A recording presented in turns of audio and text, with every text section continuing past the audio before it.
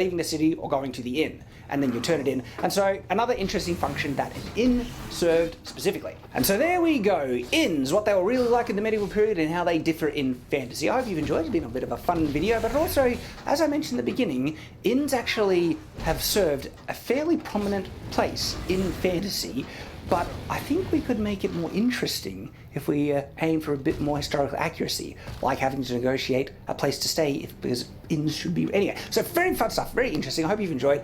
Thank you for watching, and of course I hope to see you again. So until that time, farewell.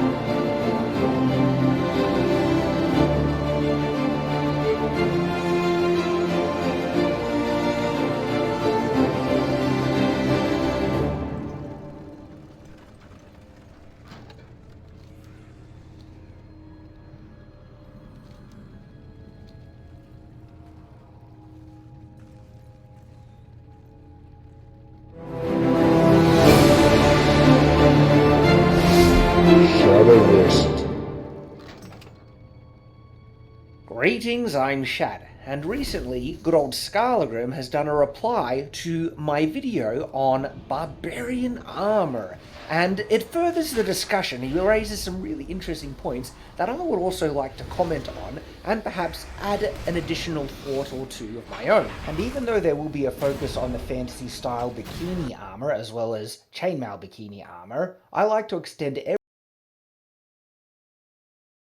What's up, guys? We are back with some more Marvel vs. Capcom 2 glitches. You guys seem to really enjoy the last video where I went over some glitches that are so game-breaking that they're banned in tournament.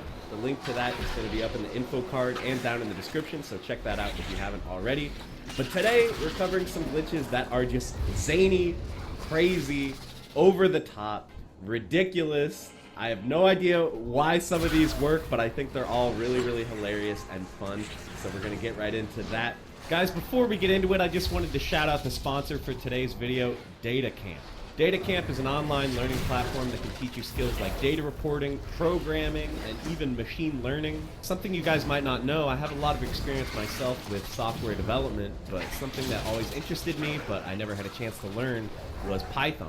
So I went in and I checked out DataCamp's Python course, and it was a lot of fun, and I think I learned a lot. I'm definitely more of like a hands-on style learner. So being able to actually go in and write the code myself was an awesome way to get started in Python in a fun way. Yeah, we did it. We got the XP, boys, leveling up. DataCamp doesn't require any special software. You can do everything right from your browser. I would definitely recommend it for anyone who wants to get a jump start on a new career, or to add something to your resume that will really entice the hiring managers out there. Or if you're like me and you just love to learn and pick up new skills, I think DataCamp is a really great way to invest in yourself. Subscriptions start at $25 a month. There's no credit card required at sign up, so if you want to check it out for yourself, you can just use the link in the description and try the first chapter of any course for free. So make sure to check that out, and thank you very much again to DataCamp for helping support the channel. Alright, so first up we're looking at the Venom BB Hood DHC glitch. So Venom tends to create a lot of problems with the game. For some reason, when he catches people in his webs, it kind of breaks the game sometimes. So we've got Storm very close to dead here, and we're going to go for this DHC. And let's see what happens.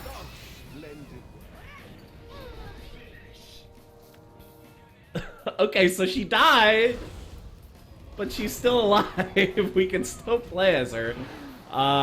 We all heard the noise when she died, right? But it's fine. If you just hit her one more time, she'll be gone for good now. Now she's gone.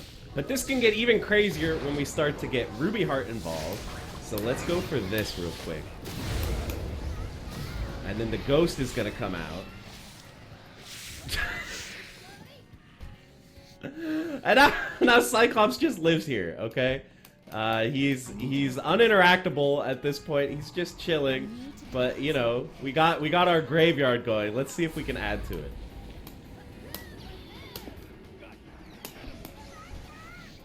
Okay, so now we've done this twice. So now we got two characters chilling on screen.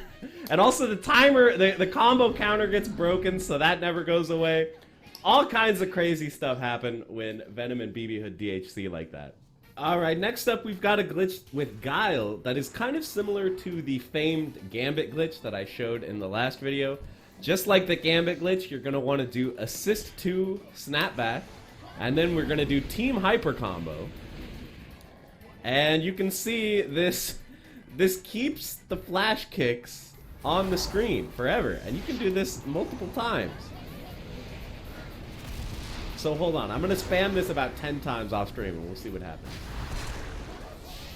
Okay, I've done this so much that it's starting to slow down the frame rate of the game. So let's see what happens if Cable lands on this.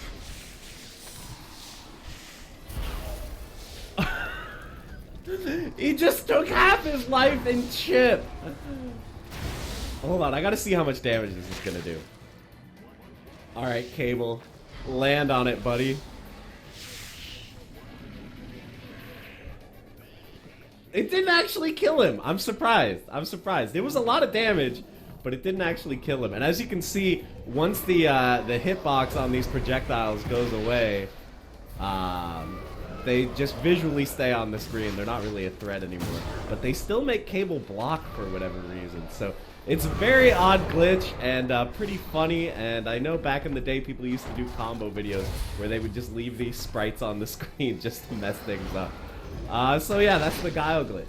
Alright guys, so next up we're looking at the Sabretooth Birdie glitch. So Sabretooth, he can call his partner Birdie here, who will come in and shoot this gun. And he also has a super where she'll come in and, you know, shoot a bunch of bullets. And normally there's a rule where if Birdie's on the screen, you can't use the move again until she leaves and is off screen. And the same with the super. You can't do the super if she's already on screen. That makes sense, right? There's only one Birdie. So you can't have more than one of them on screen at the same time, right? Well, as you guys know, in fighting games, the rules are kind of made to be broken. So we're going to use Team Hyper Combo here. We're going to call Birdie on screen and get these Team Hyper Combos going. And you can really, really spam this and fill the screen up with projectiles. So let's see what we can do against Sentinel with this. If we just spam this, you can see you can do tons and tons of damage. And even on block, this is going to do just insane damage. You can see if I just spam all my meters here, we are really, really chipping him in this one long block string of all those projectiles. So obviously this only works if Sabretooth is the last character alive, because that's the only way that you can repeatedly use Team Hyper Combo for only 1 meter. But yeah, I think Sabretooth is a pretty underrated character in Marvel 2. He's got a good assist because he can use this as an assist as well. And then if he comes in as your anchor with a ton of meters built up, you can spam that super over and over and over and lock them down and deal a ton of damage. So that's a really fun one and a really useful one out there if you're trying to use Sabretooth on your team. Alright, so next up we've got another glitch involving Iron Zangief. If you missed the last video, Zangief can spend 1 meter to turn iron, and when he does that, he permanently has armor, so he can walk through your attacks, but he cannot block. And Iron Zangief is a little bit buggy in this game. Last time we had a glitch where he gets permanently, like, frozen and can't move, but I think I might be able to do you one better with this one. Okay, so what we're gonna do is with Iceman, we're gonna throw him, and then we're gonna snap him back. And then Yeetus Deletus, he's gone. You guys see, where'd he go? We just Thanos snapped him out of existence, basically. Although we're not playing Thanos, but I'll go ahead and spoil it a little bit for you guys. He is still here. You can see we're hurting him. So he does exist still. He's just, you know, lost his corporeal form. And by the way, we can't throw him anymore either. Forward plus heavy does not work anymore. But he can come back. All he's got to do is attack or do anything else, and he'll come back. But I think, as far as I know, this is the only way to turn a character invisible in this game. And I think it's pretty funny. It's like a single-player game now, guys. It's just Iceman now. So I really like that one. Again, Iron Geef, a character I really like to play, but he comes along with some weirdness. This game is kind of held together by string and tape. And this is one of the examples of the really weird stuff that can happen with some of the different characters. Alright guys, next up we have a glitch involving Cable and his grenade. So when Cable's grenade hits you, it puts you into this capture state. But if Cable gets thrown at the same time, which is possible with certain assists, you can make some weird things happen. So let's try it. Okay, there we go. We've now permanently trapped Magneto. There's no way out. So again, this aspect of the glitch would be banned in tournaments since it prevents the game from being played. But if we hit Magneto a couple times, we can knock him out and he'll recover. But things can get even crazier. There we go. If we use Anakaris assist, now we've really screwed things up because none of our characters can do anything. None of the buttons work. We can't call assists. The game is just frozen at this point. There's nothing you can do. We gotta restart. So yeah, this one's really game breaking. I didn't know about this one when I made the last video, but I thought it was so funny I had to include it. Just 3 characters pretty much trapped in time here in their hit stun animations. I really love this one. Alright, so we're on to the final glitch here, and this one is one of the most insanely convoluted glitches I've ever seen in a fighting game. So what we're going to do is we're going to combine Omega Red throw assist with Venom's normal throw. As I said, Venom, when he puts you in the web, weird stuff starts to happen. So check out what happens to Cable here when these hit kind of at the exact same time. Could you guys see that for a split second there, Cable was actually upside down? He was operating with his feet up at the sky. And this is actually something that you can kind of take advantage of and start to do weird things with your character. So let's see everything I can do with this. Alright, so we've got Cable trapped in the upside down here. So he's just going to be upside down as long as I keep this taunt going. As soon as he kind of stops doing any kind of moves, he's going to correct back to being right side up. But because Cable can repeatedly taunt over and over, we can just keep him upside down. And you can see as soon as I stop, he corrects himself. So you can do some pretty crazy stuff with this if you're able to sort of keep your movement going, keep doing actions while you're upside down. There we go. So we're just casually doing a combo upside down, pointing the wrong way, but somehow the projectiles flip back around and point the right way. Let's take a look with Zangief here. Okay, we're moonwalking, we're going upside down, we're grabbing empty space, but dragging Venom along with us. That's pretty good. And there we go, Trombone, upside down on the ceiling, facing backwards, calling in all her mini serve bots. And there, we can even chill on the ceiling while we call in our mega serve bots. So it takes really good execution to be able to do like full combos while you're upside down. I'm going to go ahead and link you guys to a combo video that was done on the channel BrettH123. This guy has some really good Marvel 2 videos if you're interested in that. And he did some amazing things using this glitch that I want you guys to check out. But that's going to be our number 6. It's a really wild one, and guys, I really hope you enjoyed the video. I really love doing these glitch compilations. I think they're a lot of fun. So hit the like button if you enjoyed it as well, and be sure to let me know down in the comments if there's any that you know of that I forgot for the video. I'd love to hear. This game is obviously a little bit broken, but that's part of what makes it so fun. So let me know your favorite glitches down in the comments, and thank you so much for watching, as always, and I'll see you in the next one.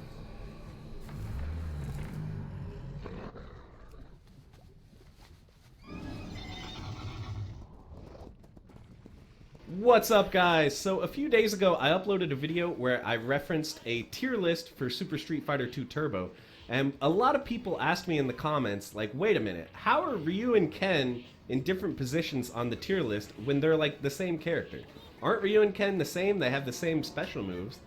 And the answer is, well, it kind of depends. Depending on which Street Fighter game we're talking about, Ryu and Ken have various differences between each other. So what I've done for you today is I've gone through every single mainline entry in the Street Fighter series, and we're going to discuss the differences between Ryu and Ken so you can see the evolution over time from these characters being literally just clones of each other that play the exact same, diverging into completely different characters with their own move lists, their own play styles, and their own different placement on the various tier lists. So I've tried my best to make this as comprehensive as I can, but I'm sure there's some stuff I missed. So be sure to let me know down in the comments if there's anything I didn't get in the video, and I hope that you enjoy. Thanks for watching, guys. Alright, so starting off here in Street Fighter 1, an interesting thing about Street Fighter 1, there's only 2 playable characters, Ryu and Ken. You can't pick any of the other characters in the game, those are AI only. And Ryu and Ken are actually identical in this game. Other than their sprites, there is literally no difference between the 2 characters. They play the exact same, and boy, does this game play poorly. It's like impossible to do special move inputs in this game, but they do like 40% of your health if they connect, so that's kind of cool. But I don't recommend checking out Street Fighter 1 other than just as a novelty. It's not a fun game to play, and Ryu and Ken play the exact same. But moving on to Street Fighter 2, the very first version, the World Warrior, Ryu and Ken are actually mostly identical in this game as well. The first version of Street Fighter 2 did not allow both players to play the same character, which is kind of a bummer. So having Ryu and Ken was kind of a way that the 2 players could play against each other with the same character. So their special moves, their normals, all that stuff is the exact same between the 2 characters. Literally the only difference in Street Fighter 2 World Warrior between Ryu and Ken happens to be their back throw with kick. So when Ken does the back throw, he actually will do like a little bit of a backwards roll. You'll see Ryu, he just throws you backwards.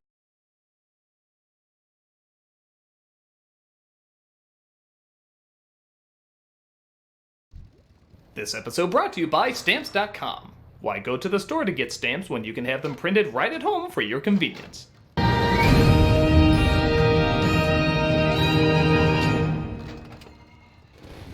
Hey, do you like John Connor? John Connor? The prophesized war hero of the future? Of course we do. Well, now you can bring him home. It's the most exciting soldier the world has ever known. John Connor! Wow! Oh my god! It's really him! That's right, it's John Connor!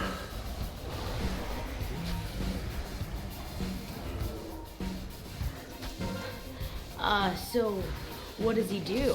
He's John Connor! Yeah, but what does he do? He's the most exciting soldier the world has. Yeah, no, we heard that. But, what's he actually done? Well, he said his name a lot. My name is John Connor. This is John Connor. John Connor! This is John Connor. Is that the most he can do is just be John Connor? Well, you can't do it. I guess that's true. But why would I want to be John Connor if all that means is being John Connor? Look, we didn't think that far ahead with this. We thought we'd have one movie, 2 at the most. So we didn't flesh out why John Connor would be that great a hero. So he's like an influencer? We're just supposed to love him because he exists? I mean, yeah, sure, let's go with that. I don't know, man. This is sounding a little shady. Did I mention he has his own makeup line? He does? And he loves to take pictures of meals at restaurants. I do that too. We have so much in common. And he totally agrees with your political views. Which one? The bad people are bad. Oh my god, we're practically the same person. So what are you waiting for? Judgment Day? It's funny. Get John Connor because, you know, he's John Connor! and that's enough.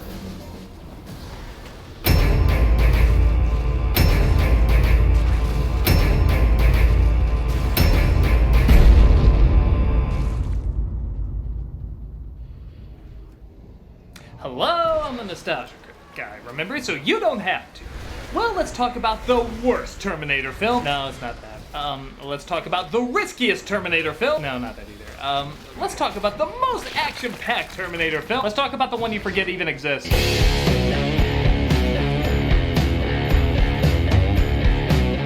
Released in 2009 and directed by Nick G, the only director to sound like a rapper promoting a McDonald's sandwich. This was not only the first Terminator film to not have Arnold in it, but it was also the first one to be rated PG-13. I guess 3 technically doesn't count. But audiences weren't just interested in Arnold and bloody gore. They checked out the film for its story, characters, and stamp of approval. The Terminator films will always... No, it bombed hard!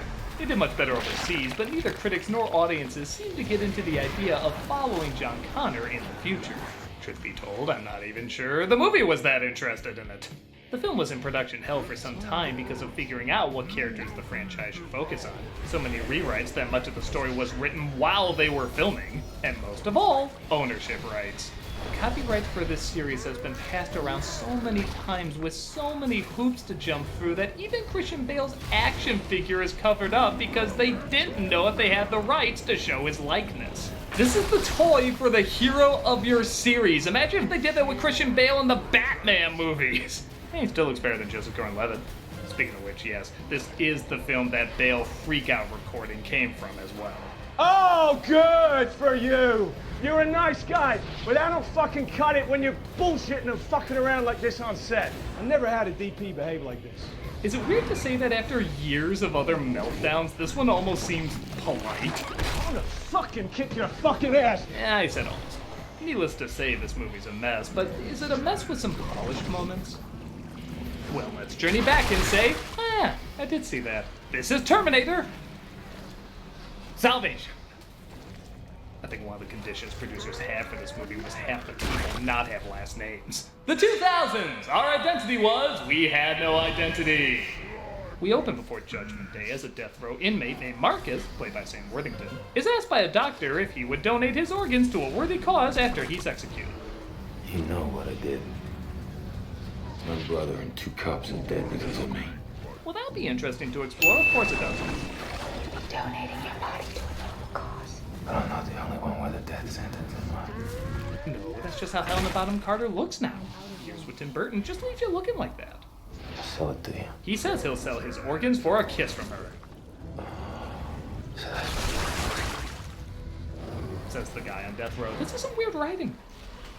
We cut to a ton of text that honestly isn't needed. I think we all know the drill at this point. All it does is make me wish I was watching a Super Metroid movie. The only major change is the date. God, these sequels continue to be timeless. That is the year Holmes and Watson came out. I can see the world looking like this. Well, now we know what happened to the original DP. Connor is on the ground. Christian Bale is number 3 in a long line of actors I totally don't buy are John Connor. He and his team come across a machine base where apparently they've been experimenting on humans, trying to create the T-800, aka the Terminator from the first movie. Connor, get your ass topside. Remind those men they need to answer me on the radio, even if they're dead. Everyone's lines are just the right amount of off in this. We get an extreme long shot without an edit of Connor being shot down because... Children of Men? I don't know. And he walks back to base as we see Marcus rises from below.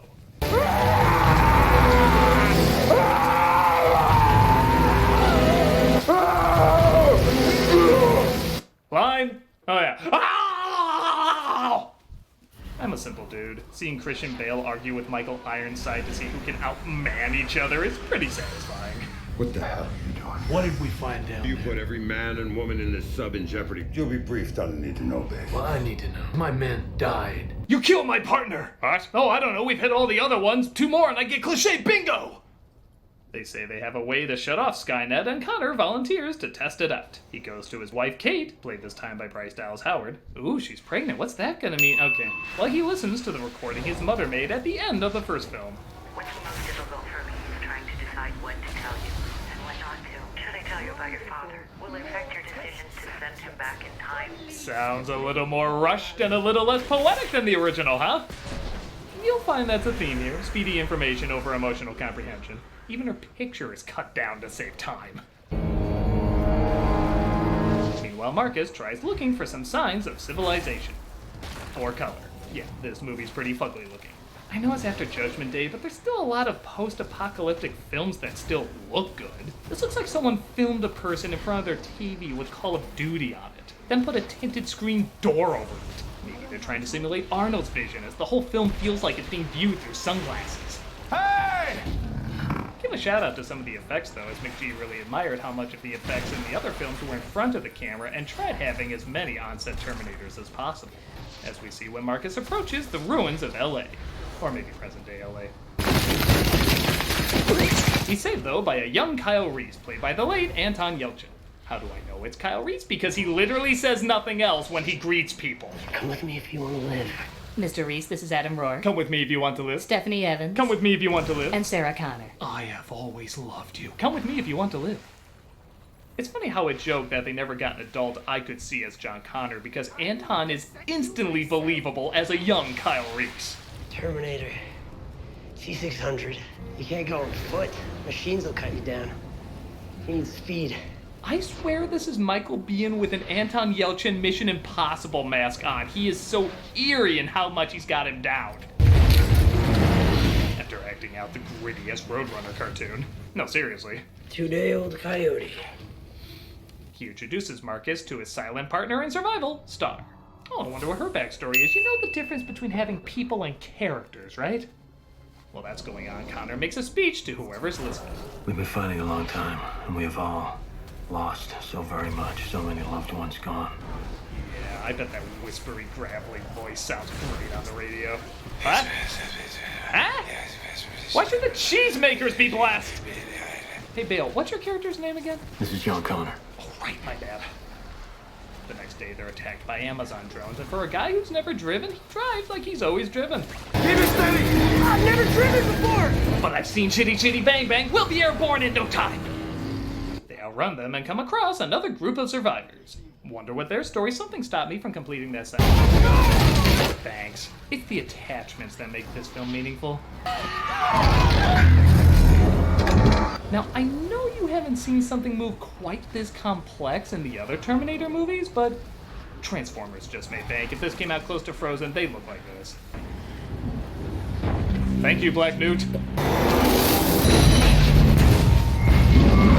I'll give them this too. Their kabooms are impressively kablooey.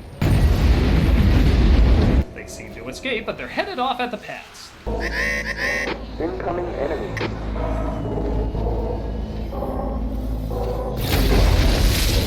Reese and Star are captured, I think because we started to get to know them, so kick their asses out, while Marcus gets flung into the river. Why do I always get an image of Captain Hook bouncing off the water whenever I see that? Smee! John, give me some high heels during the action sequences. I feel naked without them. Let's test the signal. Pray it works.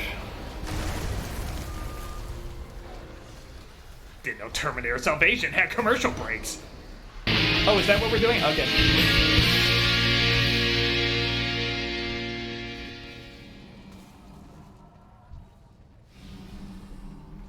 Once upon a time, there were stamps. You like stamps, but you don't like going to the post office for them. Oh no. Let's face it, taking trips to the post office is probably not how you want to spend your time. Ha ha ha, that wasn't a joke. That's why I recommend mailing and shipping online at stamps.com. Pay attention now, don't read ahead of me. Stamps.com allows you to mail and ship anytime, anywhere, right from your computer. Send letters, ship packages, and pay a lot less with discounted rates from USPS, UPS, and more. I love these illustrations. Did you draw them? No, you're a loser. Stamps.com has saved businesses thousands of hours and tons of money. With Stamps.com, you get the services of the U.S. Postal Service and UPS all in one place, plus big discounts on mailing and shipping rates. Once upon a time, Stamps.com brings the service of the U.S. Postal Service and UPS right to your computer. Apologies, my cat is talking to me. Let me shoot him out of a cannon. Stamps.com is a must-have for any business, whether you're a small office sending out invoices, an online seller shipping out orders, or even a giant warehouse sending thousands of packages a day. Stamps.com can handle it all with ease. Simply use your computer to print official U.S. postage 24/7 for any letter, any package, any class of mail, anywhere you want to send. Once your mail is ready, just schedule a pickup or drop it off. It's that simple. Oh, now my dog is bothering me. It's space for you, dog. With Stamps.com, you get discounts up to 40% off post office rates and up to 62% UPS shipping rates. Not to mention, Stamps.com is a fraction of the cost of those expensive postage meters. Stamps.com is a no-brainer. No-brainer. You get it? I don't. Saving you time and money. It's no wonder nearly 1 million small businesses already use Stamps.com. Stop wasting time going to the post office and go to Stamps.com instead. There's no risk. And this is the nice part where I make a special offer to you. No, not that kind of offer. I'm talking about using my promo code, Nostalgia, to get a special offer that includes a 4-week free trial, plus free postage and a digital scale. No long-term commitments or contracts. Just go to Stamps.com, click on the microphone at the top of the homepage and type in Nostalgia. That's Stamps.com, click on the microphone phone at the top of the home page and type in nostalgia for your special offer today. And they all lived happily ever the end. And the mermaid died. That's sad. But I'll tell you what's not sad, stamps.com. Never go to the post office again. Boy, I was in a really weird mood when I did this one.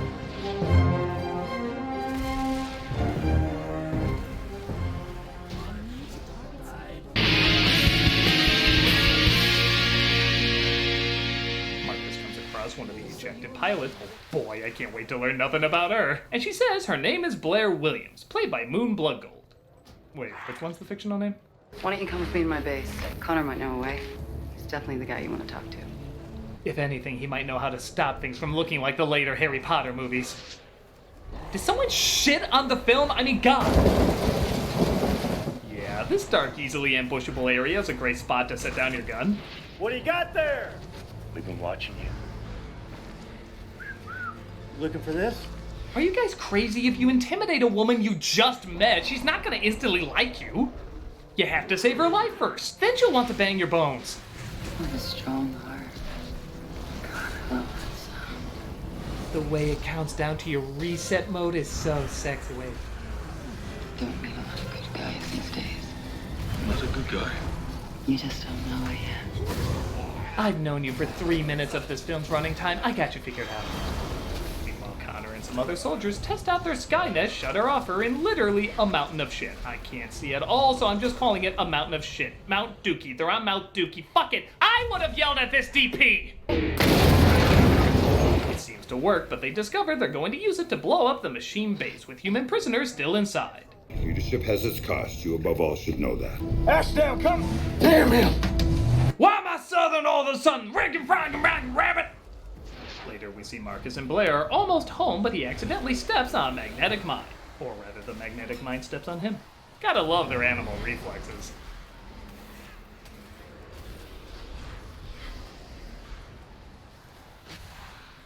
So, do I blow up or did you? Oh, it was me, got it! We're given the surprise that all of you figured out the minute he was reintroduced. Marcus is a machine with only a few human organs. Hey, here's another big shocker. Jared Leto's not actually Jesus. You know me. We've been at war. Since before either of us even existed. Pretty exciting, huh? What is? John Connor! Is he? I mean, what has he been doing this whole time? Well, staring.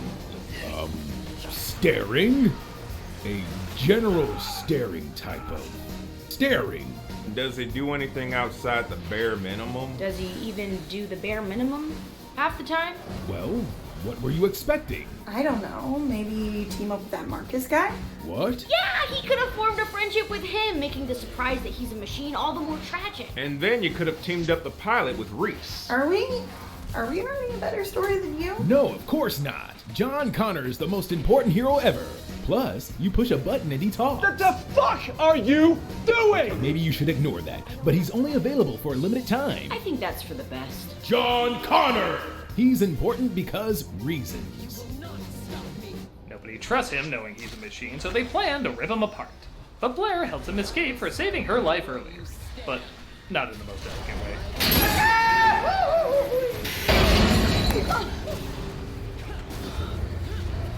Thank you. I always joke those who rescue me. I value you! They both try to make it out, but soldiers chase after them.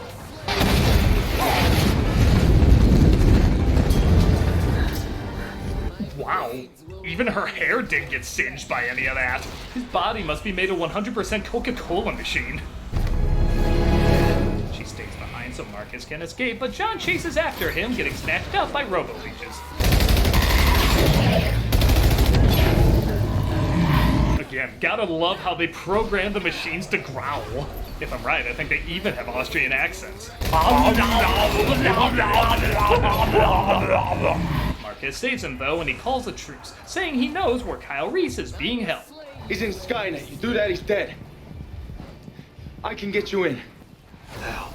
How? That's like asking a Koopa how he's gonna get into Bowser's castle. Do you anything military?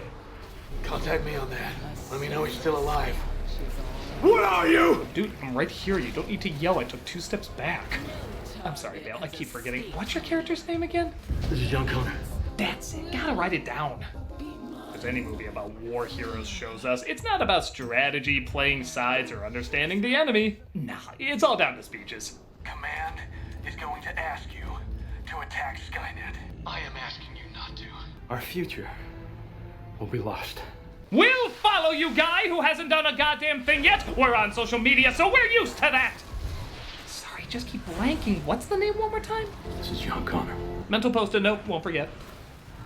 What should I tell your men when they find out you're gone? Tell them I'm John Connor.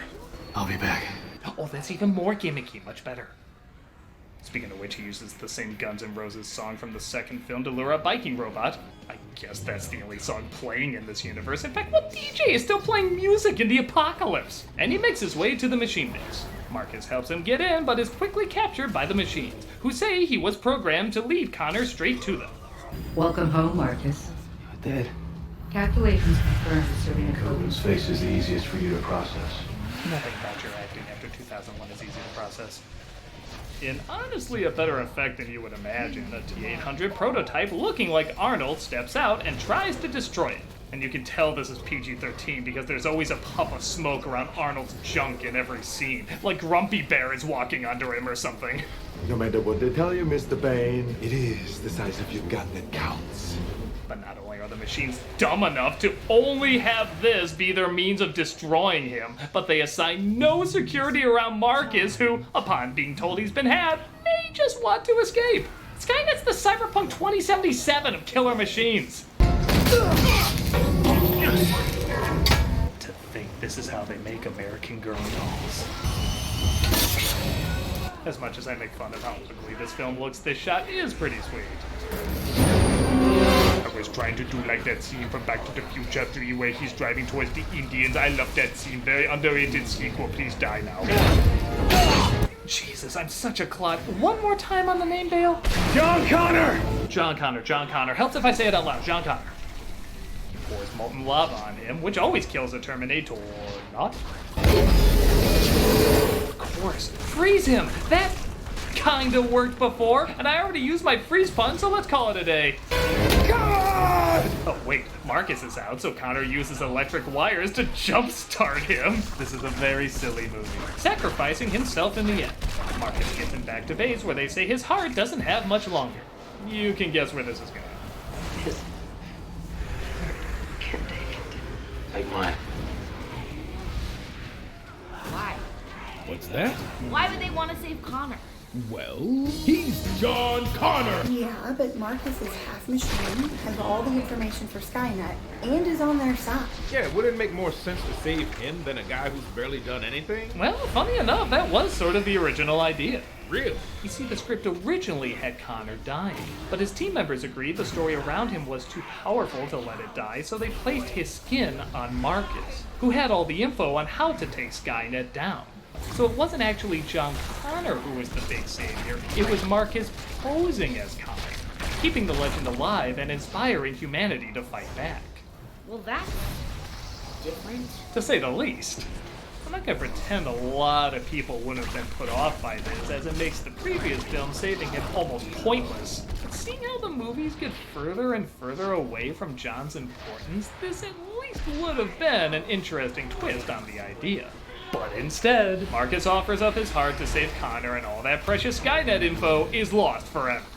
But he barely did anything. Yeah, he got some people out, but that's about it. How can a movie about John Connor have John Connor doing nothing? Here's those 5 notes from the Terminator thing. It's not gonna win us over this time. But it's so clanky. So clanky! It's on the tip of my tongue. One more time, what do they call you? This is John Connor. Just wear a name tag. And that was Terminator Salvation, and give them credit, there's a lot to salvage. This film doesn't have bad ideas, it just has too many, and doesn't go all the way with them. It's not an awful movie, the performances work, the action is decent, and it is cool to see more effects in front of the camera as opposed to the last one. But it doesn't really come together, looks ugly, and most of it is kinda dull. If you just want people talking tough and shooting at things in a wasteland, it's got you covered there. But there isn't a whole ton of character or insight to propel it beyond that. It's not a train wreck by any means, but it's still a pretty underwhelming ride. I don't know. Maybe we were too hard on John Connor. Yeah, maybe he's just a late bloomer and we should be more patient. Come on, guys. What do you say we give him another chance? John Connor is dead. What? Looks like the machines got him. He wasn't important after all. What? What was even the point of... But we have the new prophesized war hero of the future, Dani Ramos. She's the most exciting soldier the world has ever... Fuck this noise. No, wait! It's the real deal this time. She's totally gonna save the world. Come on! Dun-dun-dun-dun-dun. Sing it with me. Dun-dun-dun-dun-dun. This is John.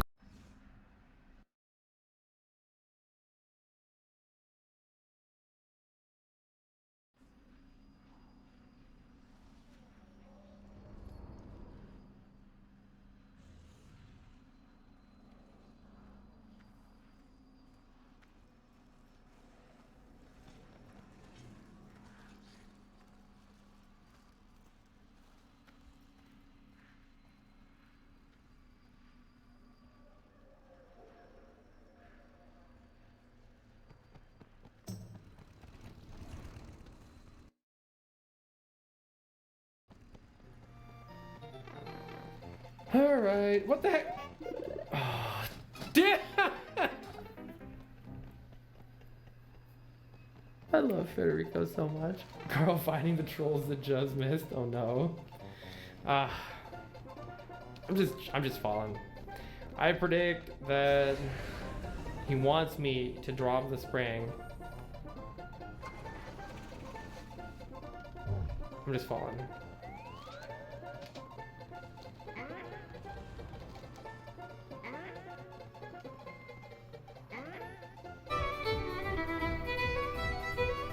I love this troll. That troll is so good. Oh, I just about did it again. It's such a simple setup too. I love how simple that is.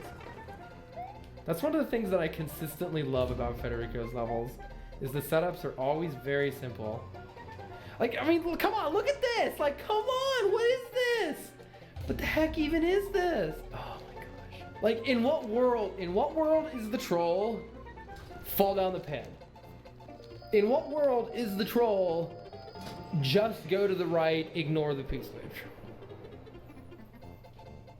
What might your purpose But yet, I'm gonna do that. I'm gonna do that. I'm gonna go to the right. I'm gonna go to the right and ignore the P-switch.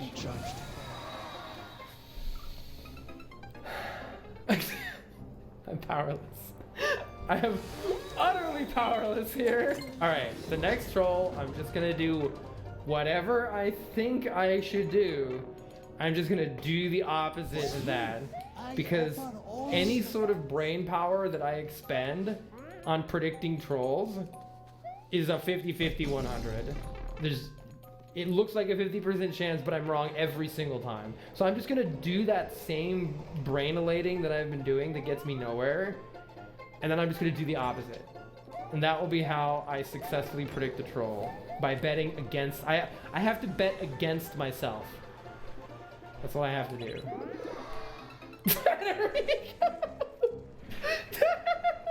Oh yeah, I know why I didn't consider that as an option, because how do I make it back? Doesn't feel like I should be able to make it back.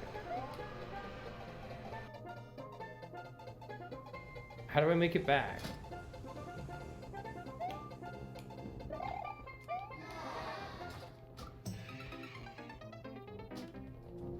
I think I missed something.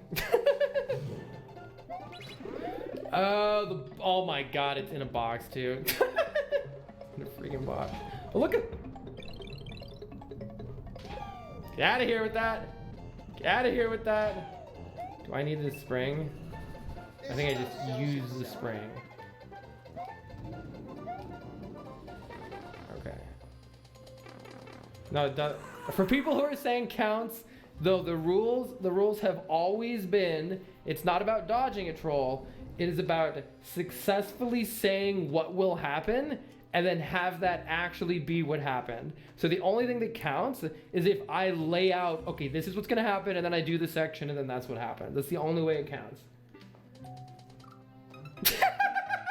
All right, but wait, there's still hope, all right? There's still hope. There's still an actual chance that I will predict something. Let's just actually try to get into prediction here, all right? Because I can go up the left side. See, I'm not a big on pausing though. I don't like pausing. I feel like it ruins the experience a little bit. I can go up the left side or the right side. I'm not gonna pause. I'm just gonna try to just. This is why. This is why I have no power here. All right, I'm just gonna go to the right. Oh, jeez. All right, let's see if we can nail this one. All right, here's my prediction.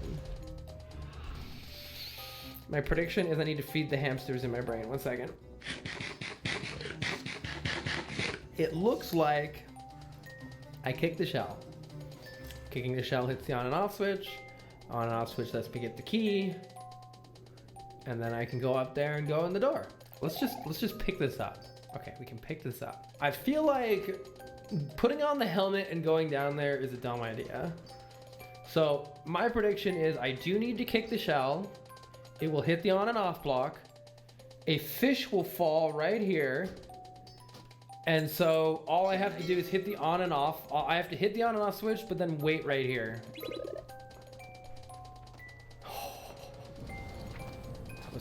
That was close. Does that count? Does that count? That was close. Hi.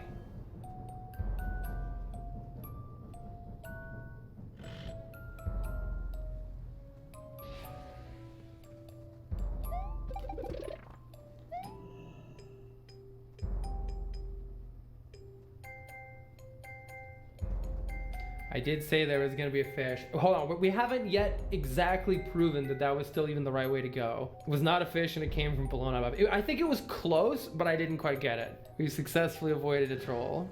We successfully predicted a troll, kind of. But I do want to check to make sure that we're not gonna secretly find out that I need to go back there or something.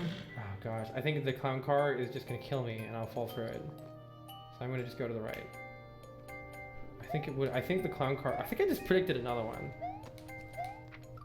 Yeah, counts, it counts. Because I just kind of predicted that one too. All right, easy. Federico's lost his touch. Let's go.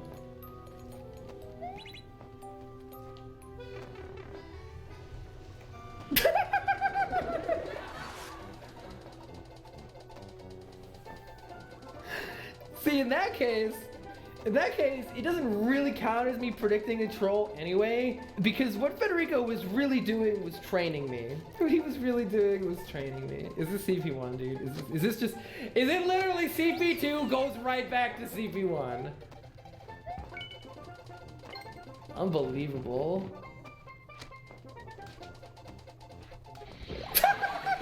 There's not even a chance. There was no chance. It just put me in there. Okay. Everything is fine now. Oh, there's no way it's that. Oh my god, this looks like a great section to try to predict. Okay, there's nothing in the corner up here. There is a one-up machine down there. There's a mole? There is a pea balloon that there is no possible way is the solution unless you have a power-up first. There is, oh gosh. Okay, but wait, I said that the next time I think there's not, whatever I think, I'm gonna just do the opposite because Federico lives in my brain. So I'm gonna actually get this pea balloon.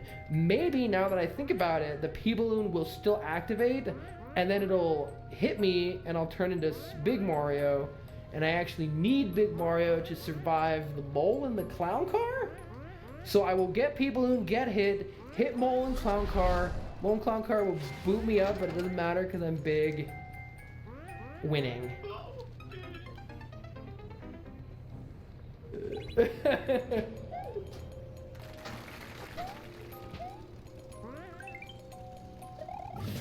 What the heck is that? Hello there! there, friend. I didn't think you could stack those. I think that's a glitch to be able to stack them like that. This is why I lost belief. I was just sitting here distracted by shinies and I got rammed in the face. Okay. Hold on. Let's get some hot troll predictions in here. Oh god.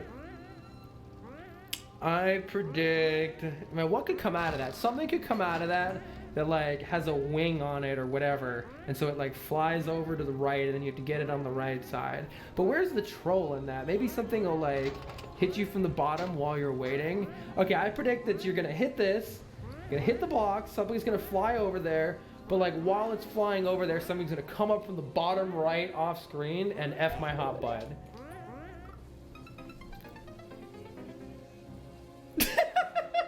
Not even remotely close. These trolls are always so simple. I don't know. Federico's just the master of simple trolls. Okay, so I didn't need any of this crap. Oh god, it's scary. It's kind of scary jumping up like that. Okay.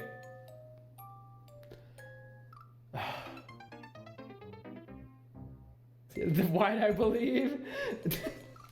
I think I have to jump. No, I think I jump. Okay, I think it's not a prediction at this point, but I think I jump on the left side and up.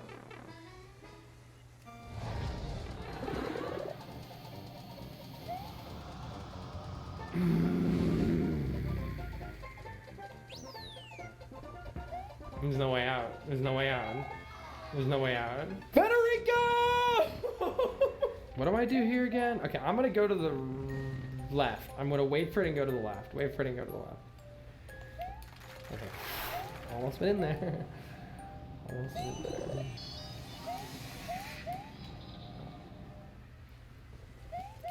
Dude, the knife physics! Why? No, I'm going back in, dude. I'm going back in.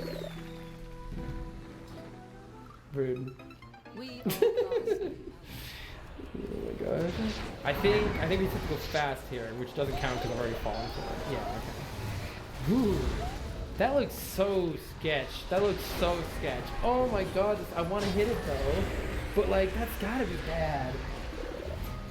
Oh god, it's coming. It's coming. Okay. Okay. Maybe that was needed. I didn't predict it though. Ah! I was thinking maybe it would activate something off screen. Okay, I think everything's fine. Yeah, I think we're at like a stable spot here. In the top corner there is a pipe. Okay, I don't think that's relevant here. So in order to get through this, the icicle, it's looking like I need a power up. There's a power up right there. I predict that this is a fake out troll. All I do is get the power up and then climb up the vine.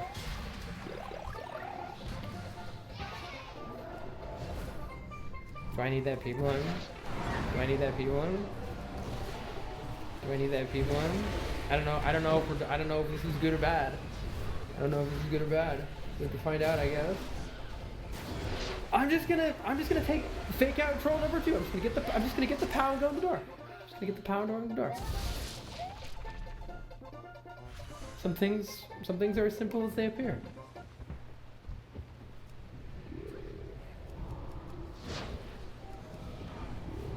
I can't tell if I've dodged a troll, but I might have. Okay, after 2 simple, it's just what it seems trolls. It's the 3rd simple, just what it seems troll. I predicted 3 trolls in a row. I predicted 3 trolls in a row. Dude, that was the dream. That was the dream. I'll tell you how I did it. I did it by betting against myself. I did it by asking myself, what would I do? And doing the exact opposite. Troll gambit. Now wait, I really need to know what happens at the end there though. I need to know, oh god, I forgot that this is the beginning of this level. Federico predicted that I would tie my brain in a knot and just not do the most obvious thing in the world, which is a fantastic prediction, and probably, if I hadn't have been like trying to out gambit myself, That's probably exactly what would have happened. He bet on me not doing the one most obvious thing 3 times in a row. And I did. I did because I didn't think I should. I want to know what happens if you hit this. Oh. It just makes you wait while that comes out. And then, why is this bad though? Can you not? Oh, you're gonna hit the block. Oh, you can't get through that without hitting the block if you're big. Oh my god. Toxicity raining from the skies. Wow. Gross. Now for this part, I guess you're just screwed if you hit that. It's just another people in. What does this do? Oh, you think you break it. Oh, okay. And then, look at all this. Look at all this. What's the point of all that? That looks sneaky. I wonder what the point of all that is. Switch. There's no other way to hit a switch, is there? I'm not sure. What's the purpose of that? It's so strange. I don't understand how I would come back here with a switch.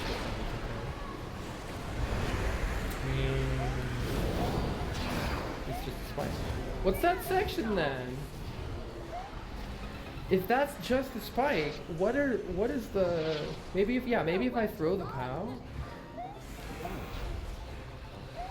Yeah, what's the point of those sections up there? I guess that's all there is to it. Alright y'all, so if anybody just joining us, that was level 1 of the Federico trilogy. We got the last laugh, I have to say. We got the last laugh at the end of that level. So let's see if Federico can bring it back in the next 2. Alright, hold on, we're cheesing Federico. Yo, this is it. This is the end. We're destroying Federico. That looks disgusting. That looks absolutely disgusting. What is even happening? This is an abomination. This is it. This is really it. Is this how it ends? Is this how it ends, Federico? Something's not right. Something's not right. Something's not right.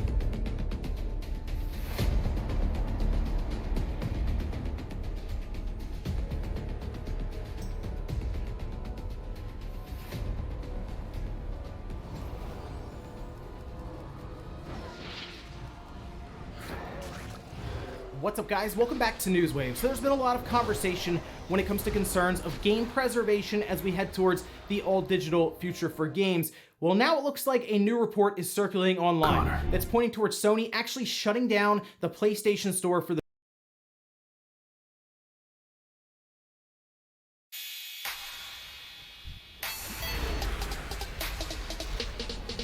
Hello, everybody. Welcome to another Whiskey Wednesday. I have a great show tonight for you, and we're gonna get started in 1 minute when the music is done playing. I have Schrodinger's cat with us tonight, and we got some things to talk about and some things to watch. I think you guys are gonna enjoy the show tonight, but we'll get started in 1 moment.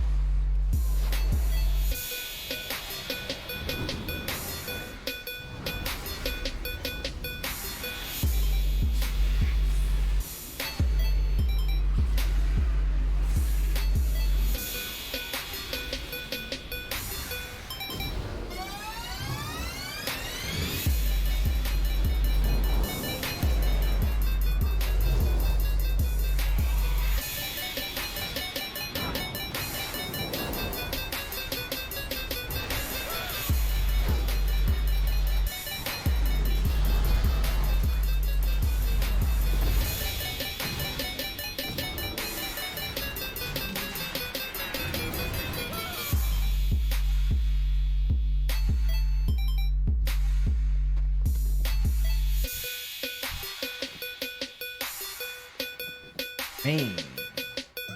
What up, Fantasito Maldonado, Basic Trigonometry, Charlie Welch. Good to see all you guys. We'll start in 1 second.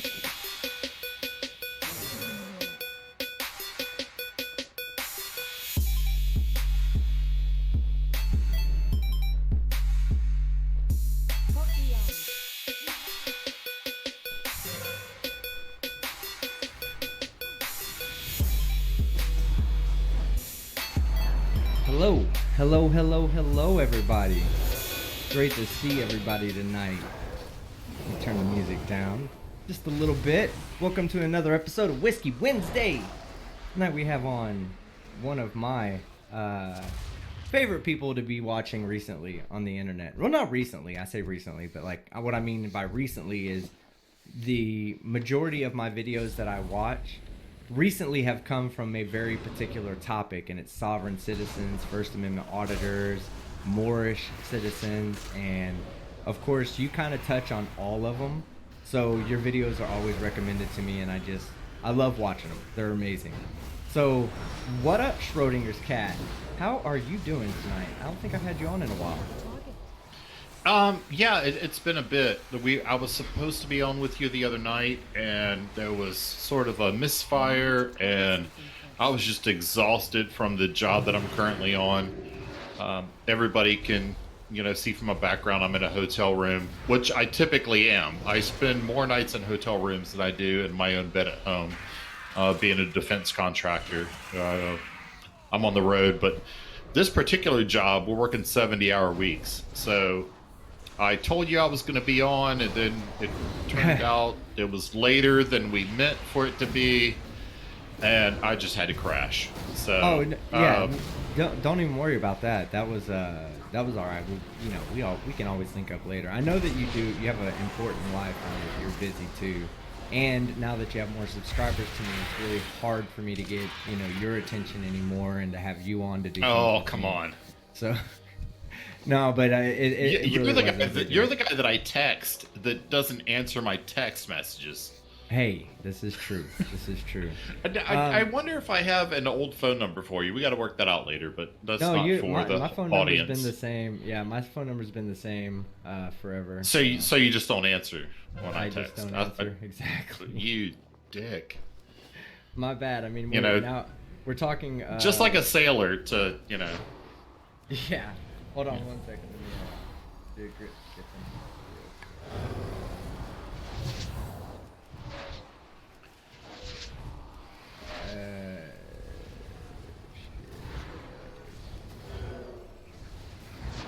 them. I'm sorry, man.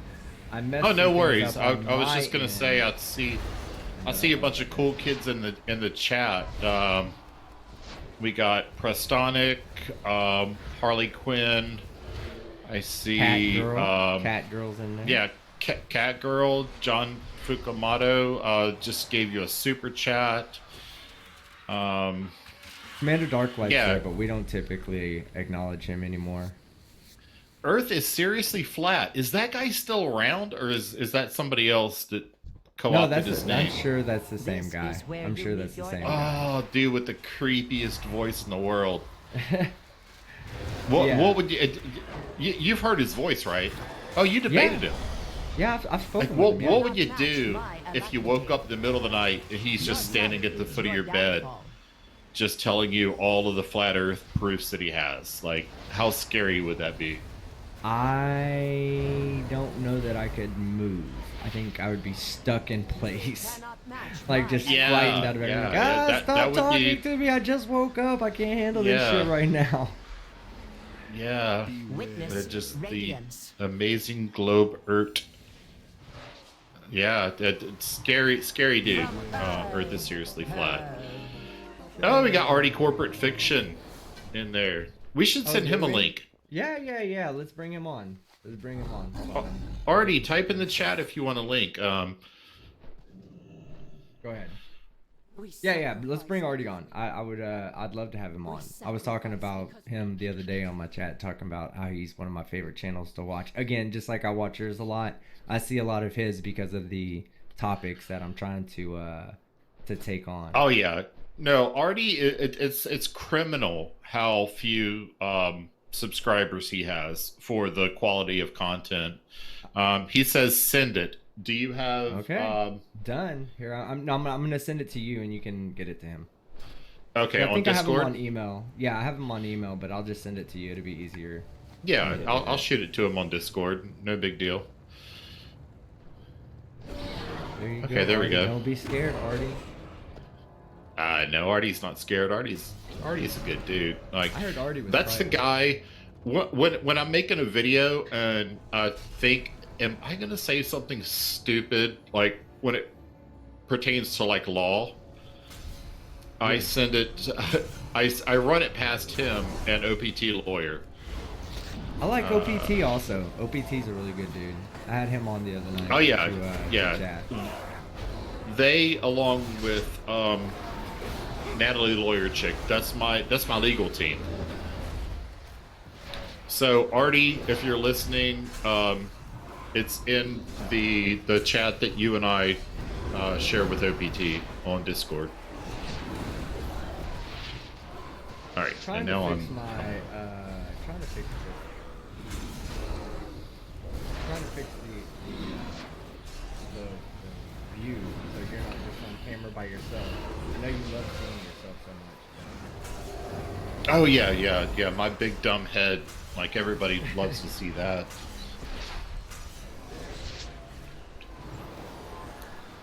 Can you read my shirt? No, what does it say? I don't have you on It's screen right now. Or for me. it's one atom and it says I lost an electron, and the other atom is saying, "Are you positive?" That is kind of funny. See, I wear these shirts sometimes just so that I can tell when somebody looks at my shirt and they laugh. I'm like, oh, that's a smart person. it's a litmus test, you know. Okay, what the hell am I doing wrong? Hold on, I'm trying to... Is that Artie? Artie, are you there? Yes, am I here? Artie! Oh, you are here. What's I was up, just man? about to check to see if you had gotten the link, and I don't need to now. Well, what's funny is Why am I getting text messages? the reason why I had my green screen up was I was actually like, you know what? I'm getting kind of bored. I'll just go live and check out the latest auditors that got arrested recently, and then I saw Skeptic. I just saw your notifications, like, and then because I completely missed showing your link earlier that you were going to be on tonight. Like, oh well, shit. There goes my viewers. So I figured I'll just check them out. And see what's going on. All right, Artie, you have to know... Well, cool. We're happy to have you. Yeah, you have to know the rules of tonight. Tonight, we drink. Now, if you're not a drinker or you don't have anything to drink or you're, you know... Skeptic Art, have you not been watching my channel? No, I'm giving you the benefit of a doubt.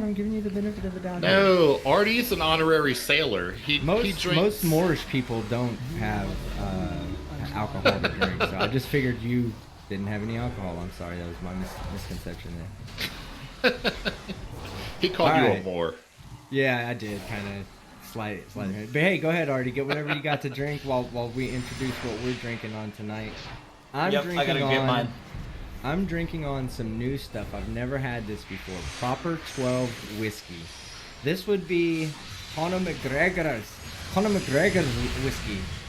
So I like Connor. Connor's the, you know, I like Connor. I'm a big fan. I like Connor. Yeah. You know, he'll tell you how he's gonna whoop your ass, and he whoops your ass, except when he doesn't. One of my favorite times Conor McGregor moments was when he was talking shit and he was like, "Just nobody's gonna beat me, nobody's this, nobody's that," and this one guy like is at the top and he's like, I will," and then Conor McGregor goes, "Who the fuck is that guy?" Like, oh man, you just can't win with him. Even when you're dominating, you're not fucking winning. But yeah, I'm drinking some Proper 12 whiskey tonight. If anybody's had Proper 12 in the chat, please let me know. I'd love to know what you guys think about it. So it doesn't smell as harsh as Jameson. Jameson's to me, I do like drinking Jameson. That's what I drank on my last 2 Whiskey Wednesdays. But I also want to try to change it up and get some new shit. So I always like to smell first because Jameson makes me go kind of like, it takes my breath away. So I always like to smell first. And this one, I actually don't smell anything. It smells like it's going to taste pretty fucking good, actually. So what I'll do is I'll pour myself a little bit and take a quick little taster. with no mixer. I drink everything is mixed with Dr. Pepper, in case y'all didn't already know.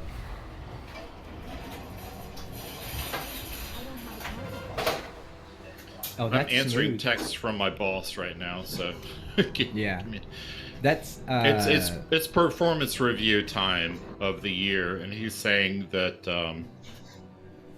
that we're going to do our my performance review, which means that it's pay raise time. So it's a happy occasion. I'm going to send him back a thumbs up so that he knows that he's got to pay me more now. All right. I like that. Yeah. I like that. That thought, that logic you have there. Okay, so Schrodinger. Yeah, well, by extension, all of you have to pay me more because I'm a defense contractor, which means that, in a roundabout way, you were all paying my salary.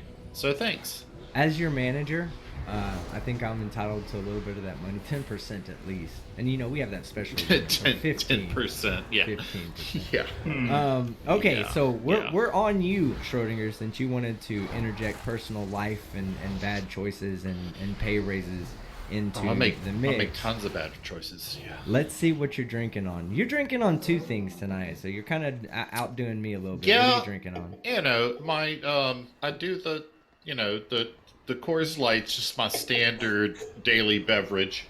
But then for this occasion, I brought out the big guns. Oh, shit. The Southern Comfort. That's like the reason I drink Dr. Pepper with my whiskey is because of Southern Comfort. God. Southern Comfort and Dr. Pepper. Let's do a little bit of... I'll pour up with you. What are you drinking on, Artie? What are you drinking on?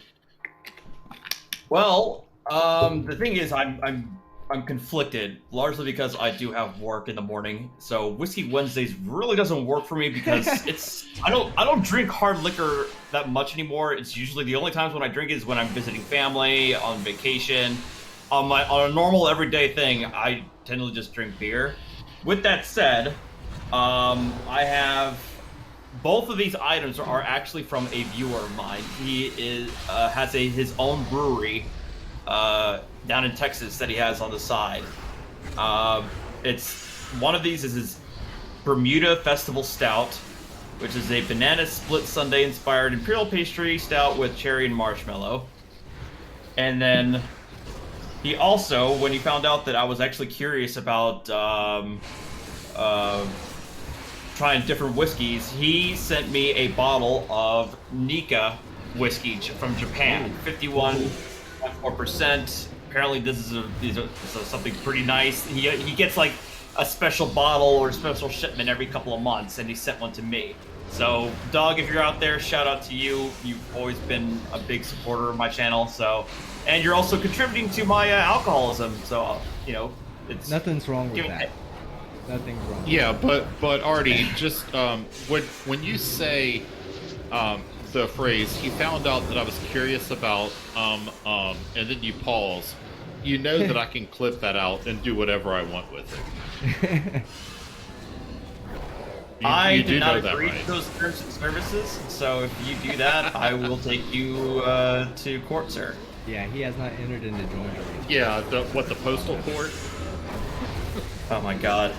So, okay, so I guess we need to talk about why this group that's coming together up here, this marvelous group of young, intelligent men is coming together, because Artie covers a lot of soft-sit stupidity, which is really popular in the YouTube algorithm, which is good.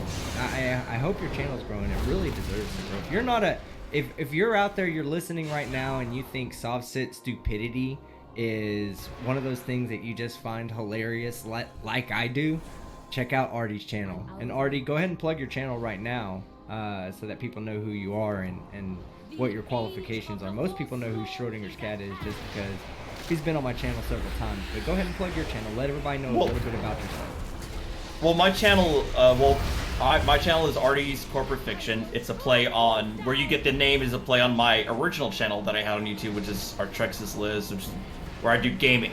That's actually where I got my start on YouTube, was gaming.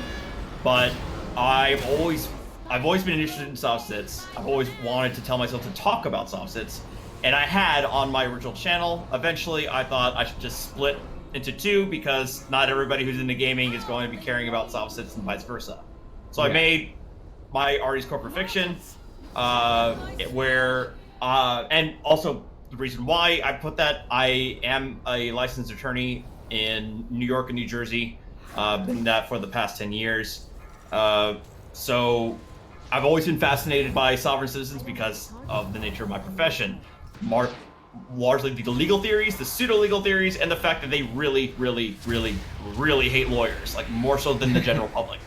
So I've always been fascinated about it, and largely my channel is a mixture of reactions, but also I also do breakdowns where I try to give a legal perspective of certain videos that are out there. It's not kind of like the technical side of things. So especially like courtroom audio and courtroom hearings. Sometimes traffic stops, but that's really where my repertoire is at. That's perfect, because guess who I want to talk about tonight? Mr. Rick Martin, constitutional lawyer. Are you familiar with this guy? Artie's neck deep in that dude. Okay, Yeah. So we have this is like the perfect storm coming together, guys. This is like an F5 tornado out of nowhere is about to happen tonight. And whiskey and Coors and your friend's Texas Brewery, which I want to know about because I love craft beers. So I'm always interested in tasting like local breweries out. Are you in the DFW area? Yes, I am. It's that's where he's at. It's Turning Point Brewery is the name of it. Turning Point Brewery. Okay, I'll go check that out. That sounds like something I've heard of. I go to a lot of the breweries down in Deep Ellum. Is he in Deep Ellum? Do you know? I actually couldn't tell you. I have no idea. Okay. I don't know where his exact location is at. My bad. What were you saying, Schrodinger? Oh no, it seems to me like I've heard of Turning Point Brewery. Of course, there could be more than one, so maybe that's what it is. Found the card. It's at Bedford, Texas. There we go. Oh yeah, okay. I'm aware of where Bedford is as well. Okay, so we could talk about my amazing victory last night. Yeah, so we're gonna talk about that which too. wasn't so amazing. Okay. So we're gonna talk about both of those things tonight. We're gonna start with I haven't downloaded the debate yet, so we could play it. But we're gonna start with Rick Martin tonight because we're gonna run over a video of his. Yeah. And I kind of want to ask some questions. It's really good that Artie's here because I have some interpretations of some case law that I want to make sure that I'm interpreting right. And I've done my research on it. I haven't yet started putting out soft sit videos because I like to be informed, and in a at least a somewhat educated level. I know I won't be as informed as an actual attorney or anything, but the least I can do is read case law and try to give my best interpretations of it and ask people who are qualified to answer those types of questions, to make sure that my interpretations are right. So it's a good thing that we have you here tonight. Well, the thing is, the thing is what I've noticed, especially because before I started really getting into my channel, I was I fell down the rabbit hole of flat Earth nonsense. That's actually how I know both of you guys was when you're doing heavily flat Earth stuff. But what I noticed is that the way they argue is extremely similar to soft sits in the sense that, in a 5-minute diatribe of sovereign citizens, you need to stop the video every 20 seconds and debunk every sentence. In other words, it takes about 20 minutes to debunk each sentence that they make because it's so full of wrong. It's a scattergun. Yeah. Okay. So I've noticed that when it comes to them. Let me add the video in and let's just get right to it. You are welcome here. Oh, hold on. It'd be easier for me to find it this way.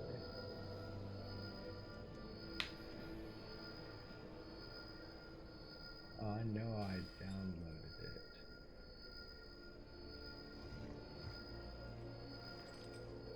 Oh, maybe I just video recorded it.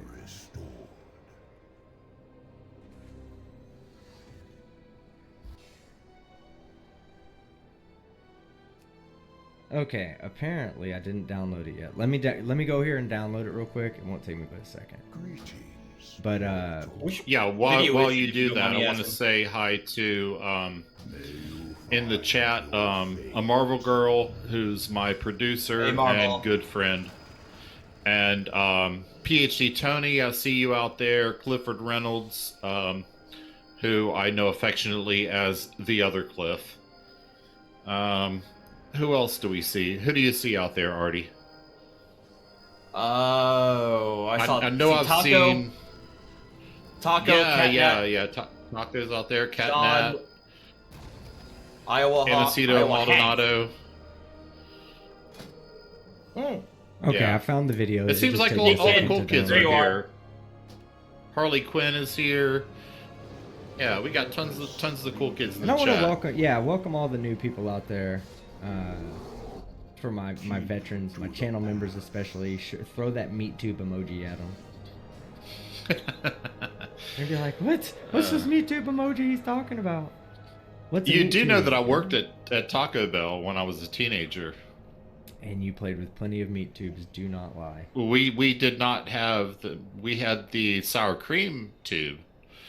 That's what I'm talking about, but meat came out of it, right? No, Yes, meat came in a bag. I'm sorry, I think you're not right about that. But I'll credit you. You know, it's been a long time. You seem like an elderly gentleman, so you fucking you might not. Let's see. Okay, yeah, no plate, no license, no problem. Okay. There it is. That's what I thought you were the video's about. Oh my god. Yeah. Let me get it set up into a window so it'll play for the people. Trust. Oh shit, that is fucked up.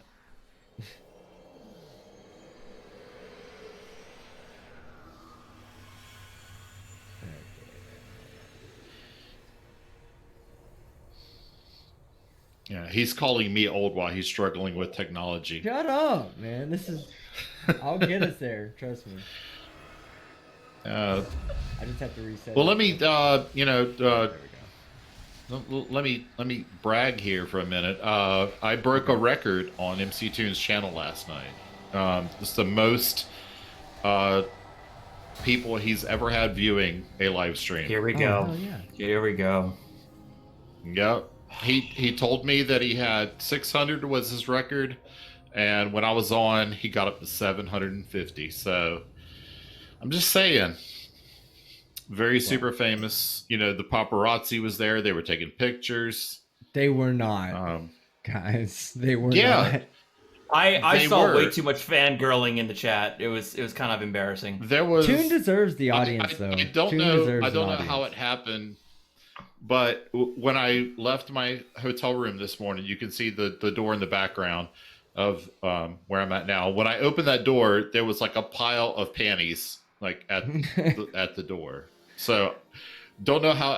Is there like a DoorDash for? Yeah, Toon's for a popular panties? guy. I don't know. Toon's a really popular guy, so you should expect that when hanging out with MC Toon. I'm hanging out with MC Toon in person next week, guys, just so y'all know. I'm jealous. I want to hang out with MC Toon in This person. will be my second time to hang out with MC Toon. He's a cool dude, man. I know last time he kept you from getting beat up by Nathan Thompson. Yes, he did. He absolutely did. I saw. He pulled held out the Nathan Thompson karate. back. He pulled out the karate, and Nathan was like, feel my tendon. Oh. It feels like steel. Feel my tendon. Wow, Deacon, I'm jealous. All right. So here's the video right here. We're gonna. Nathan Thompson actually says that. Feel my tendon. Like, Yeah, he look how does. healthy I am. Feel my tendon. Yeah, it feels like steel. It feels like a steel pole in there. Feel this. Yeah, fucking. Uh. All right, so here we go. We're gonna play this video, and when you're ready for me to stop it, just say stop it, and we'll comment on it. All right, and I'll be stopping it at my no shit. Hold on. I'll be stopping it myself as well to ask clarifying questions. Here we go. I don't go anywhere without this. This is my traffic book right here. And if you read down below, public note, public servant officer, it pretty much says to him. Pause when it a right cop quick. pulls me over, I hate to do it really fast, but yeah, I feel like I just to point out the stupid Number one, an officer's not going to read your entire binder of BS. No, they don't care. They don't care. Nor is that like a legally binding document right there. It's a bunch of nonsense. It's not like there's no legal shit going on in there. It's just their way of trying to take control of a traffic stop. They want to take the control out of the officer's hands and put it in their hands by forcing the officer to do something rather than the officer forcing them to do something. You may as well hand them Dr. Seuss and like read Green Eggs and Ham. That's the level of attention they're going to give it. Yeah, we can press play. I just wanted to first point out the stupidity of thinking that he can hand this off to an officer and expects an officer. They to fill do it that out. a lot, though, man. They say, They hey, here's a sign this first, and then we'll have a conversation. And, okay. I want to ask a question here, okay? So when Softsit say stuff like, just know that I'm doing this under duress, right? Now, I understand the concept of being under duress, and sure, okay, I'll grant it to them. In that moment, they're probably, within their own head, they're probably under duress, right? So I understand, I think I understand why they say that, though. Do they say that because they believe that they're going into a contract and that contracts can be null and void if done under duress? Yes, Okay. that's absolutely part of it because according to a lot of sovereign citizen ideology, everything on Earth is a contract. Anything that you sign, anything that you say to a government official, in writing or verbally, they consider it to be a contract of some kind. And so if they say that they're under duress, they can therefore afterwards say, I wasn't under any obligation to do X, or what X occurred is fraudulent because I was under duress the whole time. Okay, I just wanted. I know it's not really topical to this video because he's not really talking about that. But I'm more trying just to bring up the interaction between a soft sit and a police officer. That's why they say it, though, so that they can then go back legally and say, well, I was under duress, therefore the contract that I entered into by signing the bottom of the ticket is null and void. Yeah. Okay, great. All right, so here we go. But when a cop pulls me over, the first thing I do is I ask him, what's your emergency and how may I assist you? And he's going to ask for my driver's license and insurance or whatever. And I said, well, before we go there, I need you to fill this out. And I take that sheet of paper out of there and hand it to him. Before we can go any further, you need to fill this out. Once he reads this, it already puts him on notice that I'm not playing games with him. And then you open up. That's the fine. All right, pause. Yeah, I'm not playing games with him. Yeah, so he's saying that this is what he does when a cop pulls him over. Where's his video of this actually happening? Yeah, or is he just saying? Yeah, you know, the cops. That's the thing. There's a lot of cops out there that are, you know, really willing to put up with a verbal beating for nothing. You know, they'll do it. Whatever, it's part of the job. They don't care. You know, your verbal abuse means nothing to them, truly. So they're still going to go home to their wonderful lives and wives and kids and everything like that at the end of the day. And you're going to be the one that's, you know, shit out of luck with a new fucking ticket. So abuse them all you want. Most of them don't give a shit. But like well, they go ahead. No, go ahead. Go ahead. Oh, I can say I could start a video and, you know, have some stuff in the background and say, when I step into the octagon with Stipe Miocic, here's what I do. You know, I feint to the left and then I give him an uppercut and then he goes down and then I jump on top of him and I'm just giving him elbows to the face. I can say that, but did that ever actually happen?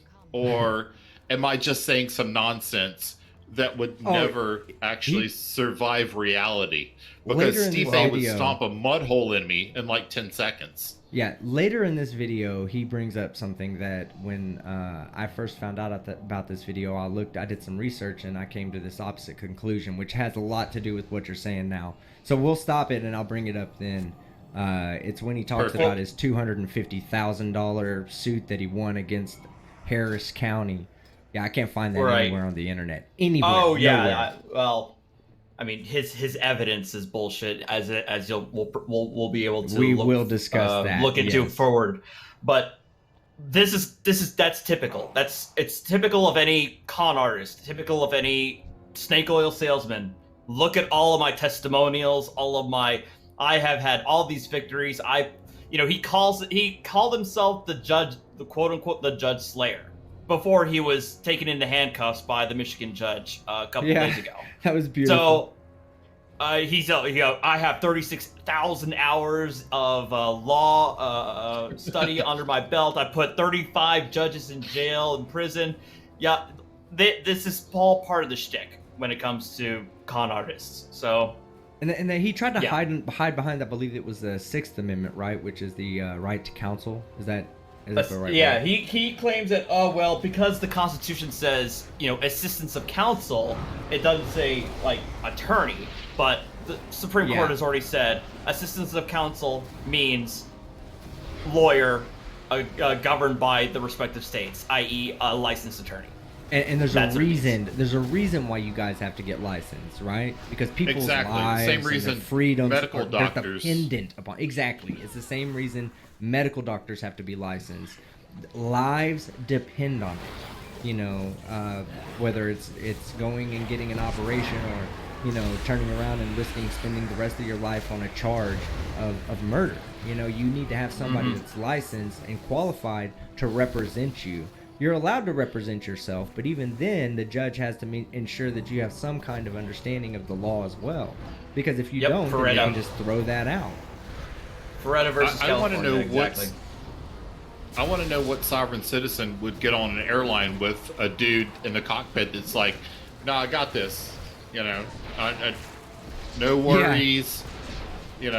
Are you a licensed pilot? We're gonna try. But I did stay at a Holiday Inn last night. No. The equivalent would be, oh, don't worry, I spent like 10,000 hours reading the operator's manual. Yeah, exactly.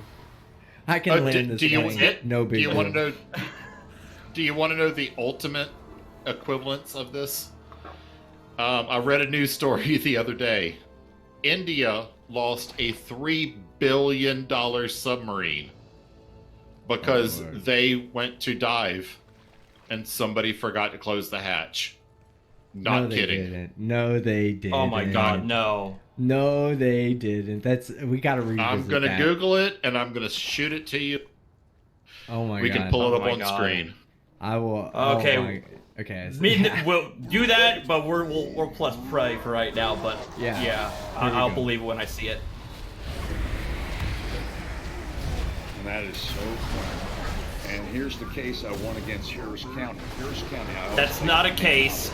That is a filing he sent to Harris County. Okay, so I got it right. When I did my research and he shows the papers here, I went back and I stopped it and zoomed in on it in my editor, so I could really get in there and see what it said. This is a simple filing. That's it. Yeah, it has nothing to do with it. That's his own paperwork. It's not an opinion. It's not an order. It's not a judgment whatsoever. It's its own filing that he didn't even send it to the. He sent it to the office of the clerk. I'm not even sure if he sent it to the county clerk or to the actual court. I'm not even sure about that. And then he brags about something here that's really dumb, and we're gonna stop it and point it out there too. But yeah, you're right. When I did my research on this, and I said, okay, so let's start with the video, and I looked in there, I was like, this is his declarations. This is just his own filings that he's giving. This says nothing about judgment whatsoever. There's nowhere on there does it say summary judgment of this for the plaintiff or anything like that. This is just a filing with the county clerk, right? The county clerk is that. All he has is just because it was stamped as filed that it means something. No, dipshit. That's what they all do for all paperwork as part of the case. All paperwork does, yeah. And if you go and you say, I want a copy of my filing, well, what they do is they give you a copy of the filing and they stamp it again to say this is a certified copy of this legal document. That stamp says it came from the office of, or it was filed with the office of the county clerk, and the county clerk is giving you an official copy of that filing without giving you the original. Right. It's proof that your document was received by the county. That's it. Yeah, exactly. So I'm not going to give my name until you can give me what's called, and police always call it, it's RAS. What's your RAS? And they automatically assume I'm a cop because I'm using their lingo. And what RAS stands for, reasonable articulable suspicion. What I've is committed a lingo? crime. Yeah. You don't have that? Okay, slingo. what's your SAF? Single articulable fact. Well, you don't have that either? Okay, you've just basically said that there's no reason to pull me over because you haven't seen a crime. Now see, all this guy's proving right here is that he's read some books on what's required of arresting somebody or what's required of having a traffic stop. But that doesn't mean that the officer's immediately going to be like, oh, you must be some law enforcement just because you know law enforcement language. No, man, they don't care. They pull over other cops all the time. It's nothing to them. Or the fact that he's using abbreviations, that it somehow means that he's in the know. Right? Like, I think that the fact that he just drops abbreviations is somehow means that he's in the know, has some sort of knowledge that the cops have. Yeah, he's an idiot. Yeah, how often do we see PayPal Patty and all the rest of them say RAS? What's your RAS and all and PC? You have no PC, man. Yeah. Oh my God! Just check in your case you Discord guys team. don't know what PC means, that's probable cause. Oh yeah, I'm a constitutional lawyer now because I've explained probable cause to you in the PC. Fucking moron. If you're in the know, you would know that. That's why I'm here Exactly. to educate you. You sound like you're trying. I just sound natural, so you know. Shut up. Yeah. Well, So, if I have a few more of these, then maybe it'll come back to me, or I could have lost it since I've been in New Jersey way too long. Yeah, team, I sent you the submarine sinking story. We'll get to that immediately after this. 'cause Oh that's no, I hilarious. just wanted to make sure that you knew that it was there. Like, we can't leave this brand of stupid so soon. Oh yeah. This guy is yeah, he's all the way dumb. Here we go. Okay. Here's the case I won against Harris County. You can see the stamps and date. That's not. And look at they that. ended Hold up on. buying me a, Oh shit! I missed the pause. brand new Harris County. You can see the stamps and date. And that doesn't mean right he won. there. That just means he. Yeah, he just filed it. It's like it says up there, filed. County. It Right. says nowhere It's on cleric. there what is. Yeah, it's nowhere on there does it say that you get a judgment of any amount for any reason whatsoever. And we'll get to that because I Right. also did some research into his court filings that he did. He actually filed an appeal And look at. and didn't show up to court to even appeal his conviction that he did have in Harris County. So all this, he didn't get look paid at the $250,000. before you click off this. Look at the redactions. Undersigned, common law citizen, whatever that is, and then House of blah blah blah, which sounds to me a lot like I am Chris of the Fleming family. Yeah. So it seems to me like he's doing the sovereign citizen thing, where he's Bob of the Smith, House of Smith. Sounds to that's me what like that looks like to sounds me. to me like a judge is gonna look at this and go no, and hand it back and say you're gonna need to reword that in actual what is don't common use law? imagination words when you word your filing. Use real words that What? the rest of the world uses. What is common law, vehicular, judicial, whatever else is after that? Word vomit. Yeah. It is. Common It's law word salad. vehicular judicial notice of constitutional driver's license. It means jack shit. It means fuck all. It means nothing.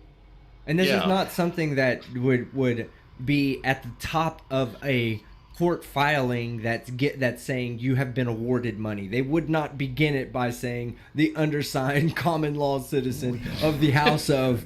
That's not how they would go find me a court document that starts like that. Come on. Look, I'm not even licensed in Texas, and even I can tell that this is not a formal order or the formatting of an actual order. By the way, quickly, whoever asked me in the chat, I am off exit 5 in New Jersey. Oh, New Jersey. Oh, God. Yeah. I've got to drive through that place when I leave here to go home.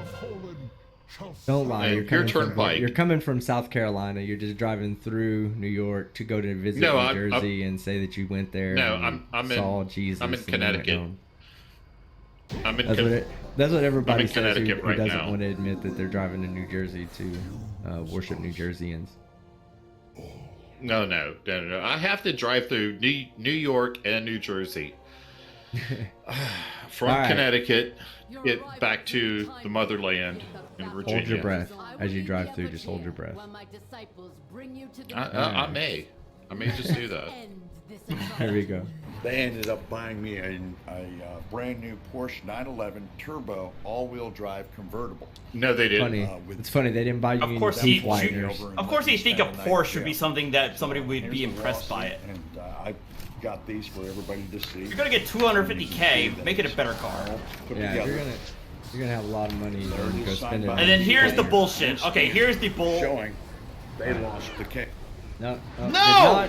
That that's is not not what what that it shows. shows. Yeah, okay, hold on, I'll stop it. And there it is, signed by the DA and Wait till they stamped. zoom in. Boom, right there. What DA? It's the Yeah. clerk of the county. What? I know, right?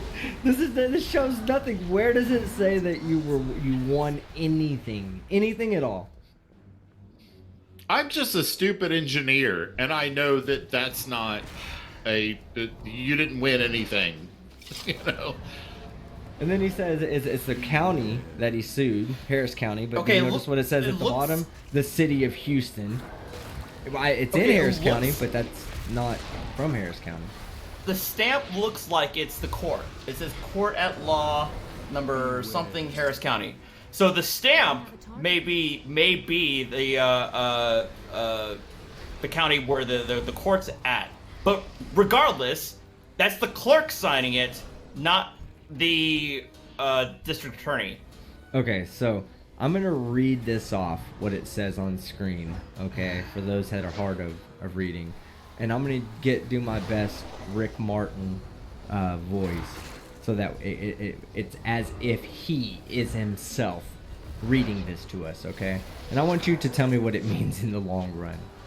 Citizen, above named has sworn to the contents of this document, and that same is true and correct in testimony whereof I have here set my hand and affixed the seal of the court said circuit court at the city of Houston, Texas.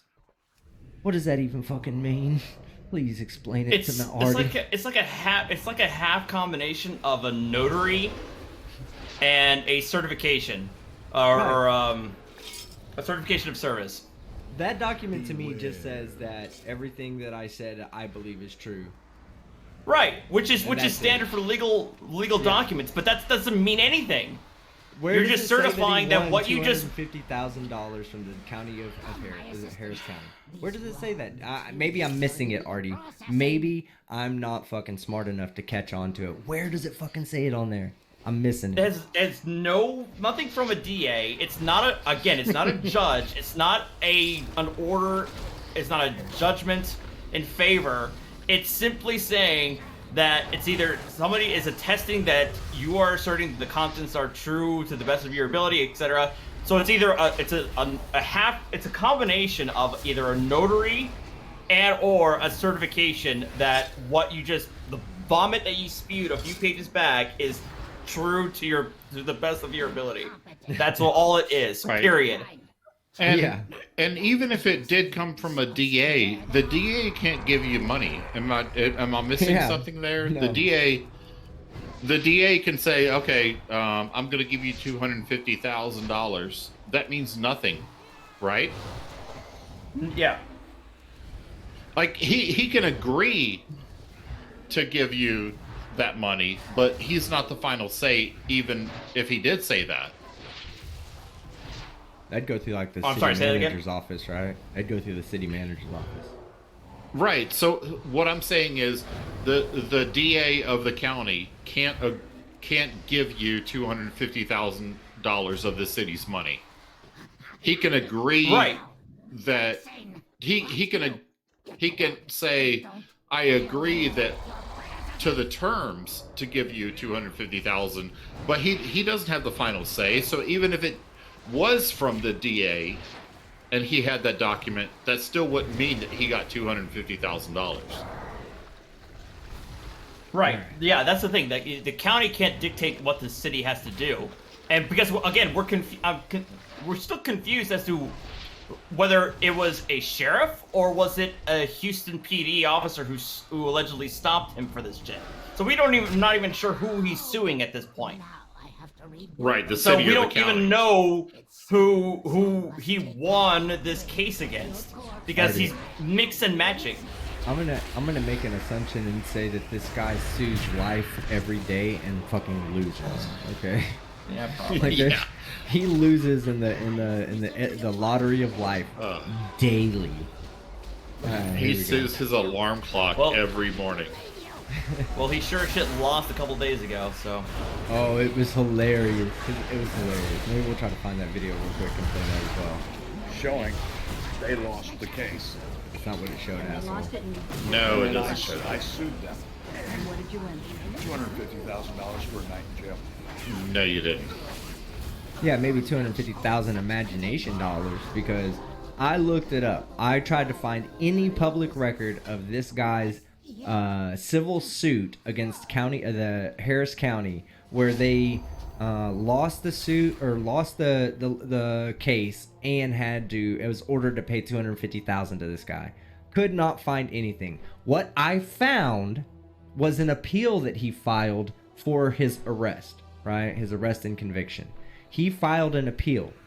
It went all the way to a higher court, and when the higher court set the date for the appeal, he failed to show up. And when he failed to show up, the appeals went to the state. It's a default, yeah.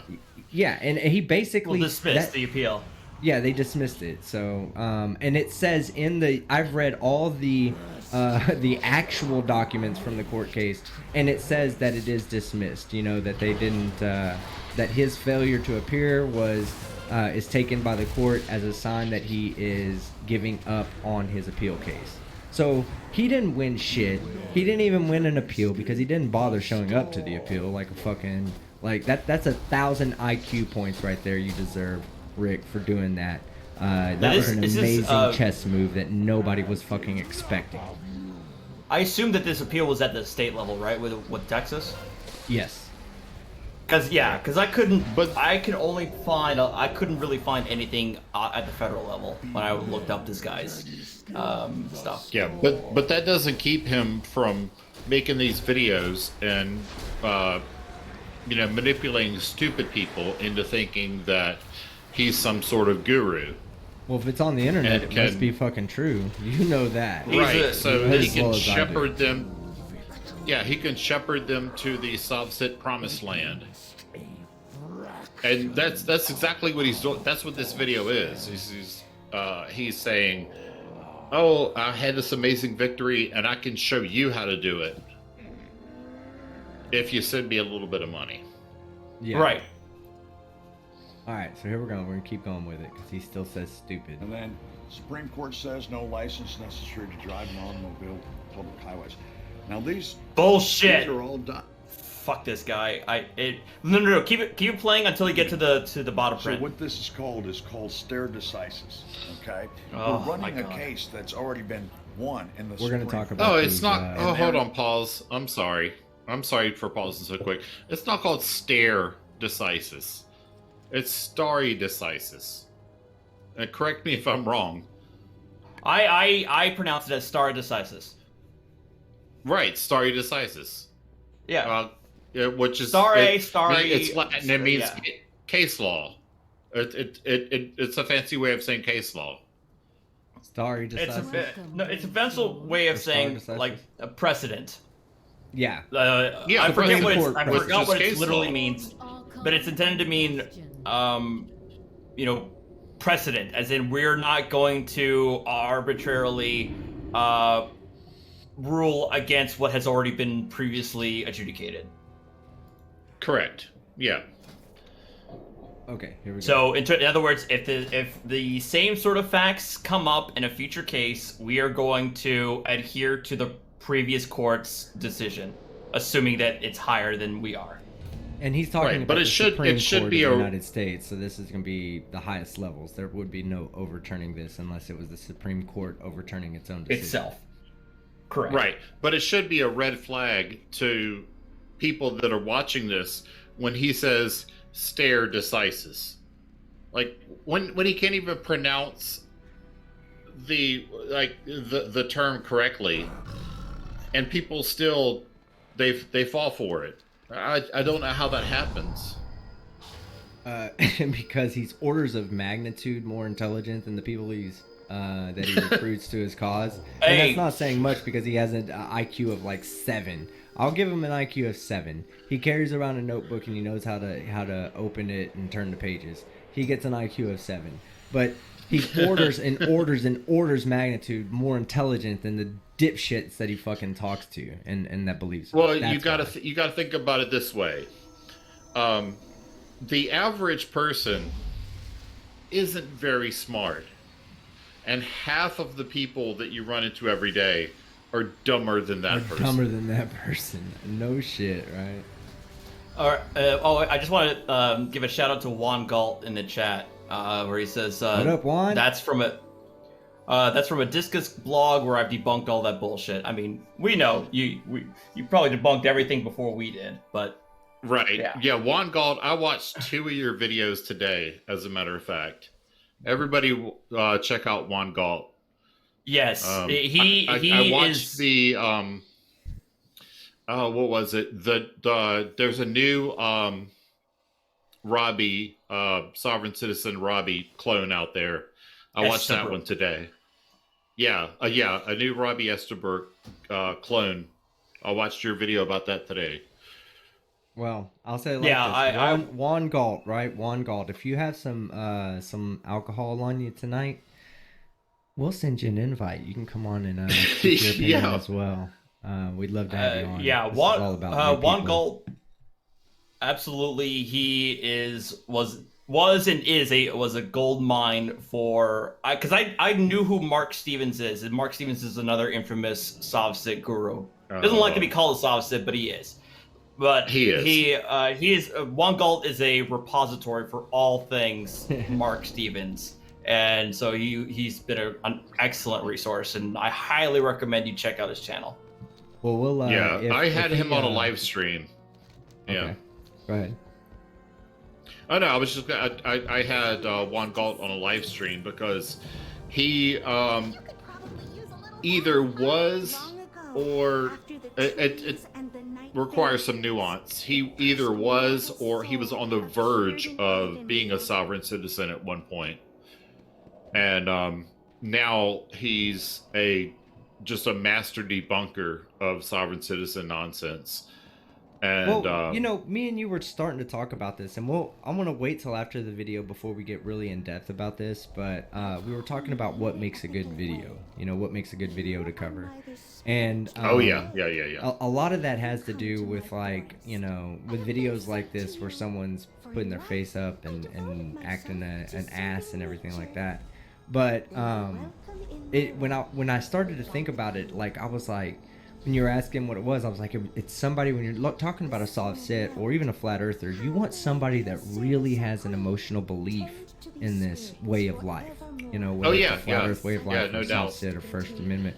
You don't want these passerbys that saw 5 videos and do 1 where they're a soft sit, and you just know that okay, maybe they learned their lesson and they're not going to grow from this.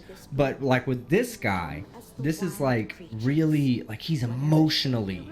He's super emotionally involved. He's invested. Yeah. He is invested, exactly. Good point. He's invested in his belief system, and that's what makes this a good video. What makes videos like this good to cover is because you're running across people who are so invested in the way of life that you're criticizing, that you can feel the genuineness. You can feel the emotion involved in it. Yeah, I feel like I've always categorized sovereign citizens into 3 different groups. They're either con artists, true believers, or marks, and they could be a combination of the 3. And this guy, I fully believe he's a true believer and a con artist. Yeah, and that's how And that's the overlap with flat earthers, but like a lot of seance but let me people, get though, back you to know? sovereign Like, citizens. There's a lot of seance people out there that believe that they can communicate with the dead, even though they know that they're scamming the people that are in front of them. They still believe that they can communicate with the dead, you know? And a lot of them Right. didn't get into it probably thinking, oh, I'm just going to scam people. They probably had things that happened in their lives that made them believe that they had a special connection with the underworld and this and that. And that's what, you know, the scam is twofold. Yes, they're scamming people. Yes, they're aware they're scamming people. But also, they are emotionally invested in the spiritual, the seance world, the connection to the dead. They still Right. believe they can do that. And I don't know if Mark Stevens actually believes what he says. I suspect that he doesn't. But I hold fast to my my assertion that Mark Stevens doesn't have clients. He only has victims. Right. All right. Let's play Because some more. everybody that has ever tried his system of arguing in court has lost. Yeah. All right. At great cost to themselves. And I was gonna get to that point too when we got to the other video of him getting arrested in court. Like, if this guy's your lawyer, you're fucked. So that you know, You're Like, fucked, yeah. You're fucked. Okay. You want to get Mhm. a real lawyer who actually has done law and gone to school and took the time to learn stuff, not just done the Google, Wikipedia searches necessary to know what the big words mean. You want to actually have somebody who's been taught, you know, ethics and, you know, taught law over years and years and years and has gone through a process of being licensed and passing a bar and you want that. If this guy walks into a courtroom and says, I'm your legal assistant, you should just put your hands out, run, and ask to fucking put the handcuffs on. Save yourself the embarrassment. Just go into the jail cell and be okay with it. You know, like, you were gonna get more if you didn't just voluntarily give yourself up. You were gonna get more having this guy as your legal fucking attorney, because you're gonna piss off a judge, you're gonna piss off the fucking jury, you're gonna piss off fucking your sentencing is gonna be more because you listened to this jackass tell you that you didn't have to do something that you did have to do to begin with. And, you know, you're like, when they offered you a plea, he's like, no, don't plea because they violated your constitution. Okay, so I'm not going to plea because my legal assistants over here told me not to, and because, you know, it violates my constitution, and I've been watching a lot of fucking Harry Mason and shit like Perry Mason, whatever the fuck his name is, and so I know that my constitutional rights are guaranteed, and since you violated, I'm going to get off. No, that's not going to fucking happen. What you just said, right? What you just said there, that's the example of he's not acting in the interest of his client. He's acting in the interest of his own ideology. Don't take a plea. They violated your constitutional right. They're acting in their own interest and not in the best interest of the client. But if the court allowed you to have that person as your counsel, you would have a great appeal. Yeah, appeal. For inadequate counsel. Yeah, I know. That's why you have to be licensed. That's why the judge asks qualifying questions to you. If they know your attorney's licensed, then they're not going to bother with them because they know you're being represented by somebody who holds qualifications that are going to be conducive to your case.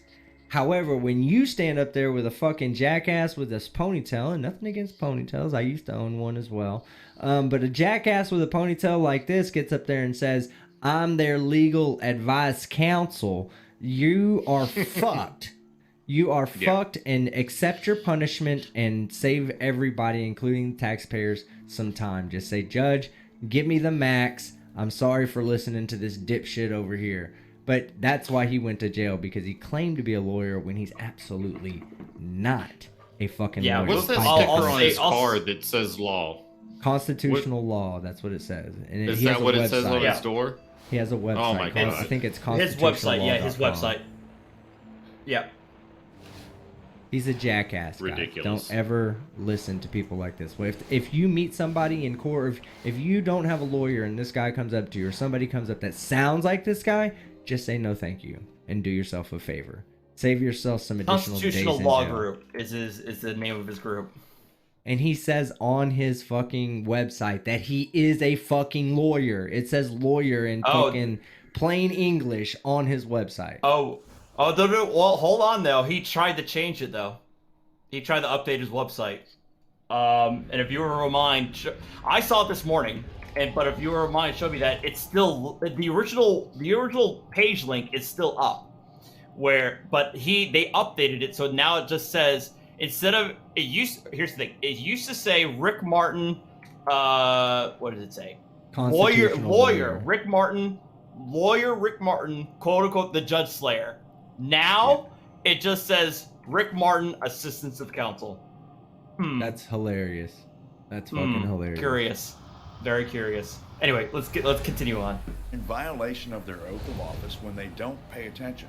My license plate doesn't give you, if you look at my license plate, the license plate alone says I'm...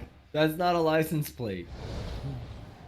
That's not a license plate. That's just something that's a plate that you put in the area that your license plate would go. That's what that is. You didn't fucking... that right there is a reason to be pulled over and fucked with. That's like a big fucking flashing light on the top of your car. Please pull me over. Yeah, that's what it says. Please pull me over. Please pull me over. Exactly. He's a moron. It's just like those people that have no trespassing on their cars. They all have license plates. License plates mean I'm engaged in commerce. I'm not engaged in commerce. This doesn't give them the authority to pull me over because they see that. Where do you see that I'm engaged in commerce? What gave you that suspicion that I'm engaged in commerce? You have the right to travel freely unencumbered, and that's all in the law. And when you look at the law books, Supreme Court has already ruled on this. And you go back to what is a license, and I want people to do their own homework. Go read the case of Murdoch versus Pennsylvania. Okay. Alright, this is where we're going to start stopping because I'm going to ask some questions to make sure I get the understanding right. Murdoch versus Pennsylvania. Okay, so this is logic of a sovereign citizen. We're going to break this down point by point. So here's what my interpretation is. Okay, my interpretation of Murdoch versus Pennsylvania is that this gentleman named Murdoch was a Jehovah Witness, and he was a door-to-door Jehovah Witness. He would go and knock on people's doors, and he would ask for donations, and in exchange for donations, he would give out biblical literature, okay? Which is guaranteed by the First Amendment of the Constitution. So a neighborhood said, well, if you're going to come in and ask for donations in exchange for literature, then what we're going to do is we're going to require you to get a license to be a solicitor in the neighborhood. So the requirement of the neighborhood to get a license for him to do that put his First Amendment rights at risk. Because if he didn't have the money to get the license, then that means that he could not actually go into the neighborhood under their definition of what a solicitor was, where he was receiving money, he was giving stuff back in return. They determined he was a solicitor, but at the same time, the fact that he was being denied the ability to have a freedom of religion, that in itself kept was ruled by the Supreme Court that the neighborhood/city was actually in the wrong. They could not require him to have a license to express religious beliefs. Did I get that right? Exactly. The way the court talked about it, they talked about that part of religious expression is, tithing, requesting donations to help the church. They said that is part and parcel of religious freedom, religious expression, and for them to require these Jehovah's Witnesses to get a license simply because they are asking for donations in support of their religion ran afoul of that part of the Constitution's provision on freedom of religion. So therefore, that's where a lot of these ass clowns get that fucking quote, that cherry pick quote, that the state cannot license a common right. And the Constitution does protect free travel. So basically, open field, public land, nobody can just go in there and say you're not allowed to walk across this land. You know, this is Again, this is what the original intention was, is, you know, that somebody could not prevent the free travel of someone else. That's a violation of a, you know, in their terms, a God-given right to freely travel the land. So when they say that, then they say, well, a license doesn't allow me to do that because I choose to do it in a car instead of in my Nikes. And then they say, well, case law, Murdoch versus Pennsylvania, I believe it was, says that licensing a freedom that is guaranteed by the Constitution is a violation of the Constitution and has already been ruled on by the Supreme Court, which is not the case. Which is not the case at all, because nobody's saying you can't go and freely travel across public lands. They're just saying that if you want to use public roadways and be a driver of a motor vehicle, then you need to be licensed to do that in whatever state that you're doing it in. Well, what and happened? if it's a God-given right, I would invite them to try to enter North Korea. Yeah, right. But travel into North Korea and stay there, you know, a week or so, and then try to travel out of North Korea. Put your money where your mouth is, sovereign citizens. Well, what happened here? Well, going back to the specifics of the court, what happened is that in the Articles of Confederation, which is another sovereign citizen thing that we're not going to get into, it was explicitly said that there is a right to interstate travel among the states.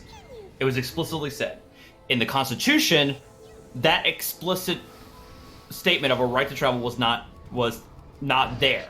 However, the court has said in future cases that the right to travel, the right to interstate travel, is still there, is still recognized. And a lot of them use this quote that it doesn't even need to be said that the right to interstate travel still exists even in the adoption of the Constitution. However, it's what I just said. It's interstate travel. Where you don't need a passport. I don't need a passport to go to Texas. I don't need to pay a toll to Texas in order to enter Texas as somebody who's in New Jersey. But that's the thing that should be. The court has said. We should. Yeah. Shut the fuck up.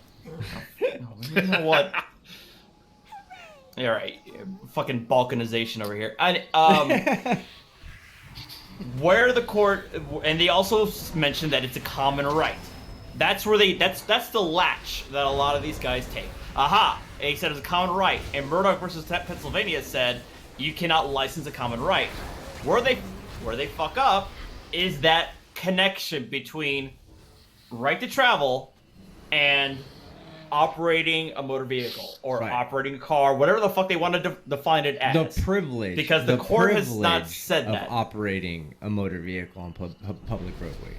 The privilege. See, that's the connection they miss. They make this entire quote chain of rights cannot be converted into privileges. Right to travel is a common right. Common right cannot be licensed. Ergo, I don't need a license to drive a car. And then that's the leap that they're getting there. Yeah, so right missing. now we are also taking a leap because he's not said anything about public roadways yet. No case law involving public roadways yet. However, he is about to bring that up. So what we're going to do is we're going to play that and we'll stop and we'll bring that part up and then we'll show the actual link between the two. Or read the case of Shuttlesworth versus the city of Birmingham, Alabama. Shuttlesworth versus the city of Birmingham, Alabama.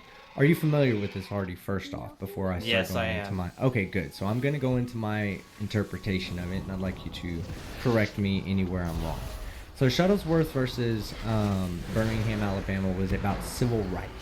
Okay, so a group of protesters were not being allowed to use the public roadways to do a peaceful march, which is guaranteed by an amendment in the Bill of Rights. I'm not sure which is it. Freedom is that still the First Amendment? Freedom to assemble. Assembly. Okay, freedom to assembly, First Amendment still. So it was a violation of their First Amendment rights to not allow them to use the public roadways to traverse down, to travel down and peacefully protest. So what the connection is they're saying, okay, another time at which the public roadways are not licensed, they're not guaranteed to be regulated upon because they are a process that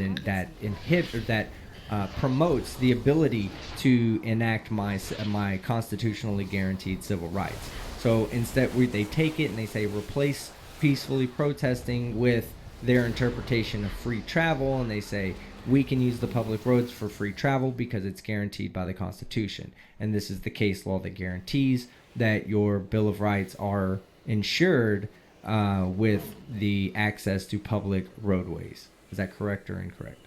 Yes. Yes, that's basically, you got it right. Okay, good.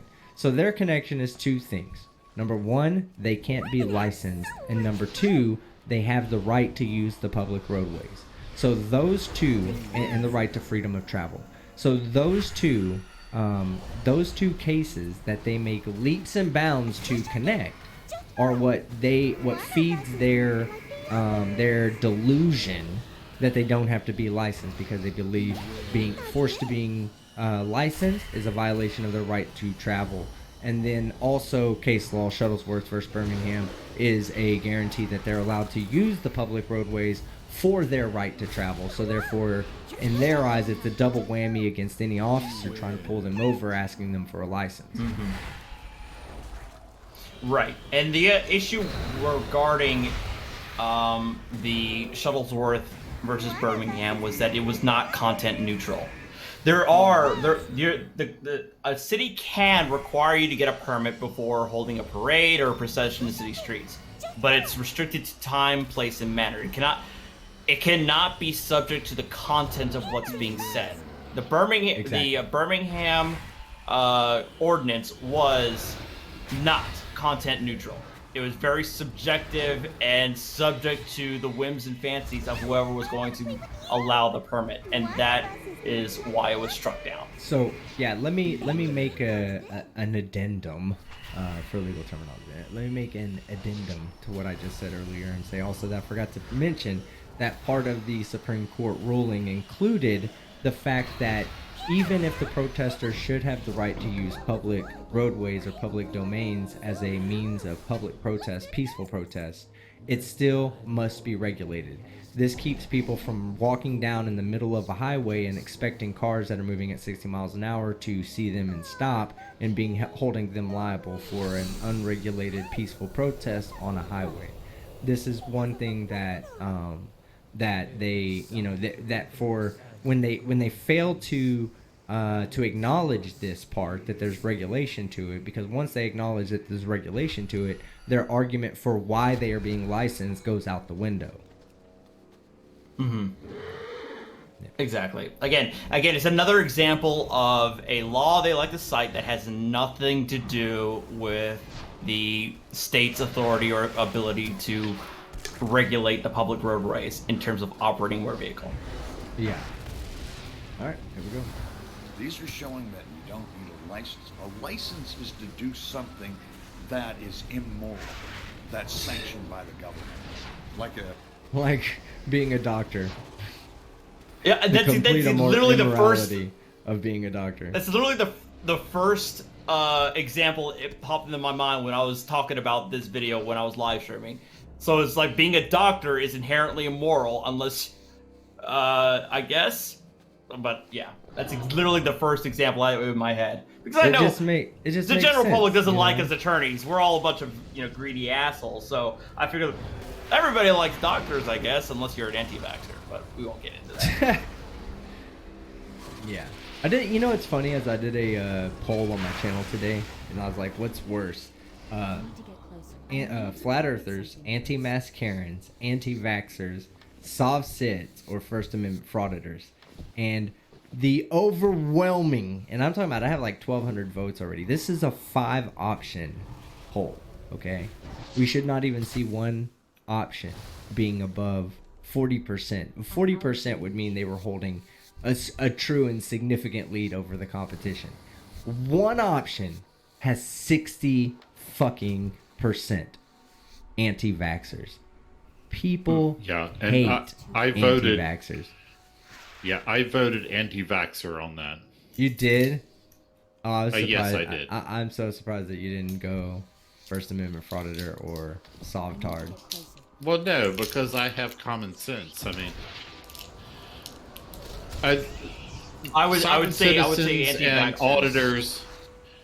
Yeah, sovereign citizens and auditors are fun to make fun of, but who's the most dangerous? Well, It's anti-vaxxers. Who's the worst? Who's the worst? That's what the worst is the most dangerous. Yeah, I would say anti-vaxxers are inherently the more harmful of the group. With sovereign citizens and First Amendment auditors, they're basically harming themselves because they're the ones who are getting arrested and they are dealing with their own consequences. Anti-vaxxers, the Sovsits are losing in that. They're in 5th place. Nobody likes I would say them the either. anti-vaxxers are not just hurting themselves, but the people around them. Well, this guy's trying People to who pose as a aren't lawyer legal, for right? somebody. I would argue that he's, unintentionally No, trying to don't hurt get the me wrong. I chances think of- he's up. No, I agree. Yeah, This guy, has as a victims. guru, he can be dangerous. Right. Yeah. But your But- average but he has- ideologue isn't going to do it. Yeah, Which his is why victims they- are Go ahead, a I'm sorry. person here and a person there. Anti-vaxxers victims are ubiquitous. They could be anybody. Like his victims have to basically sign up to be a victim. Have to have a Facebook account. Right, like they have to go to him and say, "Look, I want to be your victim." Yeah. Anti-vaxxers can just, if we don't have herd immunity, then the unvaccinated can just infect whoever is not vaccinated. People who don't have, who cannot be vaccinated. So they can just, they can infect people that, just have no immunity because they can't be vaccinated. Well, that's what somebody said on my left a comment on my poll today, which I don't mind this comment. I'm pretty sure they were anti what I was saying, or they were anti-vax a little bit, but I don't take any offense to them holding that position. They said something like, but COVID has a 99% survival rate. Why would I do something? And I'm like, what exactly is 1% of 7 billion? Right. Will you tell me what that is? Because I think we're getting it. Oh, 70 million. Okay, so you're just telling me no big deal. We shouldn't vaccinate. We should just let 70 million people die. Okay, no big Right. deal. Yeah, you're right. Or just in the U.S., 330 million people. Yeah, that'd be 3.3 We're getting a bit million. off topic now, though. Yeah, I know. Here we are. Yeah. All right, back to stupid. 6.5 minute video. We're like 45 minutes in. All right, let's do it. 007. Yeah, we haven't even gotten license to my debate Okay? yet. That's assholes. immoral. They need We'll to do be that licensed next. by the state. In other words, they're protected by the state on that. There's nothing immoral about leaving my house to go get a gallon of milk. I only need a license if I'm using the public property. Which is why they don't make you have a license Yeah. to buy groceries. Hold know? on. Like- Can you go back like 5 seconds? Yeah, the license to buy milk shit. No. He said I only need a license if I'm using public property. Hold on, Like okay. go back like Let's see. 5 There's seconds. nothing immoral about leaving my house to go get a gallon of milk. I only need a says it right here. license if I'm using the public property. The roadways are public. So you need a license. He just Yeah. said- I heard him. I get completely what missed you're that saying. part. He completely. He That was a says- self-own. that was the bit. That was a self-owned. Good shit, Rick Martin. Hold on, we'll play the self-owned I only again. need a license if I'm using the public property. The roadways are public. I only need a license if I'm using the public property. The roadways, clip the roadways that out. are public. Oh, I got you. I Oh, got my you. I'll go God. back and grab that for you. But yeah, that is classic. I only need a license to use the public property. Public property. And Robert the public and roads are public. Oh, what a dumbass. I mean, these guys aren't. I mean, come on now. I told you he only had 7 IQ points at the beginning of the show. Come on now. What are we expecting here? And they're paid for by the gas tax, okay? They're not paid for by traffic violations. So when you get into the law, this So- is what so scares what does most that cops. matter? And I'm going to get to it here if I Right. would stop for 1 second. This is what most cops don't like because they don't know it. Yeah, It's they don't like it. non-emergency That's a use fucking of emergency guarantee. vehicle lights and sirens is a felony. No, it's not. Pulling me over. Yeah, but not for emergency vehicles, you piece of shit. Like, what that's saying is that if you put on emergency lights on your car and you turn them on, you have committed a felony. You have basically impersonated a police officer at that point. If you cause people to yeah. move out of the way, you have now committed a felony. This does not apply to actual fucking police cars and ambulances and fire trucks. Bottom fucking line. My Yeah, 'cause you're understanding. impersonating. Well, Go my ahead, understanding Artie. from what, sorry, when I asked my viewers, like, where are these guys getting? Because this isn't the first time I've heard this whole emergency lights bullshit. And I asked my viewers, because I couldn't find it myself, like, where are they getting this idea that, oh, well, if you're using your emergency lights and there's no emergency, that's a felony or that's unlawful. And somebody in the chat pointed to me an ordinance or a restriction or a public policy thing, where it's supposed to curtail officers who use the emergency lights, like, for their own personal benefit. I.e., if he's deciding that he wants to run through an intersection because he wants to go get his lunch real quick. Yeah. That's or if he what wants to the get intention home quick is. in the afternoon. Yeah. In other words, you're only using your lights when you're actually performing your duties. Not so much that there's like a emergency, like somebody's dying, but that you're actually using it in the performance of your duties. Not this bullshit where, oh, it's a traffic stop, it's not an emergency, according to subsets. That's my understanding of where this whole emergency lights thing comes from. Let me address something in the chat. Clifford Reynolds, yes, absolutely. You can share a link to Virgo Triad's fundraiser. She's amazing. Yeah, actually, can I have 30 seconds? I just got a text about that. She's still a little shy of the goal that she needs to get. And this isn't for, her rent or anything. This is for medication.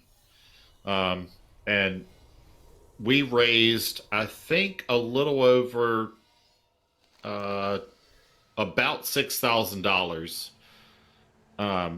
on a stream that I had the other day, and she's just barely shy of it. So if people would go and donate to that, I would see it as a personal favor. Yeah. I me don't. too. Nobody has an axe to grind with Virgo. I mean, she's. Yeah. All right. Well, let's continue on with the video. Not back everything that Schrodinger just said. So here we go. For a traffic violation, they just committed a felony. And if they don't Look at have that. They reasonable just committed a suspicion felony. that I'm engaged in Well, conduct, felony, but they're goddamn it, done. they committed And it. I'll bring out my brothers. I'm gonna put this away real quick. I'm gonna bring state trooper. Yeah, this is the part that actually got me triggered. Okay. Really triggered Texas because of the criminal absolute law. lie that he's about to display I here. went to his car and I made him read this, and you're gonna love this. No, This is he out of their didn't. own law No. books. This is the LexisNexis. And it says under section 502.003, registration by political subdivision prohibited, except as provided by subsection B. A political subdivision of this state may not require an owner of a motor vehicle to register the vehicle, pay a motor vehicle registration fee, or pay occupational tax or license fee in the connection with the motor vehicle.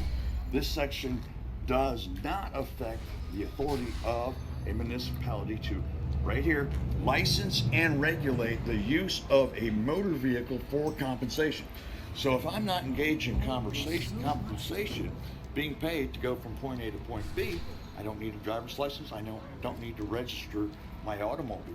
And it is an automobile. Massachusetts? Pause. For the love of God, pause. And All this... oh my God. This is the question that I posed to my audience right at this moment. And I asked them a very simple question. Is the state of Texas a political subdivision of the state of Texas? No. I'm going to go out on a limb and say no. The answer is fucking no. So therefore, the state of Texas is not bound by this section. It's not restricted by this section because it's not a political subdivision of itself. And that's where I basically lost it there, and I got really heated at this asshole because either he's too stupid to read the statute or he's actively deceiving his audience, or both. A little bit of both. Both. Yeah, both. Codes are pretty similar because they're all federal. They're pretty much the There's same. a copy of Massachusetts. Yeah. It's got, you can online. You can find it, and I will tell you, go to like Amazon or eBay and buy a used one. My brother had to pay $300 for this book. Okay, and then you look at it here. What? Imposed a permit fee or street rental charge for the operation of each motor vehicle, okay, used to transport passengers for compensation. So who needs a driver's license? A taxi driver. You do. Anybody that's engaged in making money using the public. All that exemption says is that the city of Houston can require additional registration for taxi drivers. That's it. Oh my God. Okay. And this is where people in chat are like, Artie, where's your heart rate monitor? Because this is the kind of like stupid bullshit that gets me heated. All right, so I've downloaded him getting arrested in court. I figured we could at least do the people a favor, do the judge and the jury in the side chat right now a favor of getting to see him in his day in court and how amazing this is. Yeah, this is pretty goddamn good. I haven't seen it yet, so this is new to me. Oh, you're gonna love I'm it. excited. Yeah, you're gonna love it. I thought you did watch my video. Oh, damn. What? Schrodinger's You cat said you were just going to got watch called my out. video talking about Rick Martin getting arrested. Exposed. You have a channel? You said, I'll be watching. I didn't know that you had Wow. a channel. Artie, So what's it called? Wow. By the way, I just noticed that I've been muted for the last like 3 hours. Okay. No, it's okay. I guess. No, don't worry about it. It's Artie something. No, on his channel. I watch a lot of Artie stuff all the time. I didn't happen to get to this one. Artie, there's this that's thing what everybody called says that doesn't 70-hour watch your work channel. weeks. No. No, it's okay. I It's do okay. this It's okay. thing. It's okay. Yeah. No. It's okay. You have your priorities. I see where I am on the building totem pole. It's okay. fucking submarines to protect the country that you live in. Look at this deflection. Objection, Your Honor. Deflection. But no, okay, go ahead, Shorty. I'm sorry for humiliating you. I'm gonna do this right now. I'm gonna What are do we this doing? thing. I'm gonna unscrew this thing and I'm gonna pour this thing into this thing. And then I'm gonna put this thing into my face hole. Okay, well, I'll take one with you. The video is loaded up, though, Artie, for your enjoyment. Free Irish Demon. That's what we're gonna do tonight. Oh yeah, that's fucked Free up. The demon. We Free the demon. Well, I guess we don't have time to talk about that, but that's fucked up. Oh, look at that. Brady Photography called you out. Cheap whiskey. I know, right? In a wine glass. I love it, Brady. I love it. No. Oh Okay. no! She called me out. She called me out earlier. She said I can't watch Artie. He talks too much and interrupts. That happens. I get said that all the time. Don't worry. Well, the only person that doesn't is the hotel. person that puts like zero effort into his videos, like Schrodinger. That's the only person that's gonna. For fuck's sake! I love you, Schrodinger. You know I'm kidding. Come on, let's take this shot together, brother. But I'm in a hotel, so I've got the glasses that they give me. You know. This is true. I don't have all the cool kid, stuff. So, it's not a holiday Inn either, guys. No, Brady, it's I apologize for assuming your gender. Brady's cool. Brady's cool. So, for our Irish demon, what is it? He says cilantro. Cilantro. Cilantro. Yeah. Cilantro. Yeah, I heard cilantro too. So. It's pretty smooth, but it's not at the same time. All right. Constitutional lawyer Rick Martin has his day in court. Now, for those of you... God, I just think of Ricky Martin. I just... Living La Vida Loca. Living La Vida Loca.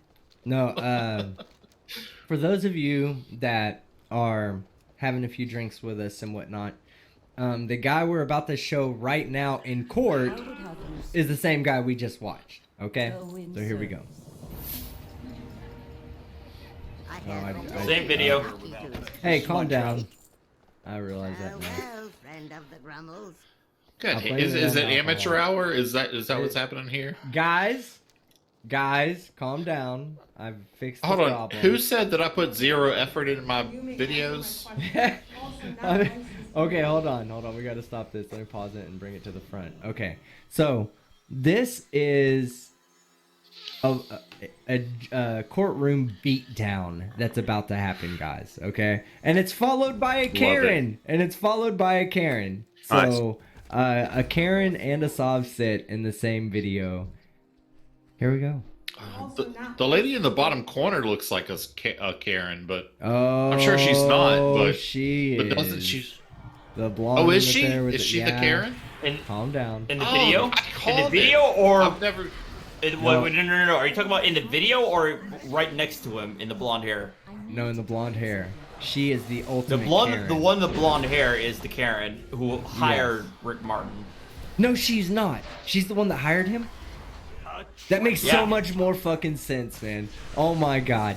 Wait, I get surprised every fucking day. Wait, you didn't know that? Yeah, I didn't know she that hired was him his... specifically. Oh she hired him specifically, It just got so much better. It did. A Karen hiring a Sunset lawyer. Ah, what a fucking dipshit. Okay, here we go. We're gonna let this one just play all the way through, and we'll comment on it. Yeah, it's a short we'll one. stop it. We'll stop it after him and right before her, and then we'll comment after each one. Here we go. Also not licensed in any other state, is that correct? You may answer my question. Are you licensed in any other state to practice law? All right, you're also not licensed in any other state. I am therefore holding you in contempt and asking access to arrest you. You intend to carry ticket up to 93 days and or $7,500. This is why you don't want him to be your lawyer. You have formally, by your own hands, told this court that you were a lawyer and that you wanted to represent your client. May I make a statement for myself? What is your statement? I'll give you 1 minute. Okay. Love it. Clearly states that the practice of law is a law of common law. I was not aware that I would be here other than acting as assistants, not as full lawyer, but as assistants of counsel in this matter to her, because she does have understanding problems of the English language. Sir, apparently you have problems. This says apparent. It is not argue with me because what will happen is you'll get another 93 days and then we'll start over. So, sir. You get in 6 months if you open your mouth again. Jesus. There is no other definition. It is plain English. You can cite cases all day to me. You're entitled to a hearing. Your rights remain intact. But for today's purposes, you are under arrest for contempt of court. This court. You may be escorted out. Thank you. Thank you. Nice. Bye-bye. All right, right. pause. Yeah, pause. So, yeah, let me just say something real quick. You hire a lawyer so that you don't go to jail. You know, in a lot of cases, or you hire lawyers to get a favorable decision for yourself. When the actual lawyer that you hired goes to jail, you're kind of screwed. It's sort of like you hire a bodyguard to keep yourself from getting beat up, and then you watch your bodyguard get beat up. Yeah. Like what? So here's the thing. What? Go ahead, Artie. No, go ahead. Here's what I have on. I understand, because if you go in and play the rest of the video, or at least there's like a raw footage of an even longer one.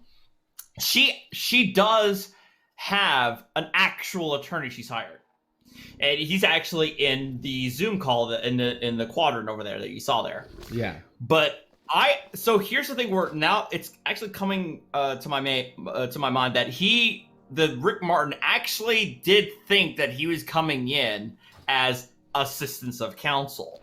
The problem is that when he filled out the fucking paperwork, he filled out the paperwork as if he's going to be representing her as her actual attorney.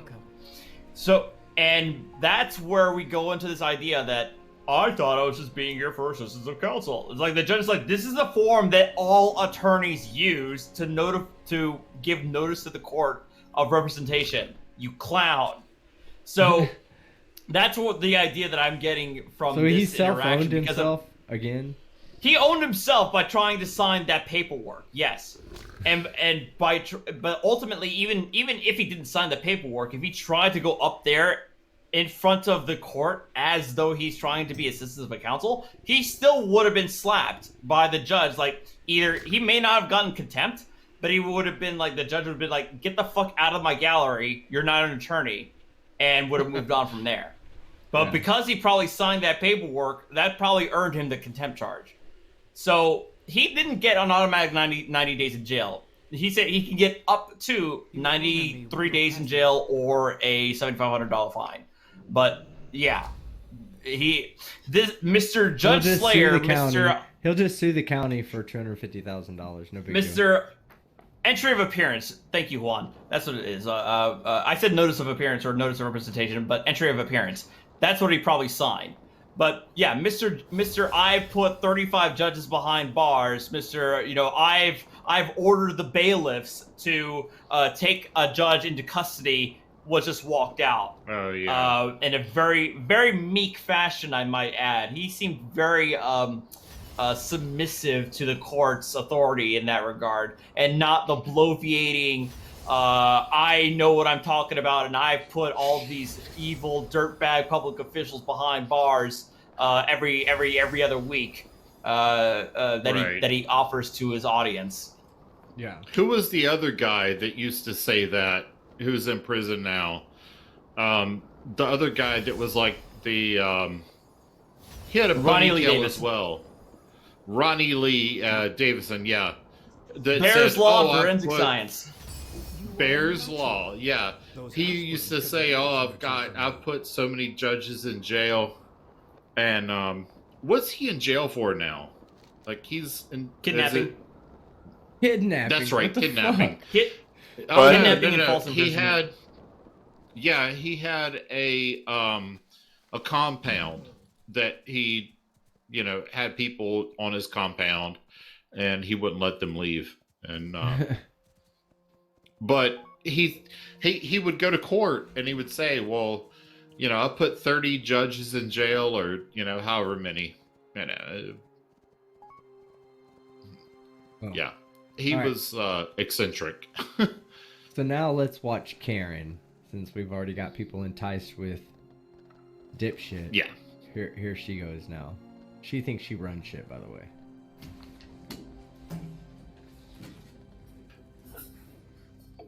Oh, look at her face. She's mad. Of course she doesn't have a mask on. And my hat Backfired on me. team has informed us Ma'am, that one of our I will nemesis address has you. become If you would like to go out unresponsive. of order, we'll See start that she this has all maybe that she 3 days needs from to now. return to her duties. Oh no. No. Oh, you what got the short fuck? version. I got the short version. What the? I mean, come on. Oh, come on. So you know, so many of your girlfriends always say that. I got the short version. Hey, come on now. That's it's really mean. I mean, I have to say, Mr. Brady Photography, I actually cannot blame you. I am well aware that I do interrupt a lot. I do talk a lot, and I've been trying to work at it. But I can't blame you for calling me out on my issues in live streams, because I do it to other people too. Thank you. Anyway, moving on. In Artie's defense, Artie, all you have to do when anybody calls you out for that is say, Brainy Beaver. Brainy Beaver. That's what I do. Yeah. Like, I'm not even kidding. I've blamed. Whenever anybody says that I interrupt, I'm like, well, I'm not as bad as Brainy Beaver. And you're being factually correct as well. Love you, Brainy. I know. All right, so here's the thing. Like, okay, me personally, as a friend of the people in the live, say this alcohol is actually pretty good. But anyway, me as a friend of you out there in the side chat, I have two options. I can say, fuck you guys. We're not gonna watch the extended version with the Karen in it. We're just not gonna do that. And then the second part of me, there's a second part of me that says, I can't do that to them. I love them. I love them so fucking much. It's indescribable. I mean, I could describe Do it you for want to hours. spoon the audience? I want to more You want to than be the back spoon spoon? audience. But what I did, basically what I'm trying to tell people is, before you rudely interrupted, is that I went out Not as bad as Brainy. and got the... I'm sorry. I had to interrupt myself in the middle of doing this incredibly entertaining voice change and tone change for you. But I agree with you 100%. You do not interrupt as much as Brainy does. There's something that's funny about Brainy Beaver, and I hope Brainy's out there listening. He actually has an invite to this call. I thought he would be joining by now, and he can join at any time to defend himself. But what I love about Brainy is I can get in a call with him, like in a Discord call with him, and I can say like only 5 words over like 30 minutes. I can just say like, oh, hell yeah, that's awesome. And no matter what he's talking about, he will continue talking about it and find a way to transition into a new subject for 5-10 minutes. And then when he goes, like, then he gets to a point where I'll have to go, then I have to add it a second time. I have to speak up and I'll be like, hell yeah, man, that's fucking cool. And then he'll continue talking about it, like, continue to talk about it. And then he'll get to another point, he'll naturally evolve into another topic. And then as he goes into that topic, I'm like, hell yeah, bro. I'm down with that. And then he just continues on longer and longer and longer and longer. And he'll naturally transfer into another topic. And then he's like, I'm over here crying because it's so true. And he's like, what do you think about that? I'm like, well, sounds Brady, that's why I got a mini fridge. Was so I could lessen the amount of time I had to pause to get another beer. That was for you guys. But I do actually enjoy speaking with Brainy. I don't want people to think I'm actually talking shit about Brainy. Brainy's one of my no, we're not. We love on here. He has an invite. All he has to do is join. He said something about fucking licking his vanilla hole, which I don't have any idea what that means. But if he's doing it, more power to him. I invite Brainy to everything that I do, Yeah, because we love the guy. Yeah, he is. He talks a fucking lot, but it's like it's that guy that's in your group that Yeah, we all know in the military, like we make fun of whatever one. Everybody's like. Everybody has one thing that they do, and we all make fun of them in the military. And so Brainy, that's the thing that we make fun of, is that he talks a lot. But we love to have the guy around. Well, yes, I'll agree with you on that. But one night, I want to tell you a funny story. One night, like, me and Brainy were in this conversation, and the subject of the vanilla butthole on a beaver thing did come up. But I'm being serious here. I'm not even trying to be funny. Why are you laughing about that? That's not something. You said vanilla butthole. How am I supposed to not laugh? He has well, beavers have a vanilla butthole. But anyway, okay, Artie will be back. We'll love on him in a minute. But anyway, so we were sitting there, and I asked him about it. Like, I was like, "Are you sure? You know, like, I'm gonna ask you. Like, don't lie to me. You know, what's the vanilla butthole thing about?" And he told me, and I was like, "Cool. You know, whatever. I don't care. That's fine. I'm still your friend." But he started to go into this in-depth conversation about the vanilla extract from the butthole of a beaver, and I am not even fucking kidding. He went from that conversation on that topic seamlessly into HVAC. Like, I'm not even kidding. He went from talking about vanilla-scented buttholes of beavers into HVAC. And there was no, like, not at any point did he stop the conversation to completely go 180 in the opposite direction and start talking about HVAC. It was a natural progression that was so smooth. It was a natural human being talking, you know. I mean, to him, it was so natural to go from talking about vanilla scented buttholes to HVAC that I didn't even say, for no lie. And Brainy will fucking he will validate this, okay? Because I don't lie. So Brainy would validate this. No. I said, Brainy, would you ever mind if I just recorded our conversations moving forward? I was like, I could actually have a conversation with you every day and start a separate YouTube channel. Just be like Conversations with a Beaver, you know, and just have him talking. And as he's talking, like, I would never say anything. Nobody would ever know my identity. Nobody would know it's me because I don't have to say anything. All I have to do is ask him a question that gets him going in one direction and allow the beaver to happen.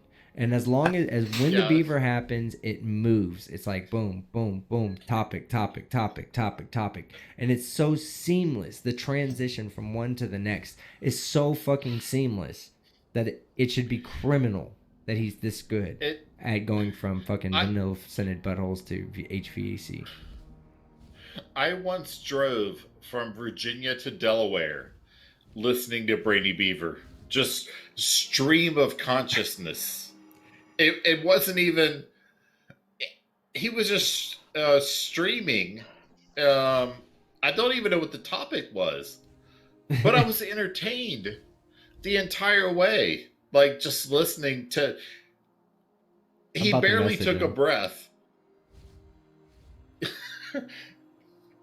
I think... I know I invited him last night to my after show. Well, I just sent him a message that says, "Jump in, asshole." So, maybe that'll convince him to get in here. I like Artie. Oh, Artie, you don't have to tell him. You don't have to cuss at Artie to get him to join. You're just like, "Yo, Artie, you want to join?" He's like, "Yeah, sure. Send me a link." With Brainy, you're like, "You want to join?" He's like, and then he goes on to a fucking 75 fucking message long fucking reason why he can't join, instead of just saying, he does do that, doesn't he? Let me, I'll be there in 5 minutes, and then joins, you know. Well, look, I am a whore for exposure, so I mean, I'll just post myself on any platform I can, you know. I like putting people on the platform with me that actually that I enjoy. You know, I really do enjoy your content. I'm telling you, YouTube continued to recommend the conversation you had with a soft sit more. Not a soft sit, a more. Probably Devon Bay. Because that's the most recommended one. Oh my god, it gets recommended to me all the my time. God. So if I'm watching a video, it like, always just goes to the next video, and there you are again. Like, but 2 years ago, I watched that, and that was... I think that was my first exposure to Moors. Was listening to you talk to weird Devon. People, man. Those are weird people. I get... Go ahead, Artie. Well, for one thing, That was my first like debate, like first actual one-on-one, and the channel's not even mine, so I didn't even get anything out of it. But I still give all credit to Van Balian because I gave him permission to share it, you know. So go for it, do it. Van's awesome. But oh yeah, I love Van. But yeah, that was my first exposure to actually dealing with a more sovereign citizen one-on-one, and yeah, that was an experience. And what's best about it is that it's not just you guys who got recommended it. My family, who didn't know I was doing this shit on the side on YouTube, they found out and like, wait a minute, Sam, what are you doing? Hey, I'll be right back, guys. You guys have a conversation. I'll be right back. It was a very interesting. Okay. It was an interesting thing for my my brother-in-law. Was like, hey man, why did YouTube recommend me a video that you apparently debated with somebody? It's like, yeah, that happened actually. Yeah, that was like before you and I knew each other. Like I watched that, and I was like, I knew who. At that time, like, I was watching Flat Earth, so I knew who you are. We had never actually interacted with each other before. Right. That was yeah, like in that 2019. Was way before we knew each other. Yeah, yes. It was 2019 when I had that debate. So, team's not here. This is going to be very interesting to you. I don't know how much it'll be interesting to the audience, but you and me and OPT Lawyer have this Discord that we chat on. Yep. And so this is gonna be funny. Are you gonna actually? No! It's not gonna be funny, you asshole. I know exactly what you're about to do. I'm not going to talk about the TED Talk. I'm not going to talk about the TED Talk that I pranked y'all on. I'm going to talk about the person that helped me prank y'all. Okay. Yeah. Okay, do it. Okay, Whatever. so I told OPT Lawyer and Artie that I had been asked to do a TED Talk, and they totally bought into it. And for 2 weeks, myself and another person led them on and told them, okay, here's the person I'm talking to. We're scheduling the TED Talk. Here's the subject of the TED Talk. They thought that I was going to do a TED Talk. Artie, you believed that I was going to do a TED Talk, right? I did. And Yeah, I okay. did. The only reason why I did was because of your actual exponential growth. You were actually growing as a channel a significant amount in a short amount of time. So that's why, you know what, I'll buy it. Hey, it's crazy, Schrodinger, huh? It's and crazy that's why how I knew that I could number of subscribers gives you buying power in this world, right? So I don't know if you were listening, but I pranked Artie and OPT Lawyer that that I had been asked to do a TED Talk about how to grow a channel on YouTube. And Artie and OPT Lawyer. Rule number 1: put as little effort into your videos as possible. Exactly. Well, that was going to be part of my TED Talk, but they believed that TED Talk had asked me to do a TED Talk. So I led them along for 2 weeks saying, oh, I was just talking to, and I made up a fake name and said, you know, she's a producer from TED Talk. She's going to walk me through the whole process. And they were right back. They were like, oh, that's so fucking exciting. You know, this is going to be so cool. You know, as if I was going to do a TED Talk. And there was a third party that was in the chat who was in on the joke and was saying, oh yeah, I've heard this from, you know, a neutral party that you've been asked to do this TED Talk. And we pranked them for like 2 weeks. And then yeah, I told them like you guys are gullible. You need to do a TED Talk though. Yeah. Now that you've already I told did everybody. need to do a TED Talk. All right, here we go. This is the extended version, I promise. See, I was getting really hyped earlier about it before you cut me off and moving on this tangent like Brainy Beaver does. You walked but away from the mic, dickhead. That was And I'm not momentarily. going to trust anything that Schrodinger says from here on out forever. I do not blame you, Artie. I do not blame you. Okay, so here we go. This is the rest of that tape that we all needed to see. Thank you. There it is.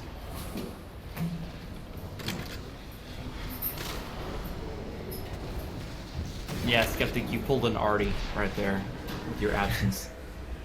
Oopsie.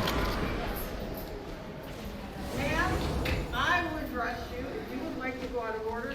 We'll start this 93 days from now. Now, before we proceed, appearances for the record. Good afternoon, Your Honor. Danielle House, Agriculture and Rural Development. That judge ain't playing, by the way. Ma'am, please raise your right hand. Do you swear or affirm the testimony you're about to provide will be the truth, whole truth, and nothing but the truth under penalty of perjury? Ma'am, stop. I know you want to control this room. This is why you have to be licensed to be a lawyer, because there's time and places for everything, and when you try to stand up and make testimony before giving an oath of truth, you can't hold anything that's being said to be true because she didn't make the oath of truth. She was asking for, I would like to call something or another, but you could also see that she was reading out of a pamphlet right there. So again, so it was clear that she got some pamphlet probably from Rick Martin, and so she was trying to make a calling as a witness or somebody before she's even sworn in, which is, again, my understanding is that she is a Polish immigrant, which makes this even worse in the sense that if it's true that she is an ESL, like English as a second language, then that makes it even more predatory on Rick Martin's behalf, because he's taking advantage of somebody who is new to this country and may not know the actual intricacies of the law and procedure. She still needs to listen to the judge's orders. But also yes. Also yes. Oh, here we go. But this isn't Burger King. When the sign changes to Burger King, you can have it your way. Right now, this is my courtroom. Love it. That's awesome. You will answer my questions. And stop. Do you promise to tell the truth, the whole truth, and nothing but the truth under penalty of perjury? Yes or no? Are you going to tell the truth? All right, I'll take that. Like, why did she not say yes? Her attorney is. Why did she not say yes? What went to Probably happen because for her to not say that? she's probably at this point been manipulated by Rick Martin and similar individuals who have already told her that everything's corrupt. The courtroom's corrupt. Do not do this. Do not do X. And she has bought it hook, line, and sinker. Yeah, just obstinance. And here's the thing that I think in a courtroom, the judge is sort of like that's the person that owns, what happens. And I think, team, you and I can analogize that to a commanding officer. Yeah. Especially at sea, the commanding officer is the dude. Like, he says what happens, what doesn't happen, what happens if you don't do what I say. It just runs everything. And that seems to be analogous to a judge in a courtroom. That's the dude. Oh yeah. What he says goes. You listen to the judge. You can always object to it later. You can always file complaints and anything you need for any kind of violations. But in that moment, it's best to just defer to what the judge says. Exactly the same with a commanding officer at sea. Once Exactly. you get back to the pier, you can say the skipper said this and it wasn't right. But in that moment, when the skipper says you're going to the brig, guess where you're going? You're going there. Because they're Right. fighting that. All right, so No. let's continue on with the video. On here. Where is her attorney? He's the chief again. Say anything again without telling me you're going to tell the truth, and I will hold you in contempt of court for 93 days. Contempt carries with it 93 days and or $7,500. You will not act disrespectful in this court. Do you understand, ma'am? You certainly may remain silent. Where is your attorney? Do we have an attorney? I can only imagine if that attorney's like, what the fuck did I get myself into right now? Yeah, that poor guy. I would just withdraw. Couldn't he just withdraw at that point and say, I didn't, sign up for this? Or can he not? At that point in time, probably. At that point in time, probably not. Only because I think at that he said that he hasn't even fully interacted with her at that point. Because eventually he'll say, I need 5 minutes to talk to my client. So I wouldn't say not at that point because he hasn't even talked to her yet. But yeah, he's caught in between a rock and a hard place. As we would say in the military, his pucker factor is at 11. Like, oh yeah, like his asshole is just tight. He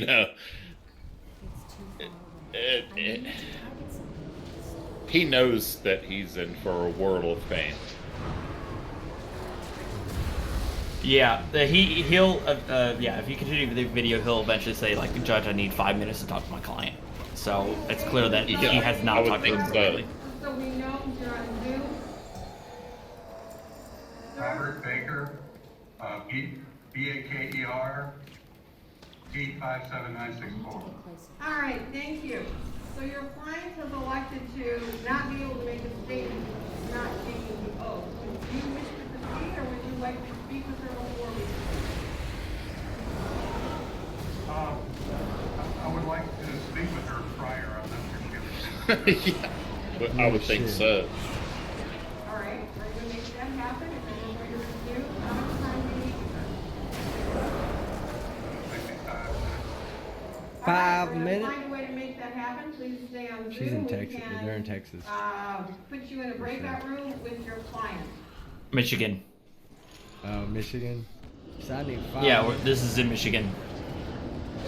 Oh my goodness, man. Oh, it's so bad.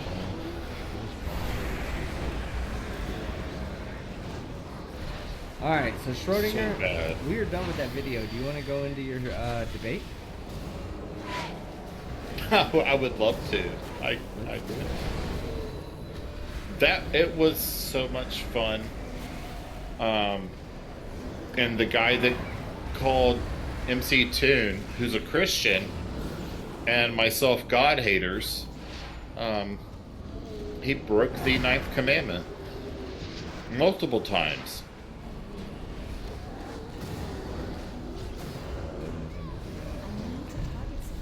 I actually can't even make any comment because I had a brief engagement at around 6 o'clock or 7 o'clock when the debate was happening, and by the time I got onto MC Toon, it was already over. So I missed the entirety of the debate. How long was the actual debate, Schrodinger?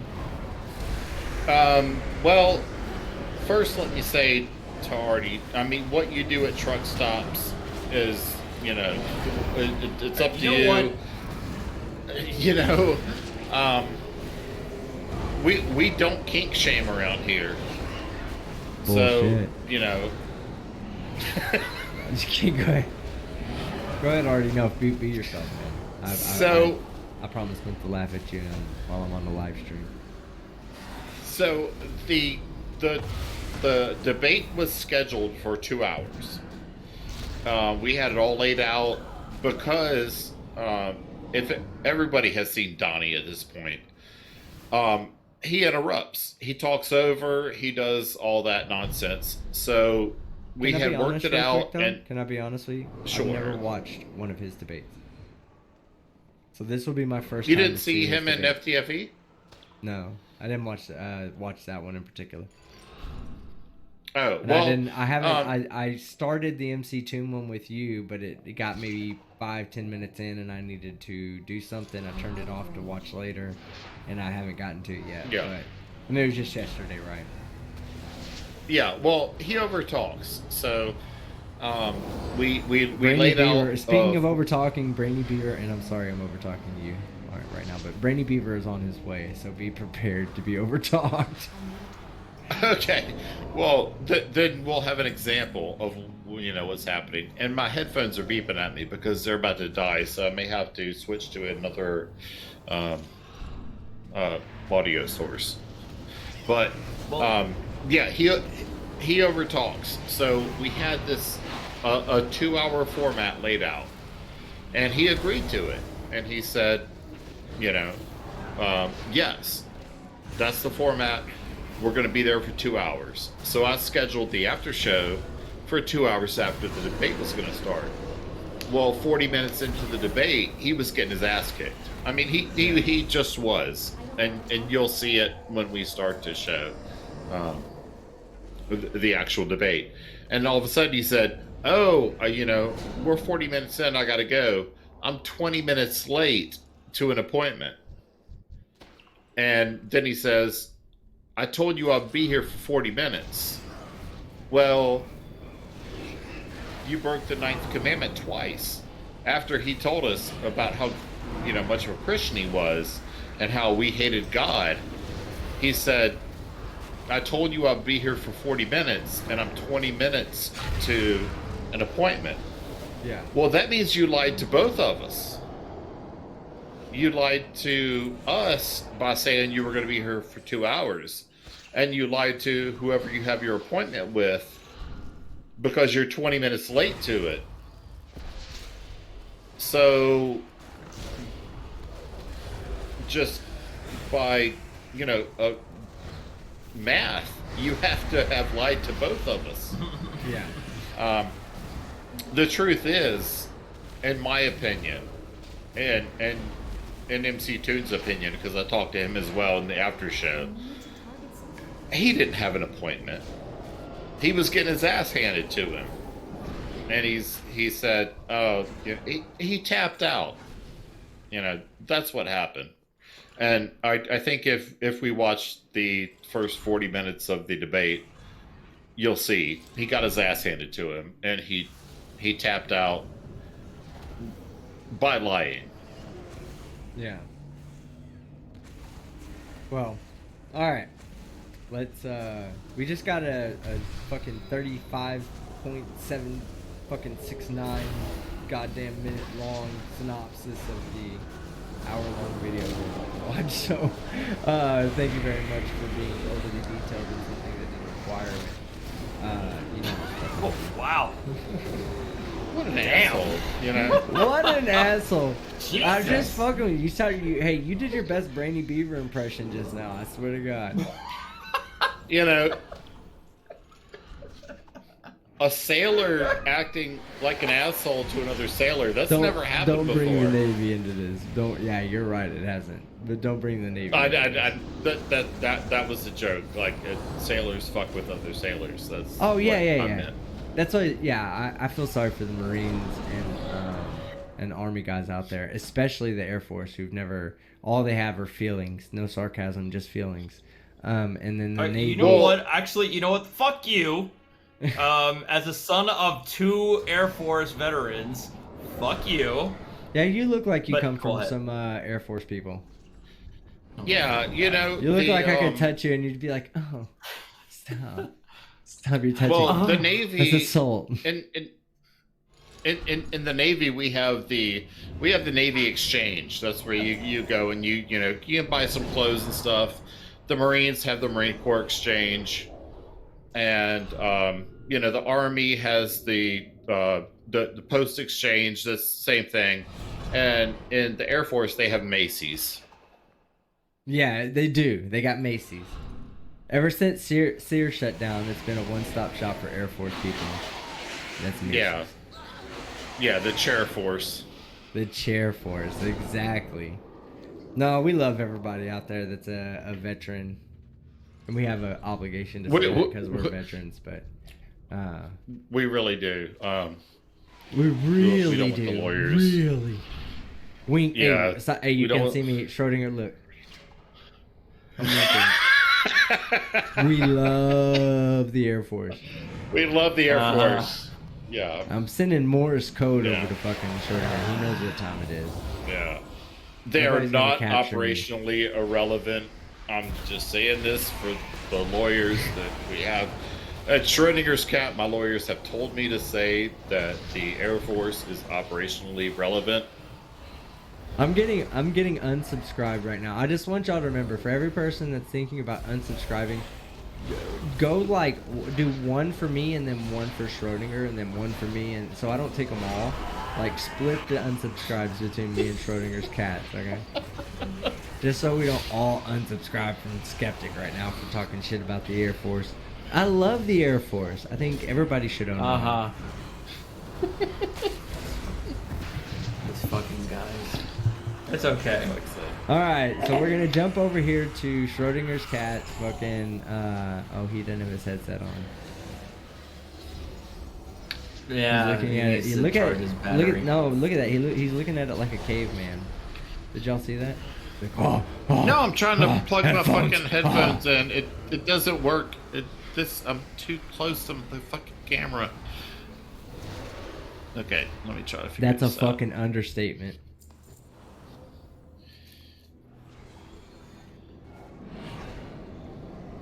I won't put you on blast by making you the only person on screen.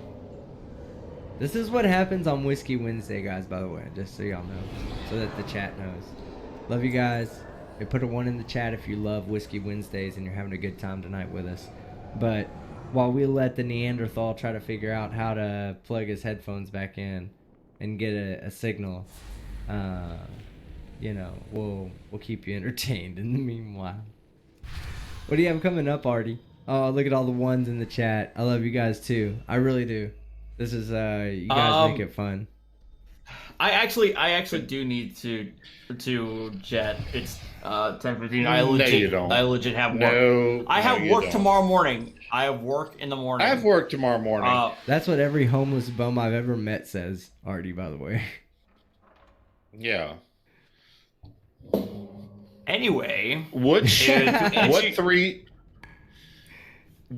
billion submarine do you have to work on in the morning? Oh, this fucking guy. Here we go. Anyway, to answer your question, I'm ignoring Schrodinger at this point.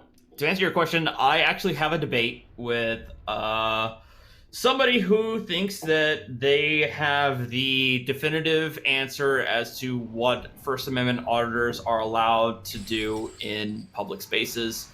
He called me out a couple days ago when I was doing a live stream on Accountability Angel, when she tried to make this, that, and the other claim. He challenged me to a debate. I said yes. So it's supposed to happen tomorrow at 7 o'clock on my channel. So we're going to see if he has the appropriate case law available, and we're going to go from there. That's what I have going tomorrow. That's awesome. That's awesome. You know what? I'm gonna let that. I'm not even gonna push back on that because that sounds like a fucking great debate that I want to watch. Yeah, I was about to call him basically a civilian Air Force guy, but I mean that sounds pretty cool. Actually, so I'm gonna reserve my insults for later. For the record, Brady, I do not drink. Wait, did you just call Brady? I don't drink. You just called me Oh, there's Brainy. Oh, Brainy, what's up, Brady, man? Brady. Oh, Brady. Brady is still riding my ass about my problems with live streaming. I'm telling him I do not drink when I do my debates and discussions. For the record, on the record. Oh, I do. I do. Lies. Brainy Beaver, who just happened to be Artie. You were fucking with my head just a second ago because Brainy Beaver had joined. I thought you said Brainy. You actually said Brady. I thought he did. Yeah. Probably the whiskey. He did say Brainy. He did say Brainy. I know he did that. I said Brady. He was talking about the Greg Brady from the Brady Bunch. Oh yeah, I love that guy. It's one of my favorites. Yeah. No, I think he's talking about Brady Photography in the chat, who has a bone to pick with Artie. But Artie's doing his best being Spartan 301 man right here. I was muted. This is the Brady is Artie. also muted, so I'm not Brainy muted now. Or Brady? Brady's not muted. No. He's talking in the chat right now. Brainy. Now I'm here. You're in trouble. Brainy, did you not? What's up, Brainy? Brainy, qualify me, Brainy. Okay, qualify me. One night, you and I were having a conversation, and did you not? We started talking about vanilla-scented buttholes on beavers, and we ended up talking about HVAC. Is this not true? And I said, I need to start. What's HVAC again, though? And I said, I know what Brainy, I need to record these I know what conversations. HVAC is. There's too much going on here for me not to be recording them. And he was like, dude, Yeah, that's how it is. let's start a new channel, dude. It's so fucking bright here, though. My lights are out or something's weird. It's the face. heating, ventilation, and air conditioning. Hey, I'm gonna be honest with you. Oh, I HVAC. did you? Oh my God! I have HVAC. to now question. Hey, Schrodinger, I now question everything Brainy's ever said about fucking air conditioning before ever. When I called it HVAC. HVAC, and he didn't know what that meant for HVAC. I didn't. I'm HVACR, so I just didn't. My brain wasn't functioning like that. HVAC Oh no, retarded. you didn't know what HVAC Refrigeration. was? I didn't just abbreviate like we call it HVAC, not HVAC. Yeah, that sounded like in you were fairness talking to about Brainy- human papillomavirus or something. I'm not sure. No. in fairness to Brainy, I've only ever known it as HVAC. I've never heard it as HVAC. That's what it was. So It was just a different way of abbreviating. I'll take Well, Brainy's side. You can take my place in starting the new Brainy Beaver channel. So I submit that to you. You win. What do you guys? I got my Guitar Hero guitar back there finally. Yeah. That's a whole lot of information. I saw that. There was a lot of lonely, no girl nights with a bunch of guys in basements with that thing. Brainy, are you drinking right now? Yes or no? Well, I haven't been because I was putting kids. I didn't say were you drinking previously. Are you drinking now? Like I have the same what? alcohol And that if- you criticized me for last week, so here we are. I'm gonna be Yeah, criticizing so- you only because I love you though. So don't ever take offense. What is that? It. It's the same Absolute vodka, Russian Is that urine. grenadine? Oh you yeah, drinking grenadine absolute. right That's a, Absolute's good is a- fucking vodka. That's a solid. Vodka. Yeah, that's a solid vodka. They were hating on my fucking Absolute last time. Nobody Although, hates there's been accusations this has been filled with water though. I would not Yeah, doubt it. it's not. Or clear honey. Clear honey. Listen, it could have been shrimp tails in my cinnamon toast crunch. I'm not entirely sure. That's, Did you see that? It was sounds bullshit like today. an amazing breakfast. It's not Stoli, but I mean, absolutely, that's a solid vodka. Yeah, I like Absolute. So I'm hanging out with a bunch of chicks, Yeah. I guess. The only So, vodka I've ever enjoyed is Tito's. Oh, So, hey, Brainy, look, no, we're gonna look at no my, lie, no lie, no lie, no lie. Hold on, look at this. The Tito's, right? I don't even have to leave my seat. There's my Tito's right there, baby. On the Artie, come on, bro. Get respect, right? blame my brother. RESPEK, respect. I have this right here next to me. I'm not a fan of vodka, but my brother told me about Tito's. I tried it, and I'm like, okay, you're right. This is fucking awesome. Dude, Tito's is literally the only vodka I'll ever drink. It's the only vodka I'll drink. Just won't do it. So, Won't Brainy, we're gonna look at my debate from last night. Did you watch it? Nah, I was busy. Sorry. Brainy doesn't watch anything but Brainy Beaver videos over and over. Nobody. That's 100% not true. I just have a lot going on. But yeah. I tuned in just in time to see. I saw some dust floating in the air, and there was the whiff of Donnie still hanging. I can't have bros. My friends just don't do anything. Okay. Brady Photography. Hold on. Brady Photography says Grey Goose. So as far as vodka goes, I need a thumbs up or a thumbs down from everybody. Brainy, Grey Goose, thumbs up or down? Isn't that like if you just watch Snoop Dogg videos, like? Yes. Artie, are you there? Oh, you were motionless for a moment. I thought maybe your video feed had frozen. He fell asleep. Yeah, he did. I swear. Grey Goose, thumbs up or thumbs down? Are you drinking that? Thumbs up. I'll drink Grey Goose. Yeah.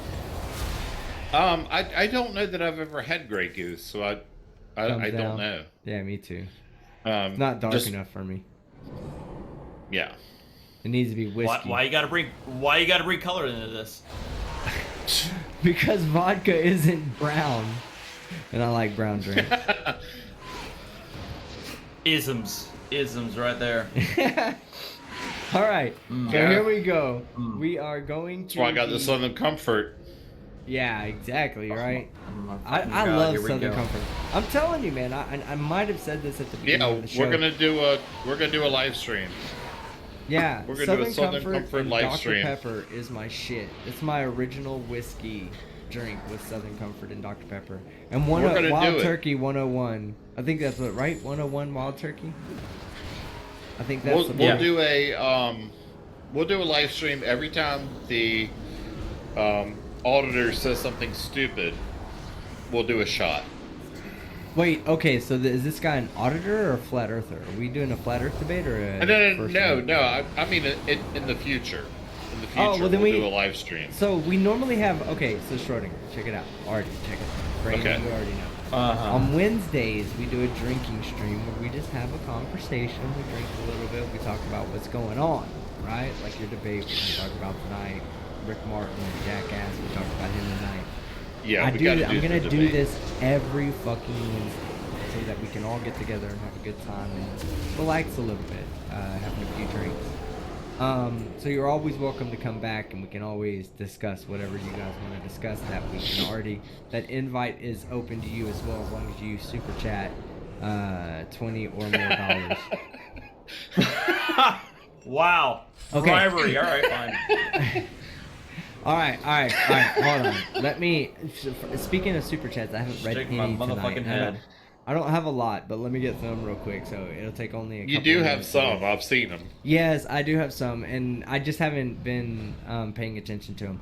Jackalope Herdmaster for $5. Is rum okay? I'm really too drunk to go out for whiskey. Well, if you're too drunk, I want to say first off, don't go out. Take my advice. It's not worth it. The second thing is rum is okay as long as you're in the Caribbean. If you're outside of the Caribbean, then you're just chasing vagina too hard. I've got Big Black Dick upstairs. Maybe that's what I should be drinking. It's an alcohol. What the fuck? Big Black Dick. That's what's called. I'm sorry. It's the name of the alcohol. I'll go get it. In fact, yeah. Why am I not? Drink it down, Brainy. Drink it down. I'll be back with some Big Black Dick to suck on. Okay, 1 second. Oh my God, John! You don't get to dictate. You don't get to dictate my culture's liquor, okay? So none of that. Oh, he said dictate lick her. Oh, for fuck's sake! You're cut off. All right, you're done. All right, John Fukumoto. Well, you for can lick her in the $4.99. front and shrink her in the back. John Fukumoto for $4.99 says, "Hiya, what up, John Fukumoto? It's great to see you. Thank you very much for helping support the channel. It means a lot to me."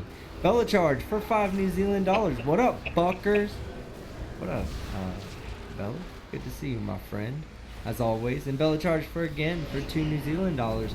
For those that don't know, Bella Charge has built me a life size, a human size, one that I can crawl in size vacuum chamber.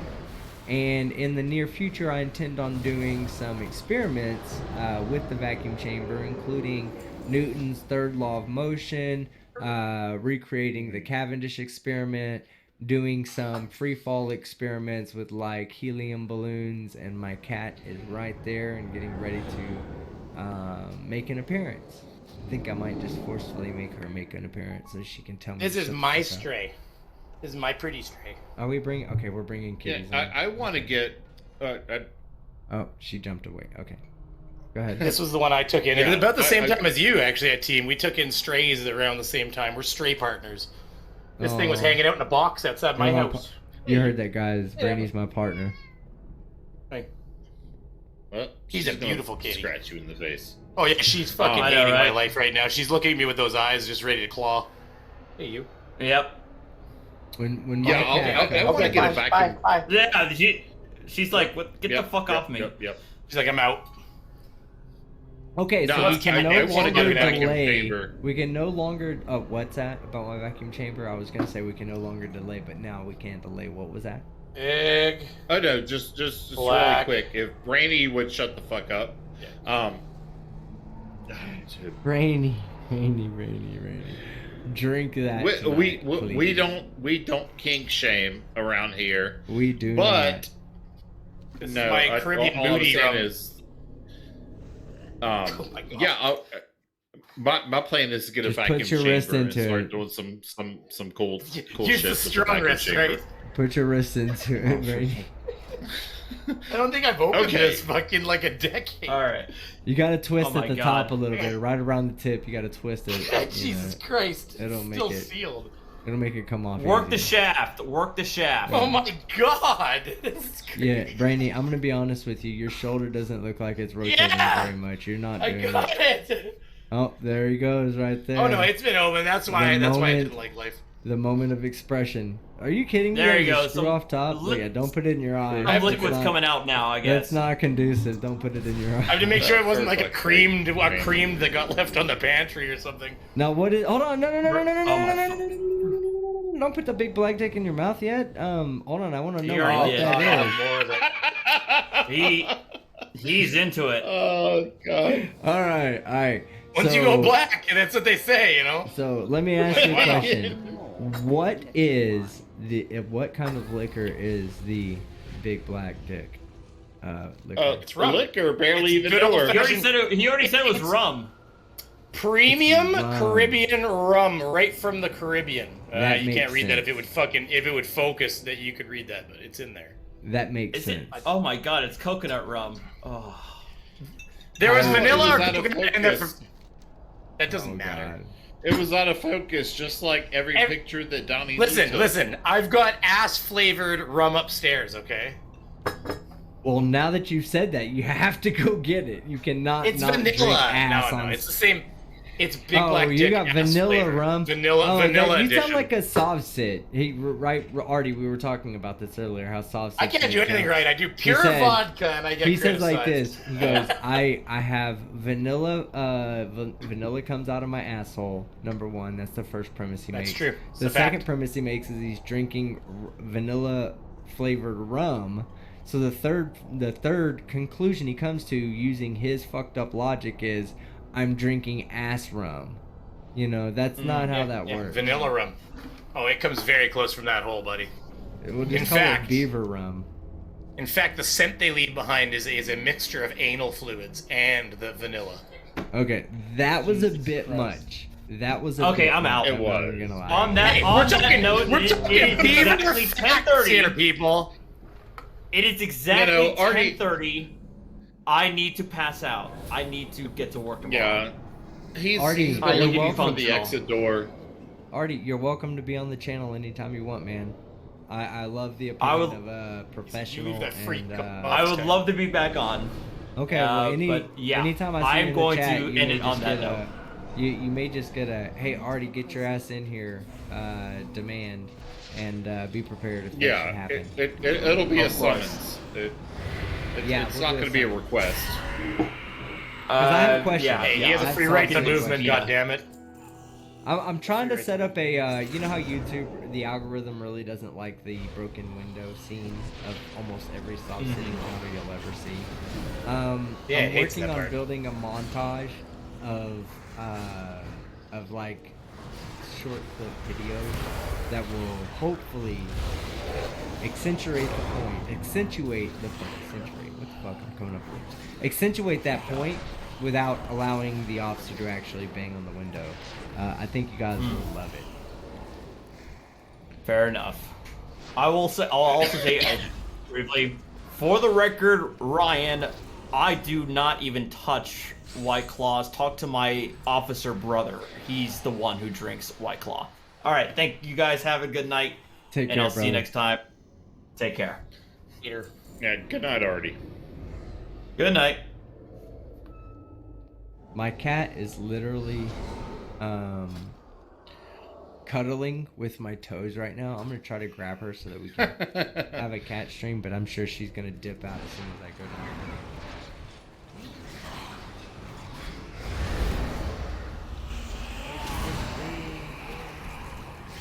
Uh-oh. Okay. Hey, cat.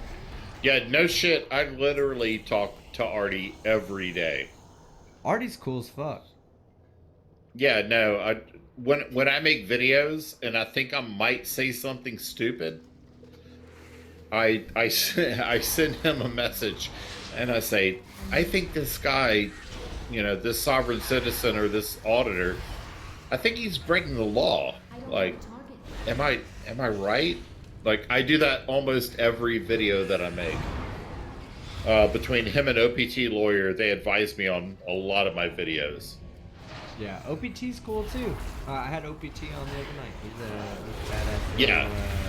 Little fucking YouTuber. Oh Okay, no, so- he's great. But my I came out of the Flat Earth retirement last night. Yeah, that's what I was gonna say. Let's get to that video, because I think there's people out there that are. I'm just gonna substitute Artie out. You see that little hand motion he's making? Yeah. I think I still had it. I think I still had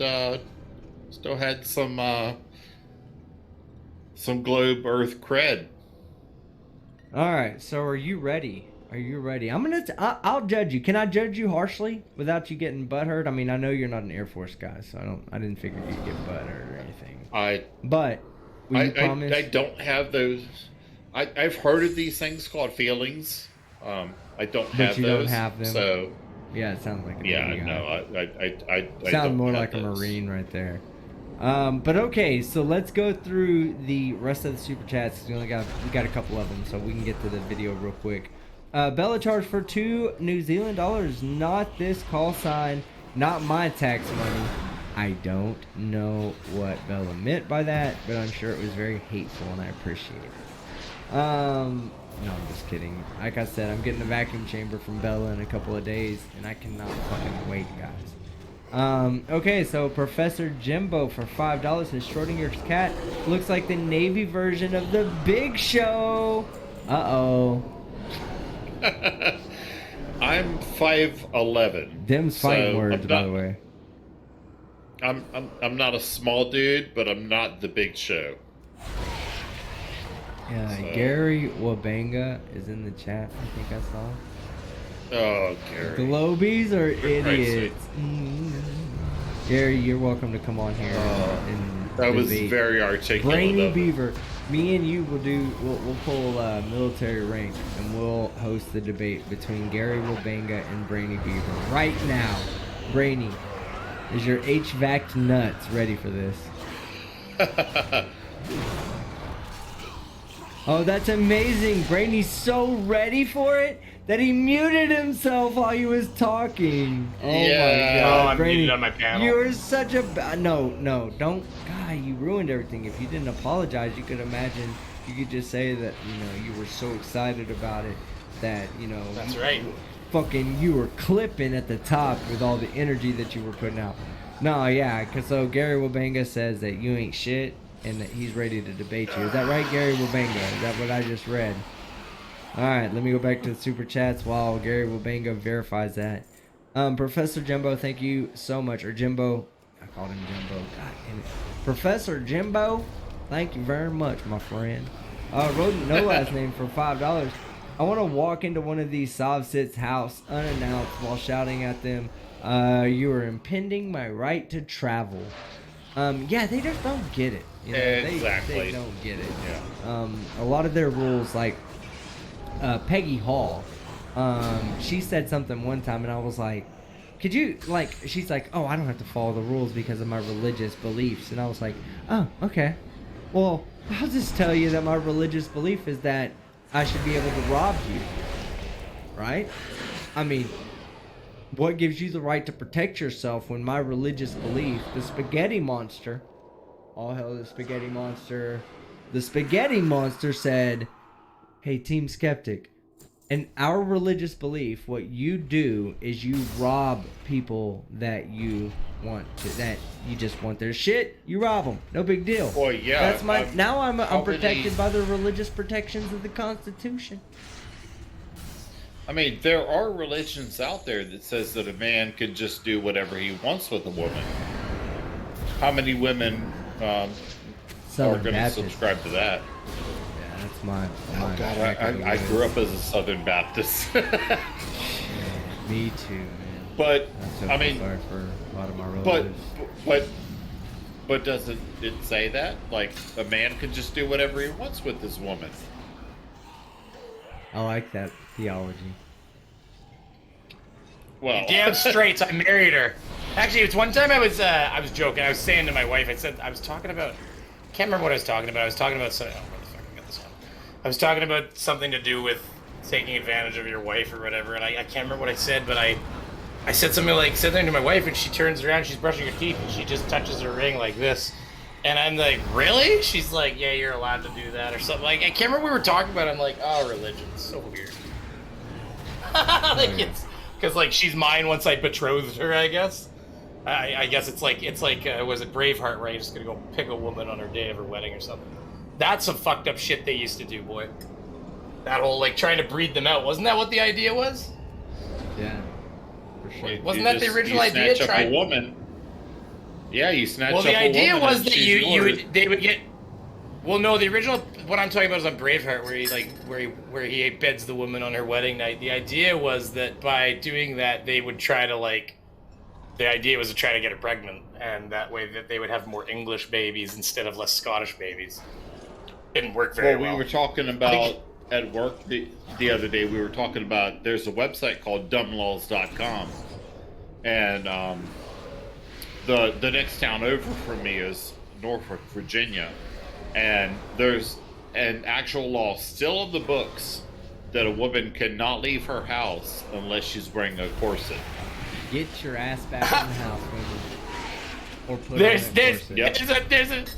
There's a place where the law is written on the books that the man is not allowed to go fishing on the day of his wedding, and I'm like, somebody in power got I agree scorned. with that law. I actually have advocated for that law. No, it's funny though. It's just like somebody got screwed. Somebody in power was like, "That son of a bitch, I'm gonna make it so nobody can ever go fishing on their fucking wedding." I know people that have fished on their wedding. That's weird. Okay, Hey, if she's on board, if she's on board, that. Yeah, that's me being super country. I will actually like, not lie. It went further, and it even said that he must take her shopping.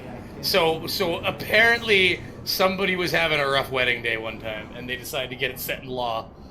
That's tough. That's like you're not allowed to cross the road with your chicken kind of laws, where they're on the books, but they're like so dumb they've never been like even removed. Yeah. Like, all right. All right, I'm gonna go do a Riley, and then let's do some. you're not allowed to leave to do debate. Riley's. The trick is you're supposed to do it right there, buddy. We want to see you parse your lips. Yeah. We want to see that passion. We want to see that passion as you get the release of pressure. That relief in your eyes. I don't think the. You just weirded me out. I don't think the Residence Inn would appreciate that. I can call down to the front desk and say, and ask if I can pee on the floor, but I think they would ask me to go in the sink. I don't think you're trying life hard enough. Do whatever adult things you need to do. Just please don't leave the mic on. I'm gonna get the sink. The sink is just right there. Easy. I'm gonna get the debate up until the part at which you guys start debating. Go ahead. Oh yeah. No, it was fun. I had a fun debate, but I'm gonna go pee in the sink and I'll be right back. Just like a Navy asshole. Hey, I'm okay. Oh I my mean, God. I peed in plenty of sinks. I wouldn't have normally done it had it not been for being in the Navy, but I've showed up to a house to fix the heat before and had the house so like frozen that the toilets were frozen solid and had to shit in a bucket out back because of course there's no toilets. The toilets are ice toilets. So unless you're gonna leave a log float sitting on top of the fucking hard ice on the toilet, have you then ever? you gotta take the shit outside. Okay, so I'm gonna abandon that line of questioning. I was about to say. First off, I want everybody. Aw, see, you're not having a fun time. Oh, I'm having a great time. This Prosper 12 I'm is joking. good. No, I'm gonna say like this. Look, I'm gonna give my honest opinion of this alcohol. And I'm no connoisseur of alcohol. Let me go ahead and go full screen. Give me a second. Hold on. Brainy, calm down. We'll get back to you in 1 second. Alright. So I'm no connoisseur of alcohol. But I do want to talk about the alcohol that I'm drinking tonight. Normally I do talk a little bit about what I'm drinking on. The first couple of times we did this, I did Jameson Black. Jameson Black's a very good alcohol, by the way. I hope I conveyed that to you guys enough. But part of my Whiskey Wednesdays is I kind of want to go over what I'm drinking and how I feel about it. This Proper 12, I like it. I really, really do like it. It's an Irish whiskey, which is always a good thing. I like Irish whiskeys. It's the Conor McGregor brand, which I could give a shit less. Like, I'm literally, the fact that it's Conor McGregor's brand means fucking dick. Okay? Isn't he the anti-masker anyways? I have no idea what his positions are on mask or no mask, but I didn't get it because it's his brand. I got it because it was recommended to me by the people at the liquor store. And I do want to say I like this whiskey. It's good, and I'll probably be drinking it over the next 2 Wednesdays with you guys because I don't really drink too much. That's why only a couple of drinks and a shot or two are kind of making me feel good right now. But whatever. I love you guys. You guys love me. But I don't drink outside of what I'm doing with you guys, so or at least right now I'm not drinking. On a normal night I just eat food and work on YouTube. But on Wednesdays, which is tonight, I do like to enjoy an alcoholic drink with you guys and sit back. We can talk about alcohol, we can talk about whatever topics you guys want to talk about. Tonight we did a little bit of soft sit, now we're about to jump into flat earth. And we're gonna try to explain some scientific shit to you guys. But a shout out. Yeah, I appreciate all that.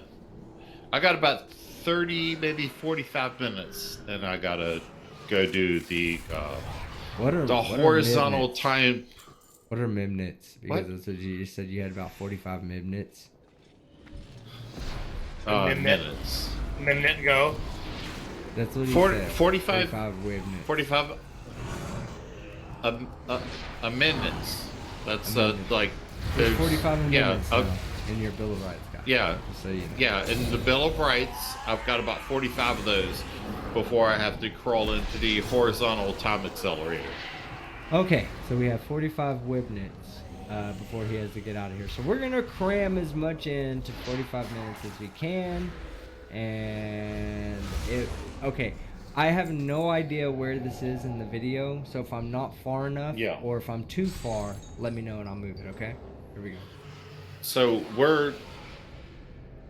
Oh, let me get the audio. I was waiting for you. Yeah. I mean, I was going to do that while you were doing that, so just a second. There it is. Almost. Where is that?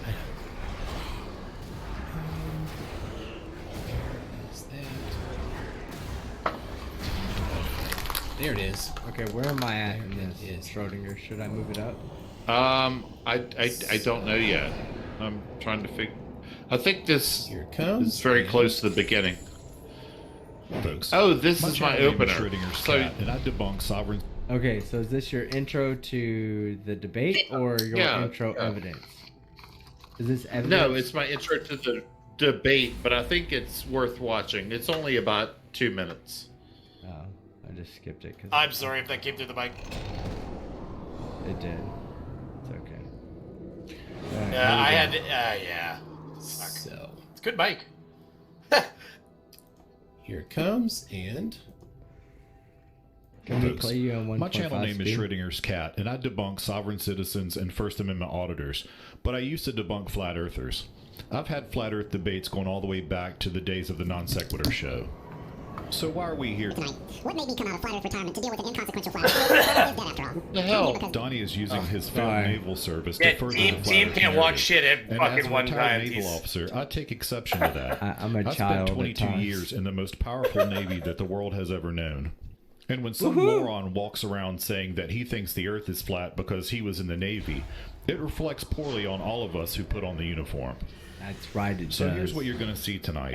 I'm going to provide quantifiable evidence for the globe, and Donnie is going to use his misunderstanding of science and his abject ignorance of the world to argue for flat Earth. I intend to demonstrate that Donnie's assertion that the sky is blue because there's water up there is absurd. I'll also demonstrate that the horizon does not rise to eye level, as Donnie claims. I will demonstrate that the moon is not self-illuminated, as Donnie claims, and I will demonstrate that the Earth does indeed rotate. I'm going to end my opener with a question to Donnie. Donnie, what part of your job working on ejector seats in the Navy made you any kind of authority on the shape of the Earth? With that, I relinquish the remainder of my time. there we go. That was Schrodinger's Cat's opener. Donnie, to you, your chance for your opener. Alright, so can you hear me? Yes. Hey, shit, mate. Thanks for being a jerk. Appreciate it. So, My bad. let's, Alright, I'm gonna you're go to done my there. opener. That was your and, intro, can I- right? That was your full intro. Yeah, you blew through some of it, but no big deal. But I yeah, was- that was my intro. That was the unimportant part of your intro that I blew through. He's like, that was the intro, you got it!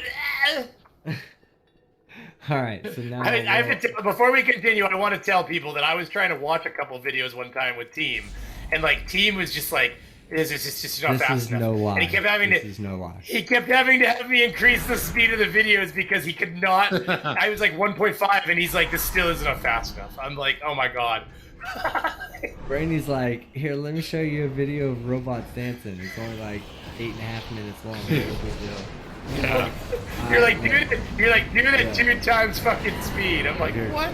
If you're gonna fucking play this video, you gotta play it at 2 times speed. I'm not watching. First off, I watch a lot of videos, and unless it's in a foreign language or if it's like Welsh or like Irish, I won't play. I won't play it in 2 times speed. But if it isn't, I will play it in 2 times speed unless it's Welsh or Irish or something I don't completely comprehend, or someone that's struggling with English as a second language. So if it's like But that, then look at Donnie's face. That's the face that I debated last night. He looks like Only a face a mom would love. it looks like he's not that Yeah. Just No, saying. he's not that smart. I don't wanna He judge him, failed but he out does of look the. He like I was an avionics tech in the Navy, and so was AT2 Productions. We both went to the same school and graduated from it. This guy failed out of that school, so there's that. Hey, before we move on, let me finish reading the super chats that came in. Rodent No Last Name for $5. I want to walk into one of these Sausage house unannounced while shouting, "Are you impairing my rights to travel?" Which, yeah, I've said that before. You can't. If you cannot apply it, across the board in all situations, then you should not be allowed to apply it in an individual situation. So if you're going to say that Target is imprisoning you by not allowing you to walk into Target, then you must say that I also am imprisoning you by not allowing you to walk into my house. So it works, both ways for him. But the Sun Express for $20. Hey, we got to go on camera for a second. Do you know what happens at $20, guys, right? We have a $20 donation. I don't want to do a sex dance. I don't want to do a sex dance. It's time to take a shot. Oh, I was excited. Yeah, I can do that. Hey, hold on. Okay, I'm gonna drink this vodka. Hold because on, that rum stop is it, very Brainy. coconutty. Stop it, Brainy. You always do this. Brainy he's been on a few whiskey. It's water. What am I? This is not fucking water. He won't Beautiful vodka. Like, he'll take shots, but you won't see any bubbles coming up with which is a violation. You're such a fuck. I've been filling It's a cups violation in front of the of second law of thermodynamics. So, But you won't see bubbles in this one at all. You see, Brainy, you have to see bubbles. We went over this the other day. This is such That's why bullshit. you I see did it in bubbles. a clear cup. I was drinking Brainy. in a clear cup. Brainy, don't defend yourself, man. Isn't You're it more guilty? Isn't Hold on. it? Isn't Don't it drink it thermal yet. dynamics? Well, get ready. Let's do this. thermal Fuck, I'm holding the bottle. Okay, it's thermal. You're violating the second law of thermodynamics, as per Nathan Thompson. Okay, so you're on full screen now. Now we can verify that bubbles actually. Oh, yeah, we got this. All right, this is for the $20 super chat from the Sun Express. It says, "Don't do it yet, Brainy. It doesn't count." I'm waiting. I'm waiting. I'm fucking waiting. Glen Morangi Signet for the win. So I hope I said that right. I guess that's the type of liquor, and we might have to look into that. It sounds fucking exotic. Go ahead, Brainy. We're watching, and I'm drinking too. Go ahead.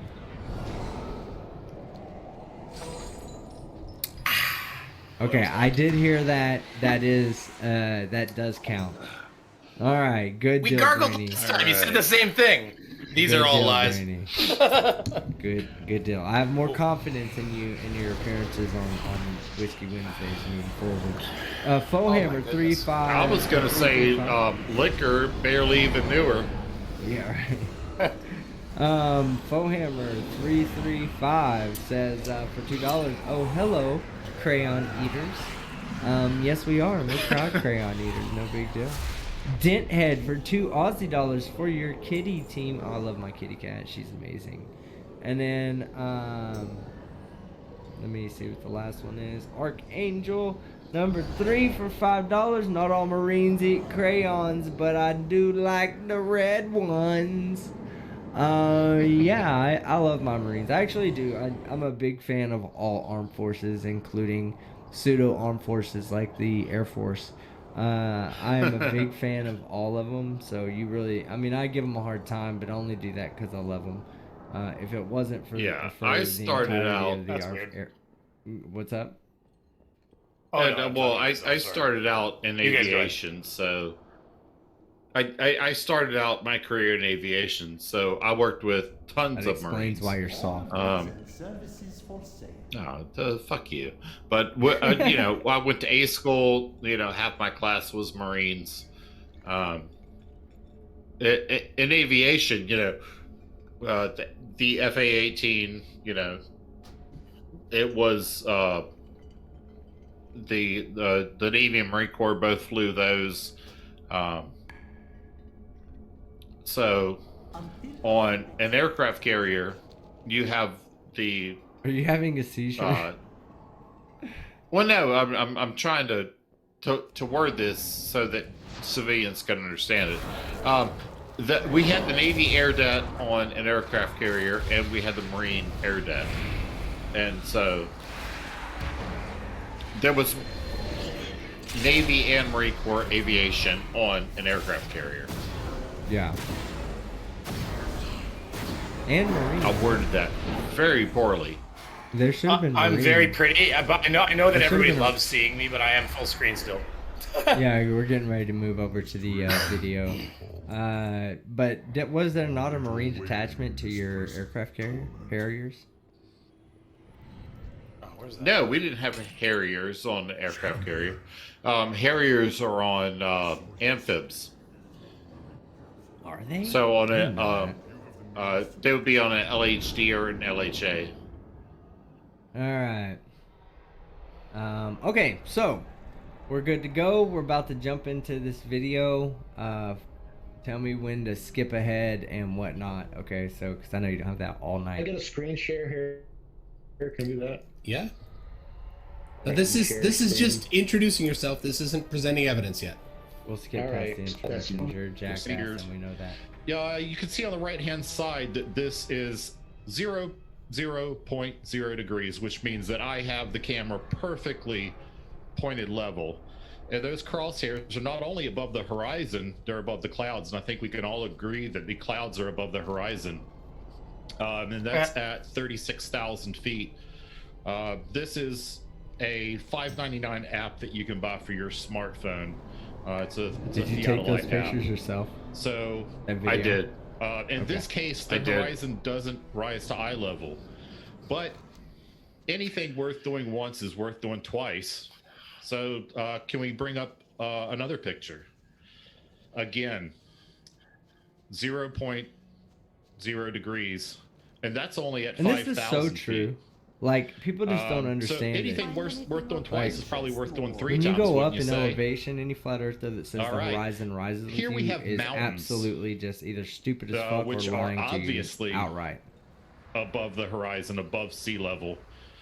Not even the mountains rise to eye level. And anything worth doing 3 times is worth doing 4. I will stay close. This one I'm actually I like canted down that statement. at that is actually 0.2 degrees.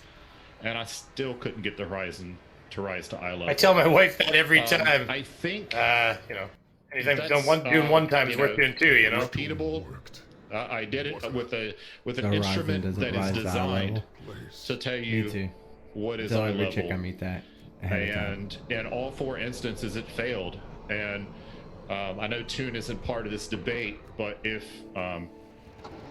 he wants to, he can tell you that I've sent him dozens of these because I fly constantly, and I've never seen the horizon at eye level when I'm at altitude. And with that, I'll relinquish. Or do I get 2 topics for the first? Just one. Just one. Okay. I think that's all that needs to be said about the horizon at eye level. So I'll relinquish the remainder of my time. Right. Have our burdens to bear. And watch his. You had a minute something left, so all right.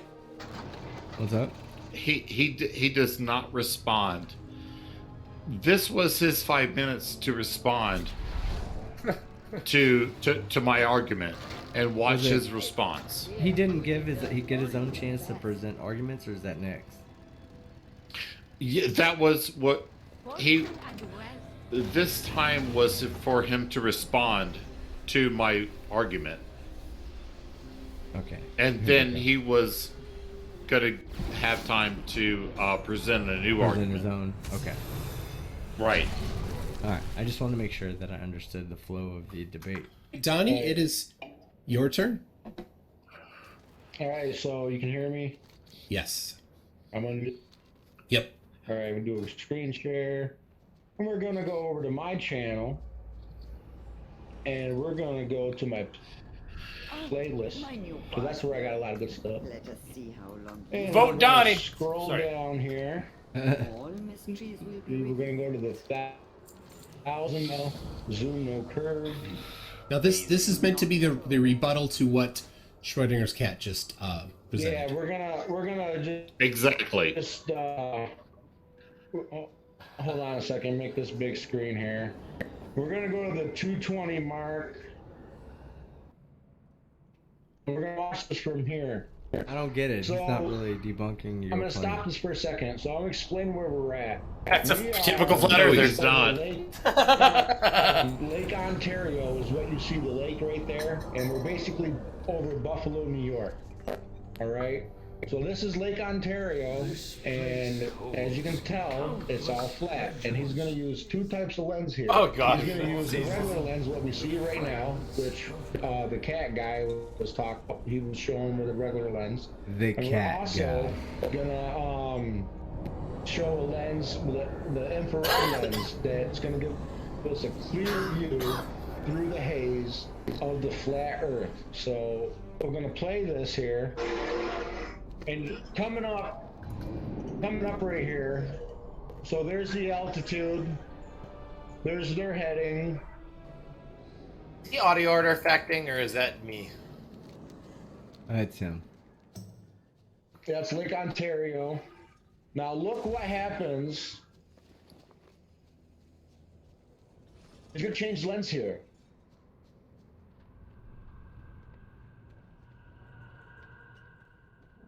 And watch where he I swear to God. zooms to. See all the way to Hudson Bay. There's nothing to So do that's with my the argument. inside of Lake Ontario. Completely flat. Where we zoom to, that's Toronto. That city that's coming up right now, that's Toronto. Yeah, how high are we right now? Yeah, 30,000 feet probably. Congratulations. Geometry. Completely flat. Yeah, right. That Well, right that's- back there, underneath them clouds, Hudson Bay. That's pretty fucking cool, to be honest with you, that he's see seeing here in a even little Toronto while, like that, to be blunt. to label That's not Hudson what Bay. you're actually seeing. But You can it- see yeah, Georgian yeah. Hudson he Bay was isn't even north of misidentifying- fucking Toronto. Yeah, he was Hudson misidentifying what he was. He was Hudson misidentifying Bay what is- he was citing. Oh my God. Oh, he called it Hudson Bay. What is it? Which is it, Hudson- a Great Lake? Well, Hudson Bay is that big old notch in the center of Canada. So the ocean. That is not Hudson Bay. No, Hudson I'm Bay not is- saying is this Hudson No, Bay. What it- is this that he's looking across? That would be in? Lake. That would be like the back end of Lake. is it, Great Lakes? It's gonna be. Well, yeah. I'm just here. I'm pulling up a map right now. I'll tell you exactly which lake he'd have to be looking at. Because if he's looking north, Yeah, north it's- direction, there's only gonna be so many. It's gonna be. What is he? It's even well looking known. at? He can't be. It's well known at this point that that guy was misidentifying what he was looking at. But what he's Flat looking at Earthers right now, anyways, still where's he cite pointing it. on there? I'm curious where on his image is he pointing? I Like the I line, don't the line know, in the but I- center, maybe?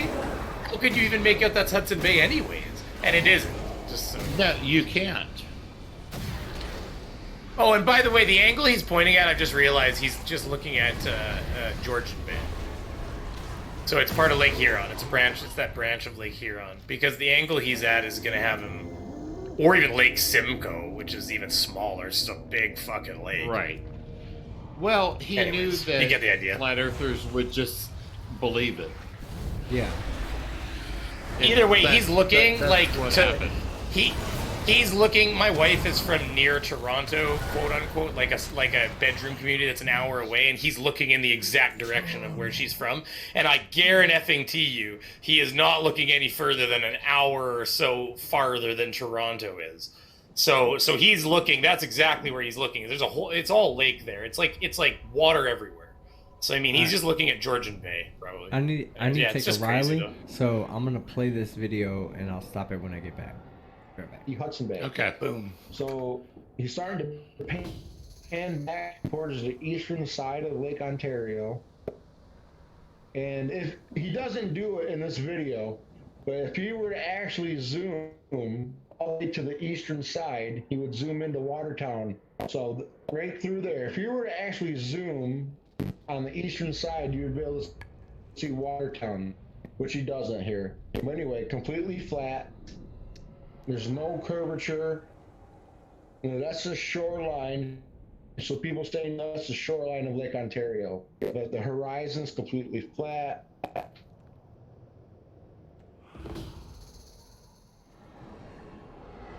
And here's going to show Hudson Bay and Georgian Bay. Several hundred miles away, completely flat. So where's this curve at? So what we're going to do now is he's going to show Blue Earth shows over Lake Ontario. And as you can tell, first off, look at the fake water, fake ocean. It's all fake lakes. Why isn't that a real photograph of the lakes?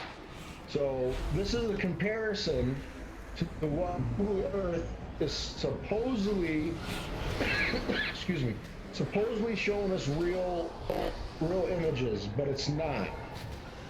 These images from Google Earth do not match what we observe. This is completely different from what we just saw.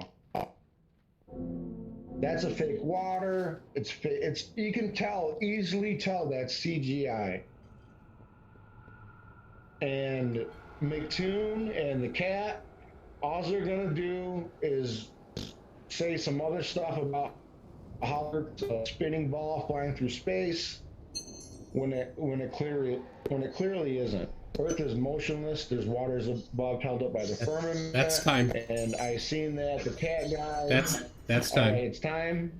All right. All right. So. Time is up. Okay, so I'll stop it there and let you guys comment. No, he didn't even respond to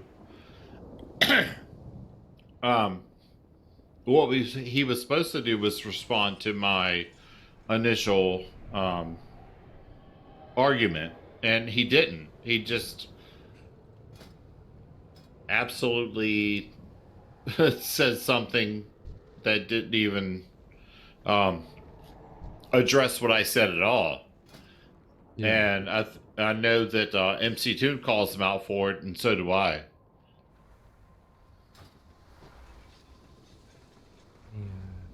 Get to the video real quick. Have you come to trade? Yeah, he didn't really address your arguments at all. He just kind of seemed to side present his own arguments. So right, and so but this is so the okay. That's fine. Go ahead and do play a back and forth for 10 minutes, please. I would prefer not to have to, get in there and structure like 1 minute or 2 minute responses. So please, neither of you interrupt each other. So okay. Well, I can't help but notice that the 5 minutes that he was supposed to use to address my claim, he just talked about something totally unrelated. So did you not understand the format? Was it too hard for you? What happened there, Donnie? Yes, in both instances. What happened, Donnie? Donnie, you're not muted. I suspect you're muted. Or just baffled. He's not muted. Did you hear what I said? No, I did not. Oh, crap. Okay, I'll say it again. I noticed that you took your 5 minutes that you were supposed to respond to my hey, OPT, how you doing initial initial claim about the horizon rising to eye level, and you talked about something completely different. So was the format too hard for you to understand, or did you just not read it, or what happened there?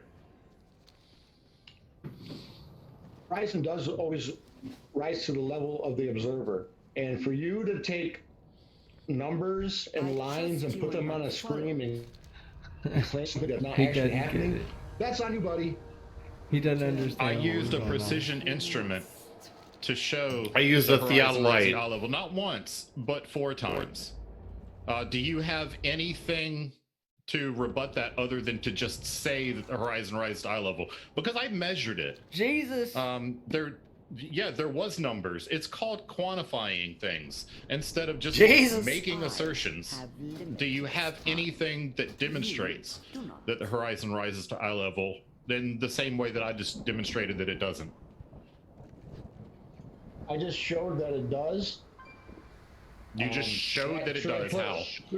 Oh, should I put some lines across the screen? Should I put some numbers on the screen? Do numbers scare you? No, yes. Here's the whole thing. Regardless of what he says, the answer is yes. You have to understand, the first thing is observe, right? And what we observe is a flat, motionless Earth. Like I said, you're nothing but God haters. All right. There's no truth in. Did you even bring up God in your? Did you even bring up God? No, and that's. No, never. Intro? I didn't think you did. Okay. What were you gonna say, Briny? Well, it's always that God hater thing. It's like I'm going to tell people right now who think we're God haters. If we're not, when people that aren't believers, I'm going to tell you how little time in my day I spend thinking about God. Yeah, It's like absolutely belief in God. decimal Well, 0.001%. Here's the thing: belief in God and shape of the earth are not mutually inclusive. You know, so you don't say like, you know, if there is a God, then the earth must be flat because there is a God. You know, that's there could be a God. I've and got the a earth story. Could still be fucking shaped like a globe. Go ahead. Well, I always rant at the flat earthers before he could. I was just on the subject there. I was just gonna say I always rant at them about how they're actually putting their God in a box. I personally think by saying that he built this little snow globe and then ignore the universe around.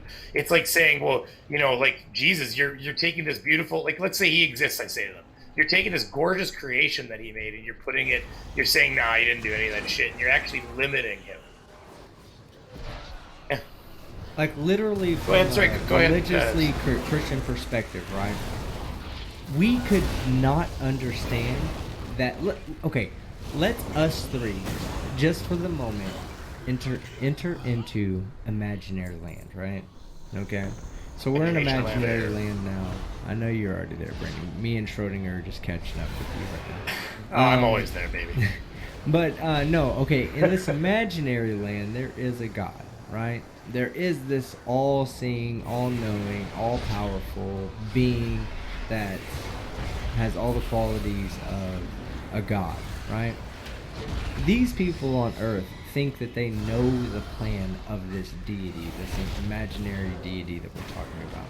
They believe they know that the deity's plan was for 2,000 years or 2,500 years or whatever the case may be, and that it just ends now. Never once do they think about the possibility that if there was a God, what if God created the entire universe for humans to eventually expand into? And we're in like 1% of 1% of 1% of 1% of the entire lifetime of what humanity will be within the universe. Exactly. You know, they make these they make these jumps. They make these interpretations on their own, and they believe their interpretations to be correct. Now, I'm not a religious person. Anybody out there knows this. You know, anybody that follows this channel knows that while I don't judge people for believing in God, I also don't accept the premise that whatever God you want to name is the God of the entire universe. For all I know, we're just a bunch of ants inside of this huge fucking quantum fucking ant farm that this being of a higher power is looking down upon and looking at us and studying the microorganisms that come from the setup that they chose to do this time around, you know. That's a sweet band name. I'm going to tell you right now, a Quantum Ant Farm would give Alien Ant Farm a run for its money. There might be some proprietary problems there with Alien Ant Farm, but there was already that's a Alien good Ant name. Farm. Well, yeah, that's what I'm saying. They're going to have to work out something with Alien Ant Farm, but you know, Quantum Ant Farm. You guys get it done. That's a legit fucking band name right there, Quantum Ant Farm. That's what I'm saying, Quantum Ant Farm. You're right about that. You're right about that. But I really mean that. Like when people say, you know, well, God exists. Okay, let's talk about God then. How do you know God is not some scientist, some future human scientist who's developed the ability to create computer simulations that to the beings within the simulation, it feels as real as the natural, you know, order of life or the natural way of feeling the world around you did millennia ago, and they're trying to understand the human society and things of this nature. There's people have speculated that even. Yeah, no, I mean, I know Yeah. it's a valid presumption that people are making, you know. They said if it was a something. good enough scenario, you wouldn't know because you're programmed not to. So the reality is that to you, you're living your life, but you're really just like one of those little people when we play like, you know, City Skylines or something. But okay, now think about this right here, Brainy. Okay, think about in one instance you have one being that's completely following the laws of physics to create something else. Okay, So, Okay, yeah. in that understanding, there's never any violation of any kind of physics. It's just a being from the future that's creating this world, maybe with some kind of future advanced technology, creating this other That's my universe God. that we exist inside just for the sole purpose of studying us. You know, that would be much, much, much more plausible than some imaginary wizard that's in the sky with his feet on us like we're fucking footstools or something. I ain't trying to smell your goddamn sandal feet. Wizard Daddy! Don't ruin this for me, fuck. Okay, well, let's think about this. Let's think about this. There's this guy, Schrodinger's cat, who needs to go to bed soon. But he wants to get through this next part of the debate and make some points. Okay, I'm gonna tell you like this live stream is gonna go as long as you're on, so I'm gonna kick over my executive production authority to you, and you determine when we stop. No, me and Brainy have no problem submitting to you and just talking when you allow us to talk. Yeah, I agree. Yeah. Oh no, I just wanted Mussolini. to. Oh, you guys are assholes. What? We're not restricting your speech. You're restricting ours. What are you talking about? How do I even? I can't even like start and stop any the video. All you have to do is say pause. Fuck you, and Brainy. start. Yeah. I'm just Fuck having you, a good everybody time. in the over chat. Everybody in the chat at Fuck fuck you, you, Brainy. Brainy. Yeah, fuck you, Brainy. Yeah, fuck you, Brainy. If you're paying attention, you'll do it. Listen, I don't drink much, and that was a big swig. I'm already feeling it.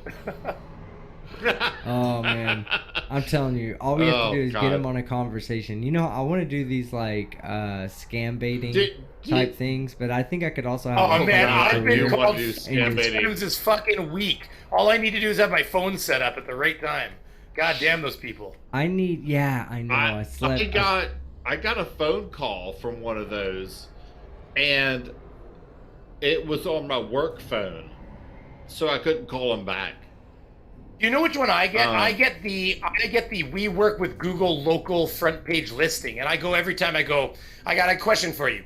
What is the front page of Google? Explain that to me. And they pause for a second. I'm like, have a good day. Because, like, explain to me what the fucking front page of Google is. Like, it's such horseshit. What it is they look for people that advertise with Google, and then they call you through your advertisement, and then pretend to be an associate of Google, and they try to collect private information from you as you answer questions and shit. They're a bunch of criminals. Yeah, I got one of the ones that said, you owe taxes, and the police are coming to your house to arrest you. Yeah, but an agent from the RCMP called me. Yeah, it was like the FBI was coming to arrest me. Hey, Brandon, but it was on my work phone. Can I direct your attention? Can I direct your attention to the chat, because I don't want to say this. Oh, I see it. I see it. I love you guys all. Times. Everybody out there who's saying "fuck you, Brainy," and then also the one guy that said "brain you, fuck you." I love all of you. You guys are amazing. All night long, hashtag fuck you, Brainy. I like that, godless scummer. Hashtag fuck you, Brainy. All night long. But only do that if something you great love happened him. and he's seeing that hashtag rolling. Well, I want this only to occur if you love Brainy Beaver. Don't do it if you don't. Oh, that's perfect. I love you guys too. Anyway, so we better let this asshole get this video you heard done. it. He said fuck you too. There you go. Alright, here we go. You guys are so deceived and indoctrinated in the spinning ball that you guys will come up with all sorts of things to try to discredit me. And here's the whole thing. What I just shown is a flat, motionless Earth, and you guys are going to sit there and claim otherwise. I don't have to discredit you, Donnie. Does the rise to eye level? Absolutely. I don't have to discredit you, Donnie. You do that fine by yourself. A screen with numbers on it, it baffles you, and that's, I suspect, why you failed out of ATA school. A school that I passed, by the way. I was an eye-level AT for 11 years before I became an officer. So, yeah, if you're scared of numbers, I don't even know why you went to AT school to learn avionics, because you were destined for failure if numbers scare you. God help the people that flew in an aircraft with any ejector seat that you this worked guy on. did all this. You're not part of the debate, son. So, No, I'm sorry, bro, but you know. I'm not your bro. I'm sorry, but you know, the fact of the matter is, why are you sure talking to him if you did all this schooling? I'm sorry, but you're nothing but a jerk. Dude, Hey, who said that? I'm not interested. The guy showed up for a fucking debate. Get out of here, you little fucking turd. Yeah, but on my God screen damn it didn't look like he was talking. It looked like somebody else was maybe Somebody talking else was about talking. Well, that's why he said, "Get out of here. This isn't your debate," because somebody's talking for Donnie now. Some kid. Yeah, Sounds he had like a buddy on the side. Like, get out of here, you fucking That's what I turd. call, He came for a that's what I debate. call them too. I call them my buddies on the side. Oh my god. Yeah, MC2 dealt with him, so it. Like, fucking really? Like, get out of here. That was ridiculous, though. That Oh my happened. God. All right, here we go. Interjecting, so you can stay out of this. It's between Donnie and Schrodinger's cat. But if you want, we can schedule something with you. I'm free next Tuesday. Love it. So, back to where we were. Okay, so you're just gonna assert that the Horizon Rise eye level after I demonstrated that it didn't. Fine. Let's go on to the stuff that you were talking about. First, JTOL and Media totally screwed up the landmarks that he was citing. You clearly didn't watch any of the rebuttal videos to his video, or you would see that he royally screwed that up. But let's talk about looking at a flat horizon. Toon, can you bring up the my very first YouTube video when I was just a baby YouTuber? It's Is this called the one? Curve, I believe. Is this the one that has you plotting out on the navigation charts? No, this is my very first YouTube video. I know I've seen it because I've watched everything on your channel, but I think the longest one ago that I remember was the one where you plotted out the shit on a the longitudinal lines. That's the one directly before that. You sound like your words are slurring a bit.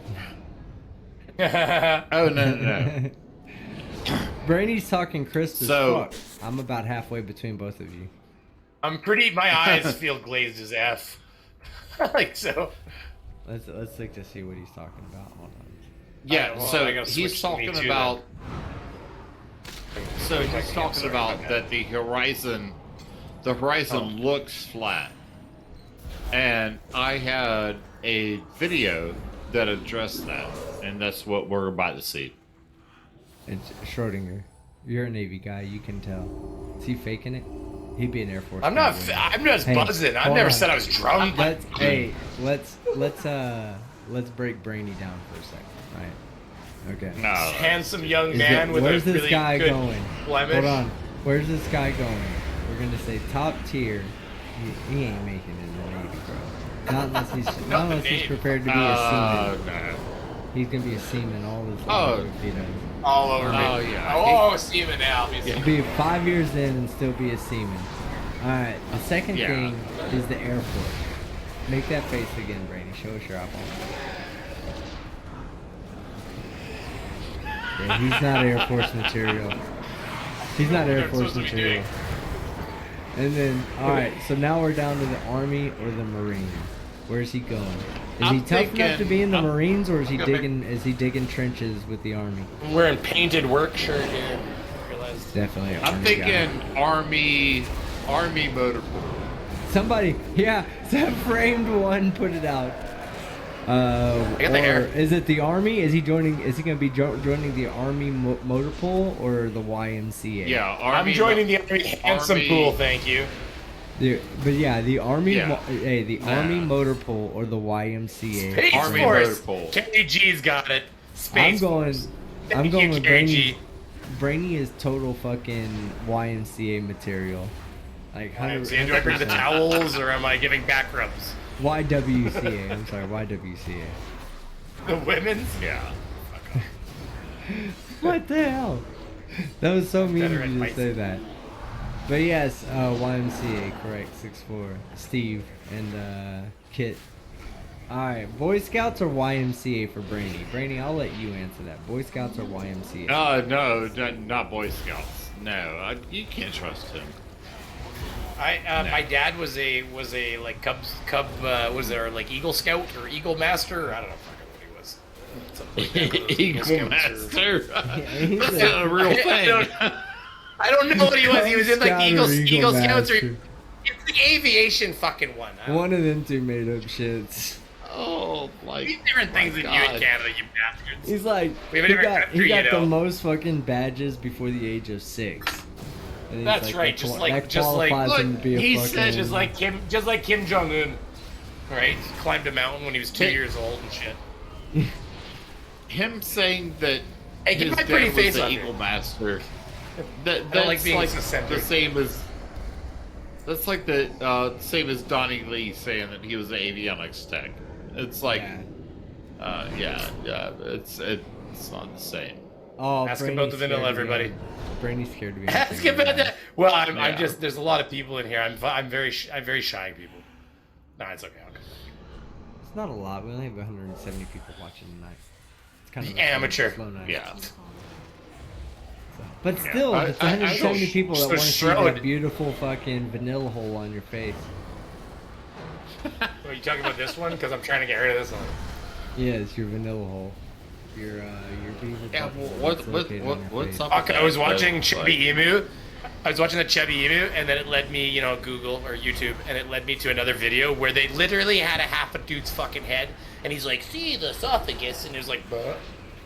Just like a. Yeah, yeah. This is a. Hey, Which Schrodinger- you won't get in those- that, and fucking it was just like, no, it's okay. Schrodinger, hold on. There's somebody that makes a really good point, and when there's great suggestions from the chat, I try not to avoid listening to them. NANA says give Brainy a break. Canada is almost a country, so I kind of agree with that. Almost a country, We might need anyways. to give him a break. Blame here. Canada. That's how I say it. Hold on, let me get this a couple of super chats that came in. We have God the Scummer for $5. Says to quote the Big Lebowski, "Shut the fuck up, Donnie." Yeah, I agree. Oh, And y'all then- didn't see that. I had the whole thing, and it was MC Tune, so I couldn't show it.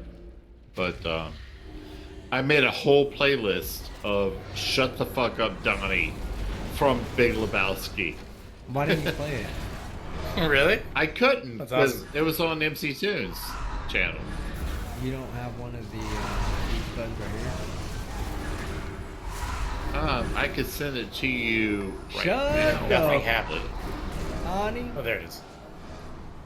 Did y'all hear that? Let's see. Let me make sure it's actually putting out a number. I don't do that. It's not. It's just muting me. Oh my god, I feel so stupid right now. You can't hear my buzzer. I have a buzzer. Yeah, I can do it. Alright, and then I see Killy Cuts. Killer Cuts for 2 pounds says I dream of Brainy. You're not the only one, Killer Cuts. You're not the only one. And then Angel Gamer for $2. Brainy can go for the Coast Guard. I don't know that he would make it in the Coast Guard. And then, oh yeah, we read the other one. Alright. So, Brainy, are you a Coast Guard, Army, Marines, Navy, or Air Force? And don't lie and say you're Navy. Oh, Air Force would be so cool. That'd be Air Force. Are you smart? That's what I want to do. Go fast. Hey, do we have an online fast. ASVAB? Hey, do we have an online ASVAB, Schrodinger? Well, the ASVAB is ubiquitous between the services. So I want to see what Brainy would get as It's- ASVAB. I would guess. I think he would do okay. High 60s. About a 60. Yeah. High 60s, yeah. you know, Which qualifies you to be a seaman for your entire career. That's all I've ever wanted. Qualify as a What did you seaman. score on your ASVAB? Tell my wife all the time. Schrodinger, what did you score on your ASVAB? I was high 70s, which qualified me for anything. And so they said, "Oh, you can be a nuke." And I said, "Well, here's my story. I was lucky. I worked for a retired chief at a lumber yard, and he said he retired off of the USS America, and he said, dude, don't be a nuke." I wish I were a nuke. I wish I so, were a nuke. no, you don't. Instead of no, an ET, you don't want to be a nuke. ET or an FC, and FCs were one of the only nukes. At As least a- in my two. as a nuke? The dichotomy of my field, that I went into the electronics field first, and it split off into either ET or FC. But ETs couldn't be nuke at the time. Now they allow ETs to be nuke, but before they didn't allow ETs to be nuke, they had FCs that were nuke. So I didn't want to be an FC because I had other aspirations, and being an FC would not allow me to pursue those aspirations, but being an ET would. So I wanted to be an ET instead of an FC. Okay. So, in 1995, when I joined the Navy, you could be an ET nuke, you could be an MM nuke, or you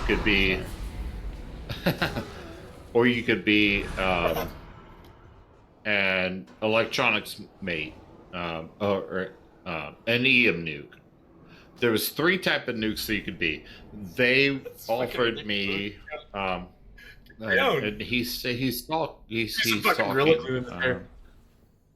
Yeah, Gorilla Glue in your hair. Like, Do you? I got some do you right remember there. what you scored on Right the there. ASVAB?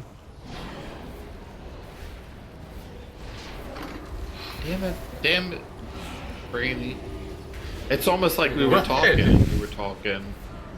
Okay, so this is called a party. I scored. I think it was like a 78, 79. It's Justin Bieber. I don't know. I scored a Fucking 97. Brady.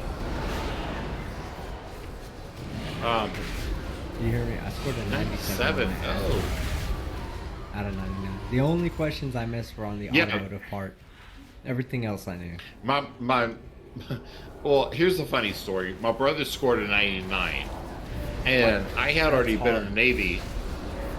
I know, and I had already been in the Navy 2 years. I'd already done deployment, and I said, "Don't be a nuke." Like, I begged him to not be a nuke. I wanted him to do what I did. I was the avionics tech, and I said, "Go do that." But the recruiters, you know how the recruiters do. Oh yeah. And, because they get extra, perks for recruiting nukes. So they told him all the... Just so you know, I went ET, and they told me I could go nuke. I think I had like maybe a $12,000 sign-up bonus. And when they told me to go, that I could go nuke, it was like 25 grand as a signing bonus to go nuke. But it would keep me from doing what I wanted to do, so I didn't. I went ahead and went ET instead of nuke. And also, I wasn't 100% sure I wanted to be guaranteed sub duty, because being a nuke, you're guaranteed sub duty, and then you're limited as to the orders you can take after sub duty. So exactly, when orders come up, you Apparently, might a lot of be people don't forced like to go being on from- subs. It's very weird. It's very different than being in normal society. So yeah, my choices were avionics technician or electronics technician submarine, and with all those bonuses. But my neighbor, who was a retired chief, said, "Don't do it." Like, he was adamant, "Don't do it." Fact says ET stands for entertainment tech. That's correct. Getting shot is one of the most entertaining things that you can get. Well, ET and AT are the same thing. Well, okay, It's so just aviation. Denhead asked a good question. ET versus nuke refers to submarine types. No. No. Nuke. When you talk about nuke in the Navy, what you're saying is that somebody that goes through nuclear training school, nuclear engineering school, and they learn the basics of nuclear engineering so that they can maintain whatever qualification they have. So like right now, I think they do ET nukes. So people that are ET nukes are electronics technicians who specialize in nuclear electronics. Not necessarily they work on the reactor nuclear, plant. but yeah, the electronics that are involved in the nuclear reactor plant. So when I got in, there were no ET nukes. There were ETs, and there were FCs that were nukes, fire controlmen that were nukes. So, and they would operate on the electronics on the nuclear stuff. But when I first got in, they offered me so much money to be a nuke that I was seriously considering it. But then they turned around and said, the only thing is you're guaranteed to be stuck on a sub for at least a minimum of 2 years. And that was amazing that you were working with ETs. I didn't think I'd see an extraterrestrial in my lifetime, and you've been working with them for years. I'm so fucking skinny, man. I look just like them in real IRL. It's like my extent to the word ET, by the way. It's like, phone home. I remember that. Phone home. So I decided, most Canadians don't have the same military things that I was training trying to do, I decided to go the route of learning RF communications. So I can explain to some extent RF communications, radar technology. That's one thing that I learned about was radar technology. But also included with radar technology is RF communication. So that was kind of my side job was, my main job, what I was qualified to work on was an ARN TACAN 27 or URN TACAN 25. I think is what the name of the radar is. Tactical it looks like air navigation. Yes. So what that thing does is if you look on any ship, and flat earthers, please explain this phenomenon if you can, because me as a person having to climb up the mast of a fucking ship to do maintenance on the radar at the very top seems to be a pointless and fruitless reason if the earth is just flat, So what I would do is the radar I worked on looked like a flying saucer, legitimately looks like a flying saucer that has a pole sticking out of the bottom of it, and it's located at the very, very, very, very, very top of every ship. And what this does is it sends and you out had to go beacon. aloft. Yes. And it sends out a beacon, it sends out a signal that other signals they're called transponders. And you tune your transponder into the frequency of the ship you're looking for. And what it does is it uses triangulation a little bit to tell you what direction, or I guess it's not really triangulation, it's more like signal strength. So wherever the signal is strongest at, because of the way radars work, you have electromagnetic waves going out in a sphere. So you can use like the strength of signal to determine what direction that beacon is telling you to go. That's how planes navigate. Like most people don't understand that. There's not a pilot looking for, different houses and shit. And, turn at the yellow house. Oh, they're going towards a dot. Yeah, they're going towards a signal strength, and these signals, when you head to the just signal, put the line it tells on their you to the next direction header. one, to the next one. Yeah, well, there's some different navigation systems now, but back in the day, the way they worked was they took the signal strength of certain beacons, and they knew in a certain direction a beacon was, and it went in that direction. So, and that's how it works on the open seas. If you're looking for a ship, you just tune your transponder into the frequency of that ship, and you get the information, and you can determine, like when you receive the signal from their transponder or whatever. I guess they have to be beaconing. Honestly, I think on yours it's just a everybody has transceiver. senders and receivers. Yeah. I think on the like aircraft, they're receivers, and on the ground they're transponders or whatever. I think that's the way it works.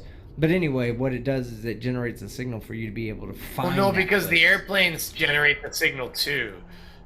So usually they're I think isn't a transceiver going to be one that does both? Basically, I think they both have transceivers because because the plane's reporting its position, which is why when you